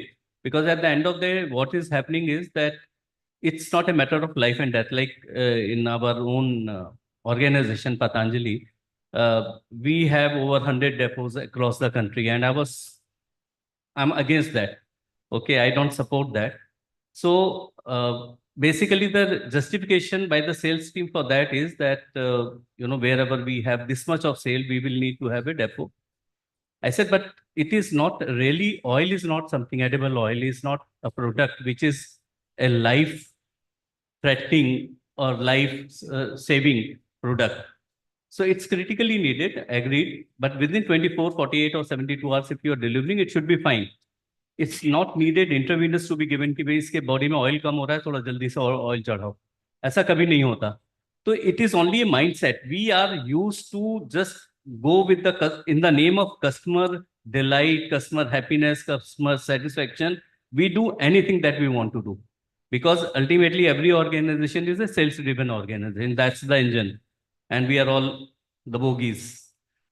And I think that is where the customer behavior needs to be corrected, and it needs to be understood. As I said, that government cannot do much. Like you have the norms here defined, the framework is defined that you should not have crackers, right? But I think Delhi had one of the highest sale of crackers. And I think that is where it is some sense of responsibility that has to come in. So Ankur, over to you with the same questions. But one thing that I think we all need to address is that how do we create that awareness? What can we do to create that awareness? Because if we are able to create that awareness, then probably the correction will start. But somewhere we are all missing that. As a customer, I order from Blinkit and I get it in 10 minutes, though it is not really that critically needed. So I think somewhere we need to discipline our own selves. And that is probably would be the beginning. Thank you, first of all, sir, for having this open session. Taking a cue from what you've already discussed, and then adding up certain examples and the real life situations that we've been through. So you started with people, planet, and profitability. So I would say profitability is actually an inherent property of sustainability. It's the other way people think that sustenance and sustainability are two very different things. So people think that, in fact, not people. Taking the next question together with this about the awareness, I wouldn't shy away from saying that I myself wasn't aware that I always thought that sustainability is something which is for the DHLs and the HPs I've worked for. It is not for younger organizations like ours. But when I actually dive deep for this session, I realized that the most profitable jobs that we are doing today are all sustainable. So ultimately, it came down to that profitability is actually an inherent property of sustainability. We should not be thinking that if we are doing some certain thing which is sustainable, it would add on to the cost and probably erode the profits. So, and as I said, that awareness, I built that awareness for myself, and now definitely it would be there for the teams. And for the examples that I mentioned, that the flagship product that we have for our organization, it was we brought into the industry for our sustenance, and from the experience that I've actually gathered in these 25 years, this is a 52 feet container which can actually carry 232 feet container loads in one. So sustainability is basically maximizing the resources and minimizing wastage. So today, I don't feel that there are organizations who can actually utilize a cube to the 100% of its utilization. So there are organizations like Sleepwell, which can use the entire volume, but not the entire payload. There are organizations like the batteries, which can use the entire payload, but not the volume. So there I would there I would request that there has to be certain consortiums within the industry where certain people, at least two organizations which know that they can combine their transportation and they can basically add value to their own supply chain, reduce cost, optimize utilization, and finally add value to the sustainability part of it also. So coming back to this 52 feet container which we have built on and which is taking loads of 232 feet multi-axle vehicles in one. So as I said, we did not realize that I am working too much towards sustainability. But when we work on this with Nestle, their entire Asia Pacific team was here. They applauded us like anything. People within Nestle got, I should say this, but yes, they got what they deserved. And so that is the time when they actually told us that how we are contributing at an Asia Pacific level, at a world level on sustainability, because tractor trailer is a proven model. It's only in India that we've not graduated to a tractor trailer model for transportation. All across the globe, the transportation happening on tractor trailers, bigger vehicles, 60 feet vehicles, 60 tons, 70 tons. So that's the kind of transportation which is happening across the globe. India, we're not graduating beyond 18 tons. And when this GBW enhancement happened, so this GBW enhancement was approximately about 20%. So this should have also added to a lesser carbon footprint by that percentage, about 20%. But how many of our supply chains have actually used that 18 tons of payload in that 32 feet multi-axle? I hope people sitting here are from the fraternity and they would understand what a 32 feet and 18 tons is. So earlier itself, the vehicles were being overloaded. So it is just basically that they got the mandate of getting 18 tons. So they are still carrying on with the 18 tons. But the others who were utilizing it, the same 32 feet cube by 12 tons, they're still using it as 12 tons. So the mandate which was shared for reducing a carbon footprint have actually not boiled down to that level. So we've not really realized that value of the GBW enhancement for reducing carbon footprint. So what I see now that these kind of innovations, so I'm taking your time now on the innovation front of it. So you took our time. Yes.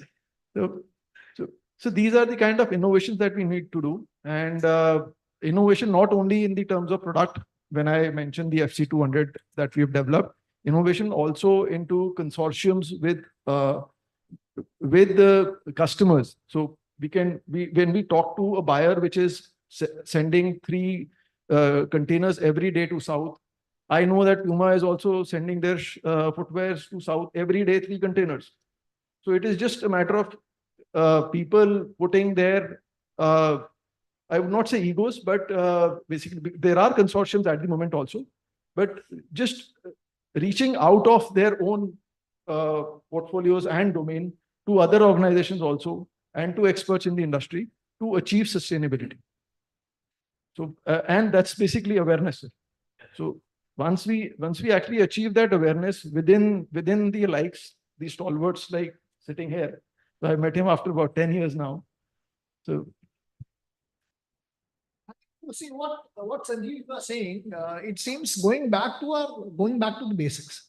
I mean, if you, I remember, I'm sure when we were, our generation, may not be the youngsters, but the others, when we were young, there used to be a shirt which was worn by the elder kid, then the younger kid, then the Nani and Dadi will create it something else. So nothing will get wasted. Whereas currently the generation, okay, I want to have chips, I need to have it now. So one way, I hope nobody from Zepto is here because you are saying that their business model is right, not correct, which is not sustainable. But this is exactly what you're saying. But looking at how to create awareness, I don't know if there is anything which is being done by PhD to create, I mean, all the industry bodies, not only PhD, like FICCI and others also, to create any kind of awareness about the sustainability of their business. So maybe this is a time that they need to take on the cudgels and take it forward. Just on the awareness front, one of our customers, Asahi India, they tried creating awareness about the transportation of glass. Transportation of glass primarily always used to happen in crates. So about 3 years back, they brought in these A-frames, which were basically returnable A-frames, or which reduced the use of these wooden crates. And it was all moved on these metal A-frames. This was 3 years back. at that time, all the other organizations took a note of it, but nobody actually came into it just because at that time it was a very capital intensive program for them. But just about a year and so, again, about awareness, there were regulations that this is the percentage of wood that you can use for packaging as compared to the products that you were moving out. So that point in time, everybody, SIE, Gold Plus, everybody came in. And we were part with Saint-Gobain from the beginning for the return logistics of these A-frames. So that gave us an advantage now that we are now today doing the return logistics for everybody, for Saint-Gobain, for Asahi, for Gold Plus. So about awareness, this has to be, you have to be aware about within the industry about, because this was all sustainability that Saint-Gobain thought of initially. And we were, I would say, lucky to be part with them, as this awareness has actually come to me today that all my profitable businesses are the only ones which are sustainable. So it's vice versa. Yeah, I agree. Yeah, thank you. Yes, Vidhi. Hi, thank you. Thank you for having me on the panel. I run a company which is into supply chain consulting and technology services. So probably I'll have a little different perspective on a few things. First things, the 4 dimensions we talked about, the matrix of known knowns and unknown unknowns. I think what we have here in a way is we choose to not know what we know. We as humans, as community members, we choose to ignore what we know and we choose to not do anything about it. That is, I think, a key problem statement which links to sustainability. We all are intelligent and aware of what problem we are leading into, but we are just happy not doing anything about it. I'll circle back on this later. Just tying into the technology bit of, I think the agenda is SCM 4.0 and sustainability. So I kind of break it down into 3 parts as to how SCM 4.0 can help with sustainability. The first part is you have some point solutions. So supply chains have various aspects. It could be packaging, it could be logistics, it could be warehousing. Each of these areas, as you delve into, you'll find various solutions which can be enabled through technology, which can help drive sustainability. It could be in terms of utilizing lesser packaging material. It could be in terms of shipping less air in boxes. It could be in terms of optimizing the vehicle utilization, like you were mentioning. So their technology can play a role in terms of bringing in point optimizations. I am calling it point optimization specifically because it is a local problem you are attacking and there are solutions around. And if you are not up to the curve, then you can probably invest some time in learning a bit about the subject and make some movement about it. And it should not be a big capex or dent in terms of what you're already spending versus what you will have to spend. The second part where technology can really help is the cost of error. So in my mind, and that's just my theory, that the carbon footprint of an exception handling is much, much higher than getting it right the first time. So if you have, if you're running late on a shipment, then you'll probably ship it by air instead of surface. If you sent a wrong dispatch to a customer, then there's a reverse logistics involved, and then you have to send a forward cargo again. So getting it right the first time is where technology can play a big role. And if you avoid that exception, if I can use that word, the carbon footprint of that exception can be avoided. So that's the second part. The third part comes in when you start collaborating with ecosystem players. Like, when we talk about supply chain as a subject, there's a local optima and there's a global optima. Global optima is more in books, less practiced in real life. From a sustainability standpoint, if you start collaborating with your suppliers in terms of using technology to have visibility, or like my friend here was saying, Ankur, that if you have some sort of a visibility or some sort of a forum where you can do load balancing between a player which is a high payload versus a high volume, and you end up utilizing the resources better, then that can lead to some sort of a sustainability benefit. But I'll take a little higher view here. All of this is considering that the demand is there. I mean, we are sitting on the problem. The problem is aggravating at a much intense pace than any of us can control it. the rate at which the population is increasing and the rate at which the carbon footprint is increasing is completely disproportionate. And the answer to that, I mean, all of these optimizations are good, but somewhere we'll have to fall back and see what is the root cause of this happening. And that leads to the point that you were making, that when I was a kid, and probably this is a little later than when you were a kid, we used to get like 2 sets of clothing a year. Diwali पे 2 set कपड़े के मिलते थे, हम चलाते थे साल भर, अगली दिवाली पे फिर 2 सेट मिलते थे, और life was good, life was happy. So and if I look at my kid right now, and he's getting 2 pairs of clothing every event or every occasion, or maybe 10-20 pairs a year, then there's something wrong in the way we are embracing consumerism. And I understand this is a retail forum, and talking anti-retail probably is not the right thing to do. But if we are talking about sustainability, it cannot be small talk. It has to kind of come from within. Let's take some small examples. I had to take a decision of taking the metro here and walking a kilometer from the Horsecast metro, or driving over. I deliberated. I chose to drive. Now, this is the decision that I need to change as an individual.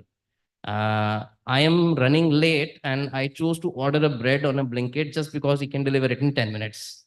That could be used to take a walk with my kid for 10 minutes and delay whatever was getting delayed. That results in some family time. It results in a walk, which helps me, and a lot of other things. Now, these small decisions, if we don't take as individuals, then I don't think we are moving towards sustainability. But this is the consumer side of it. There's the business side of it. I think on the business side, I think it's an awareness problem more than the behavior problem. Businesses are a little less aware of what options are available and where to look for in terms of solutions. That's it. Thank you very much, Vineet. It was really very, very interesting perspective that you shared. There are 3 key stakeholders in this whole process, or maybe in most of the business processes. One, the government. The second is the corporate. And third is the individual. So as individuals, I think there is a lot more that we need to do, because in every area, it's not relating necessarily only to sustainability, but as a corporate responsible citizen, or as a responsible citizen of the country, I think we are failing in many duties and responsibilities. So no awareness is needed there. People are aware, but the short circuiting has become a way of life. And I think that is where we need to correct ourselves. Second, I think the one point that you have said, I tend to agree with that. It's the corporate who needs to be more aware. Corporates are still not aware what we are missing. And again, as I think in one of the session I said, is that you need to invest more to save more.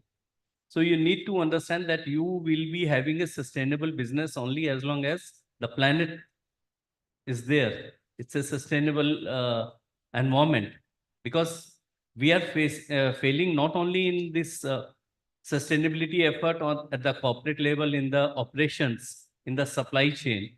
It is even at the social sustainability, that you know that you need to pay this much to an employee, or these are the perks or benefits that you need to give. We are missing on that also. So globally, when you talk of sustainability, that is also an integral part of it, the social sustainability. But we never talk about it. So I think corporates need to be really groomed, and I believe that CII, FICCI, PhD Chamber of Commerce, they can play a very important role in creating that awareness for the corporates first. Because once that awareness comes, then the need will be felt, and then the correction will start. So I think we are left only with 1 minute. So instead of asking another question, I would just like to ask all 4 of you if you want to have any concluding remark. I have one out of box thinking, that maybe, like, we remember some time back we said, or we heard about, say, something called brand value. I mean, people used to arrive at 100 crores or 200 crores or 1,000 or whatever the number. Maybe this may not be the right forum. Institute of Chartered Accountants of India can come out with that they should create something like sustainable value. And then they can decide where it can be put in the expense side or the asset side, and whichever way. Maybe that would act something, or act like a catalyst for the corporates and organization to to incentivize.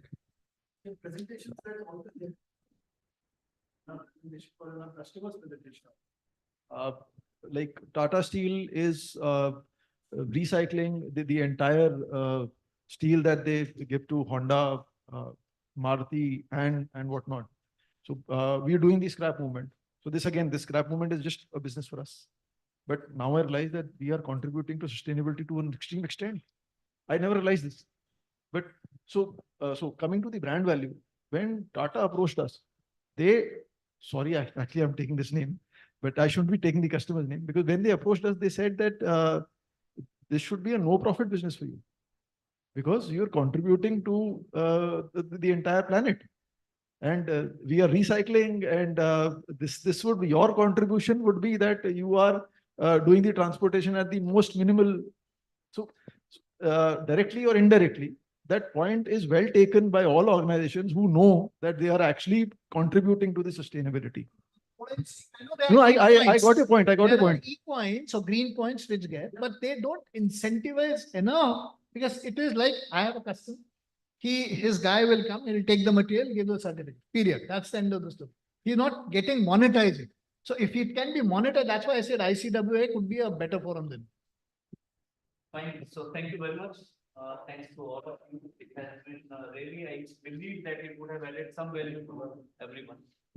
Thank you very much for a patient hearing, and look forward that we really become more aware, more responsible for ensuring the sustainability and adding value to planet, people and profit. Thank you. Thank you, sir. Thank you very much. I will go with the felicitations of our panel members, sir.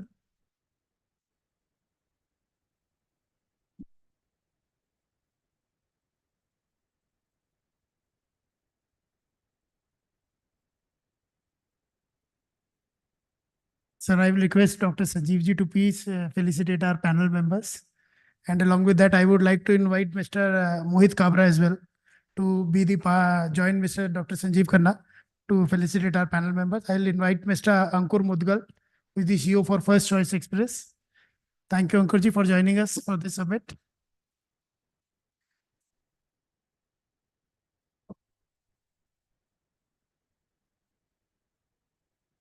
Mr. Vineet Bed, founder Precision Pyramids Private Limited.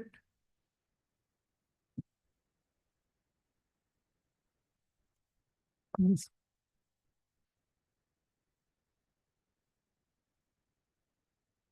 Mr. Amit Agarwal, Head Logistics and Home Collections, Dr. Lal Path Labs. Guys, please give a huge round. They had spared their time, shared their valuable insights with us on the subject matter. And last but not the least, Mr. Anil Atri, Managing Director, Boxman Logistics. Sir, thank you for making your presence at such a short notice. Thank you very much.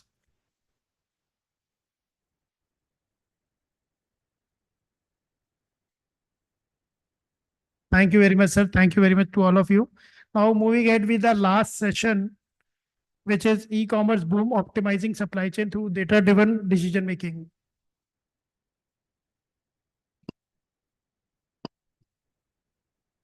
I would like to invite Mr. Ankush Mehra, who is the CEO, co-founder and director for AM Marketplaces Private Limited, to moderate this session. And since he's joining us, I'll just like to read a brief profile about Ankurji. Ankurji is the experienced strategist and a startup enthusiastic with a passion of building businesses across retail, manufacturing, B2B, B2C, omni-commerce, senior supply chain specialist with more than 27 years of work experience, and known for creating and managing high responsive, yet cost-effective and efficient solutions. Ankur Mehra ji, please. Good evening and hello everyone. I'm Ankush. I come with 27 years of experience. Was part of different corporates for about 15 years, then decided to start my own company that's e-commerce, and started limeroad.com way back in 2011. And that's a time when the e-commerce business was booming, and we started, we call it not an e-commerce company, we call it a technology company. I'm a hardcore data guy, and started as a software programmer and moved into supply chain. So it's a combination of supply chain and data. So that's my profile. Oh, he's here. Okay. Okay. He's here. Must be here. I saw him.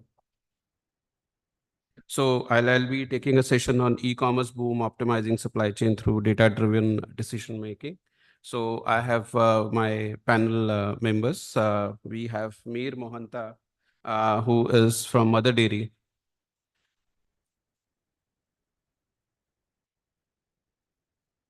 Mir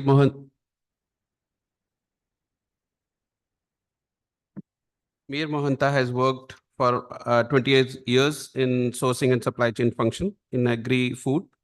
He has a varied experience in entire food chain from crop production, procurement, food processing, as well as food retailing. He has rich organizational understanding as he worked with multinational companies like PepsiCo, Oil Orissa, Aditya Birla, as well as quasi-government, that's Mother Dairy organization. His commodity experience spans across a host of commodity categories like cereal, pulses, spices, edible oil, and flavors. His latest and most challenging assignment is managing fresh fruits and vegetable supply chain. His expertise involves around creating a agrarian value where there is farmers to the market. Currently, he's working as general manager with Mother Dairy. On his current profile, he's directly dealing across 20 states with different farmers. Amir.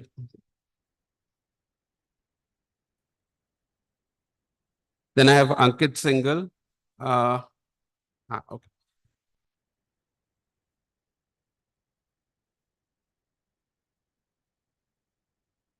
Ankit heads sales and strategy vertical for e-commerce business line for 11 years, 8 years in Shadowfax, and he's the founding member of the company called Shadowfax. Ankit is also responsible for key account management, new sales, growth strategy, and customer service. Worked with various functions within the company. That's a cross-functional experience he has. And a hardcore data analyst, we go along too much. So me and Ankit have good sessions in office for data, for doing a lot of things we do jointly. Yeah. Then my other panelist is Sagar Sachdeva.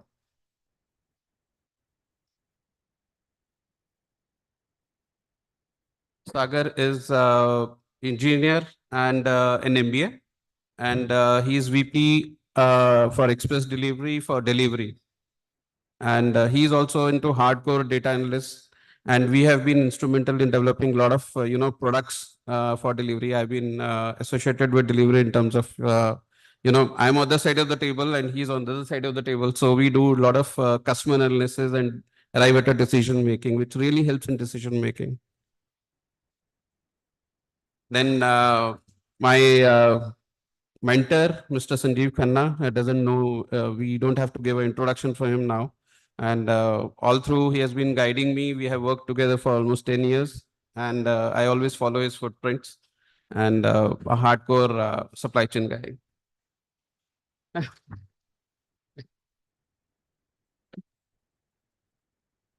So now I start the session with asking a question to Mir, which is how is Mother Dairy leveraging e-commerce developments?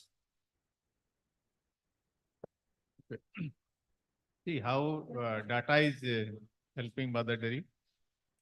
See, if you look at the composition of participant here, mostly logistics and logistics professionals are here.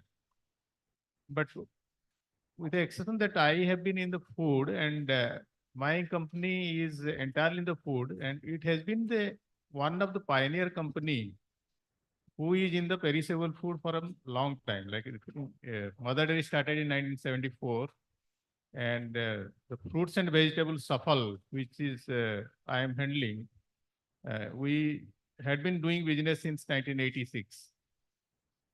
And this is all possible because we are onto the data, and our data starts from the demand. Although at that point of time when the company started, these were not in the form that is data is being used as today, but data was the basic structure and basic backbone of this company's survival and sustainability over a long period of time. So you started with, as a company started with the demand, and demand driven supply chain was created from since the inception. It is the demand which drives, and then it goes back to the right up to the farmer who produces, because all our products are being produced by farmers, be it fruits and vegetable or milk, or and then subsequently these are being value added to different products. So in fruits and vegetable, we have a crop plans for the farmers. We have taken the demand, and then we break it down back to the farmer and what farmers will be growing during the year, which period, what season, which geography, how much quantity. So detail a crop plan is given, annual crop plan is given to the farmer. Farmer grows it, and we similarly from front end, we get the data. This is the demand. D-3, we let them know that this is likely to be the demand. And D-2, they send the dispatch it. It reaches our central distribution system. And throughout the day, they harvest it. By evening, it reaches distribution center. And throughout the night, it dispatches takes place. In the morning, what the customer get is a fresh in their retail outlets. And we have more than 1,000 outlets in both the sectors. So that's how the data is being used. And today, the same data, which used to be in raw format, has got many more applications that are available today, like demand forecasting, weather forecasting, which is something that is very important to us because you never know at any point of time there is a heavy rain, Himachal is cut off, there is a landslide, all our Apple trucks got struck. So all these are the issues that we face. And for us, climate and data are very, very important to us. That is, earlier it was difficult. Data analytics was not used so the way that it's being used now. But with the use of data analytics and data forecasting that is available right now, these have become more convenient and better. So Mir, if I understand right, you use customers' data to analyze what is being forecast. You forecast that and then you get it, ask farmers to grow that particular crop over a period of time and then do a full-fledged planning on that and you take a decision on that. And probably this depends on the sale. So what all technologies do you use for this data analysis? Or it's on some other platform, what you have? If I can have more information on this. We have, like, if I may start talking about the computer use, NDDB, the Mother Dairy's parent organization, started using the supercomputers in the 80s. The mini supercomputers was imported from US. From that point of time, it started, and somewhere in 2000, we started doing SAP implemented, or 2007-8. And right now we are complete on SAP platform. And we have small apps wherever it is required, which have been created, like logistics and other things. So we have a great set of data sets available, and we are managing, because our front end is also managed by third party, like the retired defense forces. So we do a social service by engaging the defense forces in the front end, like they are concessioners that they are in the retail outlets are the defense ex-servicemen. So they are also being trained as to how to manage their balance and how to analyze the data, because everything data originates from them, it flows back. So that's how we have the ability to do it. Great, thanks for giving an insight. Now, my next question is to Sagar. What are the key challenges the organization fails in optimizing their supply chain, and especially e-commerce business now, which is booming from last almost 10 years? If you see, the graph has really gone from this stage to this. So, yeah, I think the first thing, as you mentioned, that it is booming, that itself is a challenge. Yeah. For supply chain, it is a challenge because we are into delivering parcels, right? Our company is delivering parcels. So if people start ordering more and more online, right? One day on a particular pin code, there is a demand of 1,000 parcels to be delivered, and on the next day, suddenly there's a sale and the demand goes up to 2,000 or 2,500 parcels, which is a growth of 150%. Do we have enough number of people on the ground to deliver that? Mhm. Now, that is a challenge that we need to be aware about. And as we know, like we just gone past October, which is the peak season every year. Yeah. Now, we have large e-commerce companies running sales during that time. Now, for that, our planning starts 3-4 months in advance, where we need to understand on a pin code level, and even within the pin code on a locality level, what is the kind of volume that we are going to get.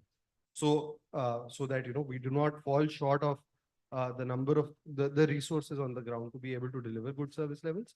That's one. And also we don't have extra resources so that, the productivity targets are maintained and the cost does not shoot up. So this is one of the challenge. Forecasting is a very, very important thing in our business, and not only from a last mile point of view, even from the line haul point of view, right? So as I mentioned, the number of parcels being delivered, there is also the average weight of a parcel, right? Now, 100-gram shift upwards can completely change our calculations in terms of how many trucks do we need to run in a particular week or in a particular lane. So, yeah. So how do you manage those? Suddenly the volume of a particular hub has increased, and you have planned something else, and it results in an RTO, because we heard in the session that any delay will result in an RTO because the demand goes off. It's something like if one day delay, ठीक है, चलता है type. Second day he'll say, oh, अब आएगा देखेंगे. And third day you are late by 3 days. The customer says, oh, अब तो लेना ही नहीं है, something on those lines. So, and then the negative marketing goes off, that say X company doesn't deliver on time. So how do you do that? Yeah. So the first thing is, fixing the inputs. Yeah. We partner with almost everyone who's selling online right now, being the market leaders. Now, can we partner with them? Can we coordinate with them so efficiently that we get the right inputs from them? They are able to tell us that, hey, this is the volume that they're going to get. Of course, a lot of times it is not even their control as well. But if we get those inputs correctly, we are able to plug it into our models, which then gives us the correct output in terms of what is the kind of requirement we have in terms of resources on the ground. Now, sometimes we do fail, and sometimes there are partners who do not, who share something, and then what really manifests is completely different. Now, to a very large extent, we deal with it. But there are also times, if somebody says that they're going to give 1,000 parcels, they end up giving 3,000 parcels in a pin code. We do have to tell them that you have to stop somewhere. We have to stop somewhere, and we also have a commitment, as you mentioned, to our other partners as well, that we need to fulfill, and we cannot let the others suffer because someone else did not give us the right information. Right. So do you, based on some data, do you do some customer rating or customer analysis that this customer is good, or I need to deliver him fast, something on those lines? Or because if you talk for e-commerce company, that will have a data for their own setup. But if you talk of a business partner, and like you are a business partner to a lot of companies, so you must be having data for a lot of customer base, the database. So how do you think it will contribute you to help delivering fast? Yeah, so we do have, I'll give an example. In India as a country, right, where the addresses that people give while placing their order, right, they're in all sizes, shapes, and forms, right? Sometimes it is very, very difficult to really understand for the person on the ground in terms of where does that person has to go and deliver. Now, having delivered so many parcels over the years, our engine has been able to establish, something called an address fixing mechanism, where we can look at an address, break it down into parts, and then if it requires some correction before it goes to the ground, we are able to do that. And that really helps us deliver better, faster. It improves the delivery percentage by a couple of percentage points, which is very, very crucial for a lot of e-commerce companies. Great, great. So now my next question is to Ankit, Ankit, how do you, what's your take on data analytics and decision making in your setup? How you help customers to deliver more and get more insights on that? Data analytics is very, very critical for a company like Shadowfax. We've been slightly newer on the block compared to other veteran companies in the logistics industry. We've been 8 years into we've been working since last 8 years, but to grow at a pace at which we are currently growing, I mean, data analytics and decisions made based on data has a very, very strong or very key input because of which we have been where we are currently. In the last 8 years, we've been delivering in hyperlocal space. We started as an hyperlocal company where we were delivering for partners 30 minutes, 60 minutes deliveries, 10-minute deliveries to the end customers. Getting all of those information in real time from all the customers. For each and every order, we get more than 100 input parameters. Right? And analyzing those 100 parameters to give the best experience to the end customer. Yeah, right. Correct. That needs a lot of data analytics, and our team has been able to deliver that to some extent, but there is a lot of work in progress, which we will continue. It's an ongoing exercise. It's an ongoing. Yeah, correct. So my next question is to Mr. Sanjeev Khanna on what do you think we can do differently in terms of, faster delivery and e-commerce business booming. So what do you think supply chain the data can contribute towards that? What e-commerce companies should do that it really improves? I can share one particular experience of Big Basket, that the whole management of supply chain was practically not possible without having the complete data analytics available with us. And that stands true for almost all the e-commerce companies and for all times to come, because with the number of SKUs, which are practically in lakhs now. Correct. So if you have that kind of SKU and if you don't have data management, efficient data management, then there is no way you can run the business. Very honestly speaking, about I would say 30 years back, when you had joined as the expert of EDP. Yeah. You remember, we used to call it EDP at that point of time. And that was the first time that computers had come and we had started managing the data. And from that time today, if I think, I don't know how we were managing business till computers came and till the data analytics started happening. Yeah. And today, if you have to do the same business without having any data available, you just don't know where from you have to start and where and how do you end, because it has become the backbone of the business. And in e-com, it becomes all the more critical because the speed is the essence. Yeah. So to have that kind of a speed with this kind of complexity of the business, I think the only helping link is data analytics. So that establishes the criticality. Great. If you don't have efficient data management, I think. Yeah, you won't be able to make out the customer behavior, what he wants, when he wants, and what specific information he has. And so this puts me to a question to Meher, that how do Mother Dairy I think Mother Dairy started a e-commerce delivering to customers directly, right? Or somebody has to go towards the shops and buy it to Mother Dairy stores or stalls. If you can give me some more insights on this. See, Mother Dairy started as primarily Mother Dairy was a brick and mortar company with retail outlets with 300 plus 700, more than 1,000 retail outlets, both in milk and as well as Safal. However, looking at recent developments, we have also focusing on the e-commerce, and e-commerce are basically the localized one, where we are taking these retail outlets as a hub to service the local areas. So right now we have tied up with Flipkart and Zomato for local deliveries. we have our own app as well, which the concessionaires are using, and if someone is not willing to come drop into the booth, he can place order through the apps as well. So this is what is being done to cater to the larger mass and need of the hour. Thank you. Great, great. Sagar, if you can give me some more technologies, what do you use or what type of data analysis you do for a customer behavior? Yeah, so one thing for e-commerce, I think. For e-commerce, from e-commerce, For the e-commerce, session on purely e-commerce business. In India, I think even today, 60 to 70% of the deliveries happen with cash on delivery.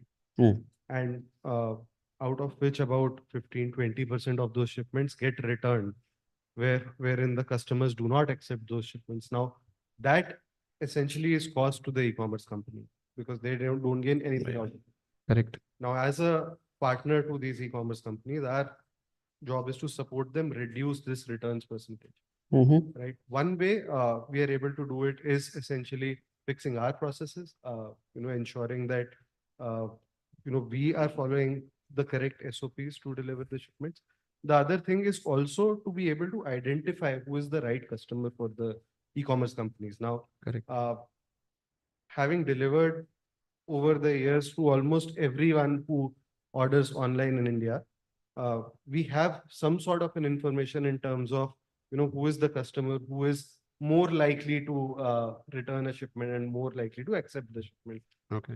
For that, we do have that understanding, and we can use this understanding, help the e-commerce companies in terms of, even if there is a customer who does not accept a shipment and the shipment gets returned 90% of the times, right, it is highly likely if we ship it to them, that it's going to get returned again. Now, do we want to incur that cost and ship it to them in the first place? And can we avoid doing that? That is something that we use data to the kind of output that we want. So you pass on that information to the customer and they give you some feedback. We have the capability of doing that. Right. Yeah. And same is the case with Ankit. Just wanted some more insight on this. I mean, in our industry, there are customers who be ordering COD orders, and those orders are returning back to the original shipper, which is an added cost to the e-commerce company. You have to closer to the mic. Closer to the mic. Which is an added cost to the e-commerce companies. We've been able to identify using data analytics a lot of such fraud customers ecosystem.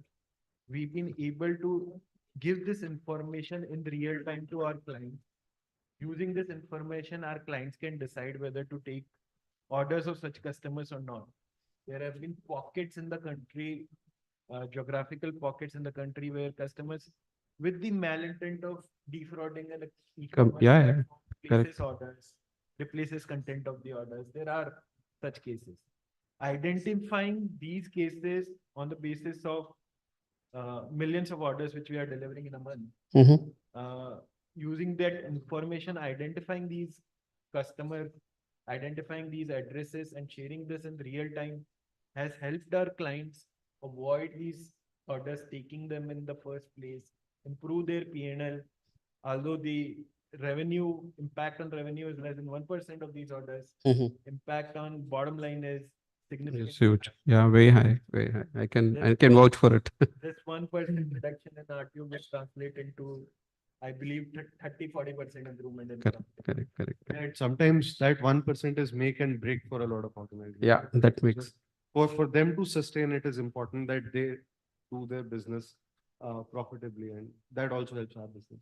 End of it. As a service provider, I think that would be our prime responsibility for the service, for the clients to give this information in real time. So what I understand, and to summarize this is we need to have a lot of data. We need to know customer behavior, and we need to take some good decisions based on that. Say, for example, what we do in our setup is we have a history of customers from last 10 years. They have been buying there. We have repeat customers. We have new customers. So our analytics gives a probability that how much customer is going to, what's a customer behavior, that whether he'll take the product or he'll return a product. And if the probability is high, then probably what we pass on to the partners, the business partner, that yes, you make an attempt, but yes, this is going to be a RTO. But I can't refuse to a customer. At the same time, the other action what we have taken is we have shown them, we block their COD, and it's only a prepaid, and especially where we feel that there is a fraud. So for us, data analytics is very important, and deep diving mining of data is what we do. We call our company as a hardcore data platform, not a e-commerce company. So, this is what I do. So over to Mr. Khanna to summarize something else if you want to add something. Yeah, I fully agree. And I think your experience in the industry, but in the e-commerce space, since you started off as a data expert, Yeah. and then from being data expert to the business expert, this whole journey would have given you a lot of lessons which affirm only Yes. that without efficient data management, today there is no way we can run the business, and there is no tomorrow for us. Correct. Unless we are very, very efficient in it. So, And another important thing is here that we need to keep in mind, it is again need-based data that we need to have. right. Today, lot many people get into that analysis paralysis. Right. Too much of analysis also does not take us anywhere. We should know to run our business, what are our critical management points, and what are those data points that we need to capture, what we want out of that analysis, and then only get into that activity. Because otherwise what happens that you have too much of data, and probably it becomes a little misleading also at times. Yes. Yes. Correct. Yeah. Thank you. Thank you everyone for this.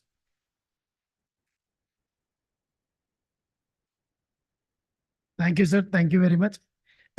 We'll start with the felicitations of our speaker. So I'll request Ankush ji. So please come. I'll request my team member Kanika also to please come here. So we'll be starting with the felicitations of our speaker, Mr. Mihir Moruta, General Manager, Supply Chain, Mother Dairy Fruits and Vegetables Private Limited.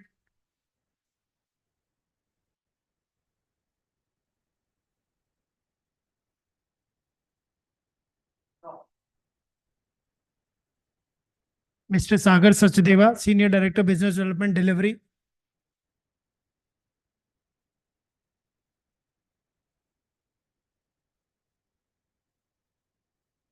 And Mr. Ankit Singhal, Vice President, Ecom Sale and Revenue Strategy, Shadowfax.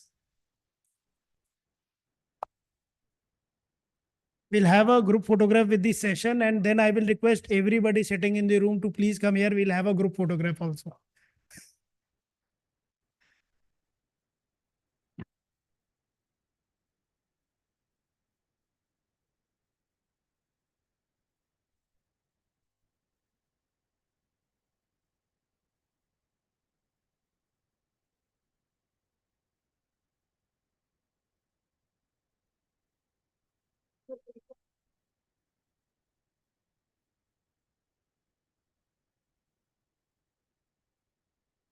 Kajal Aishwarya, please come.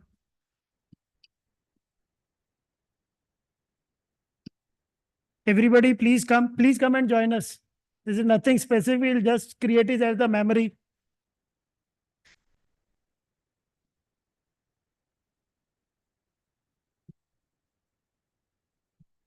We'll create 2 levels. That is not an issue. Please come here. Downstairs, upstairs, wherever you feel comfortable.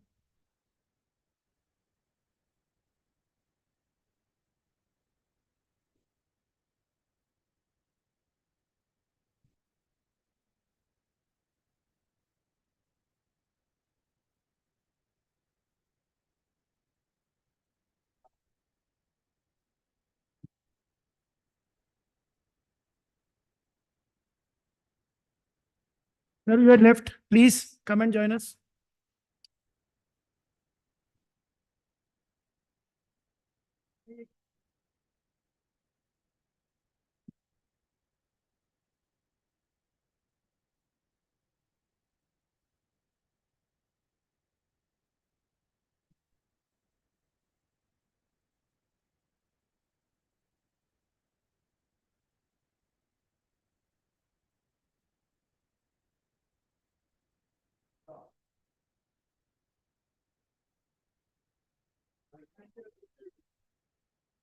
Thank you, everyone, and I'll request everybody to please join us for the high tea in the foyer area.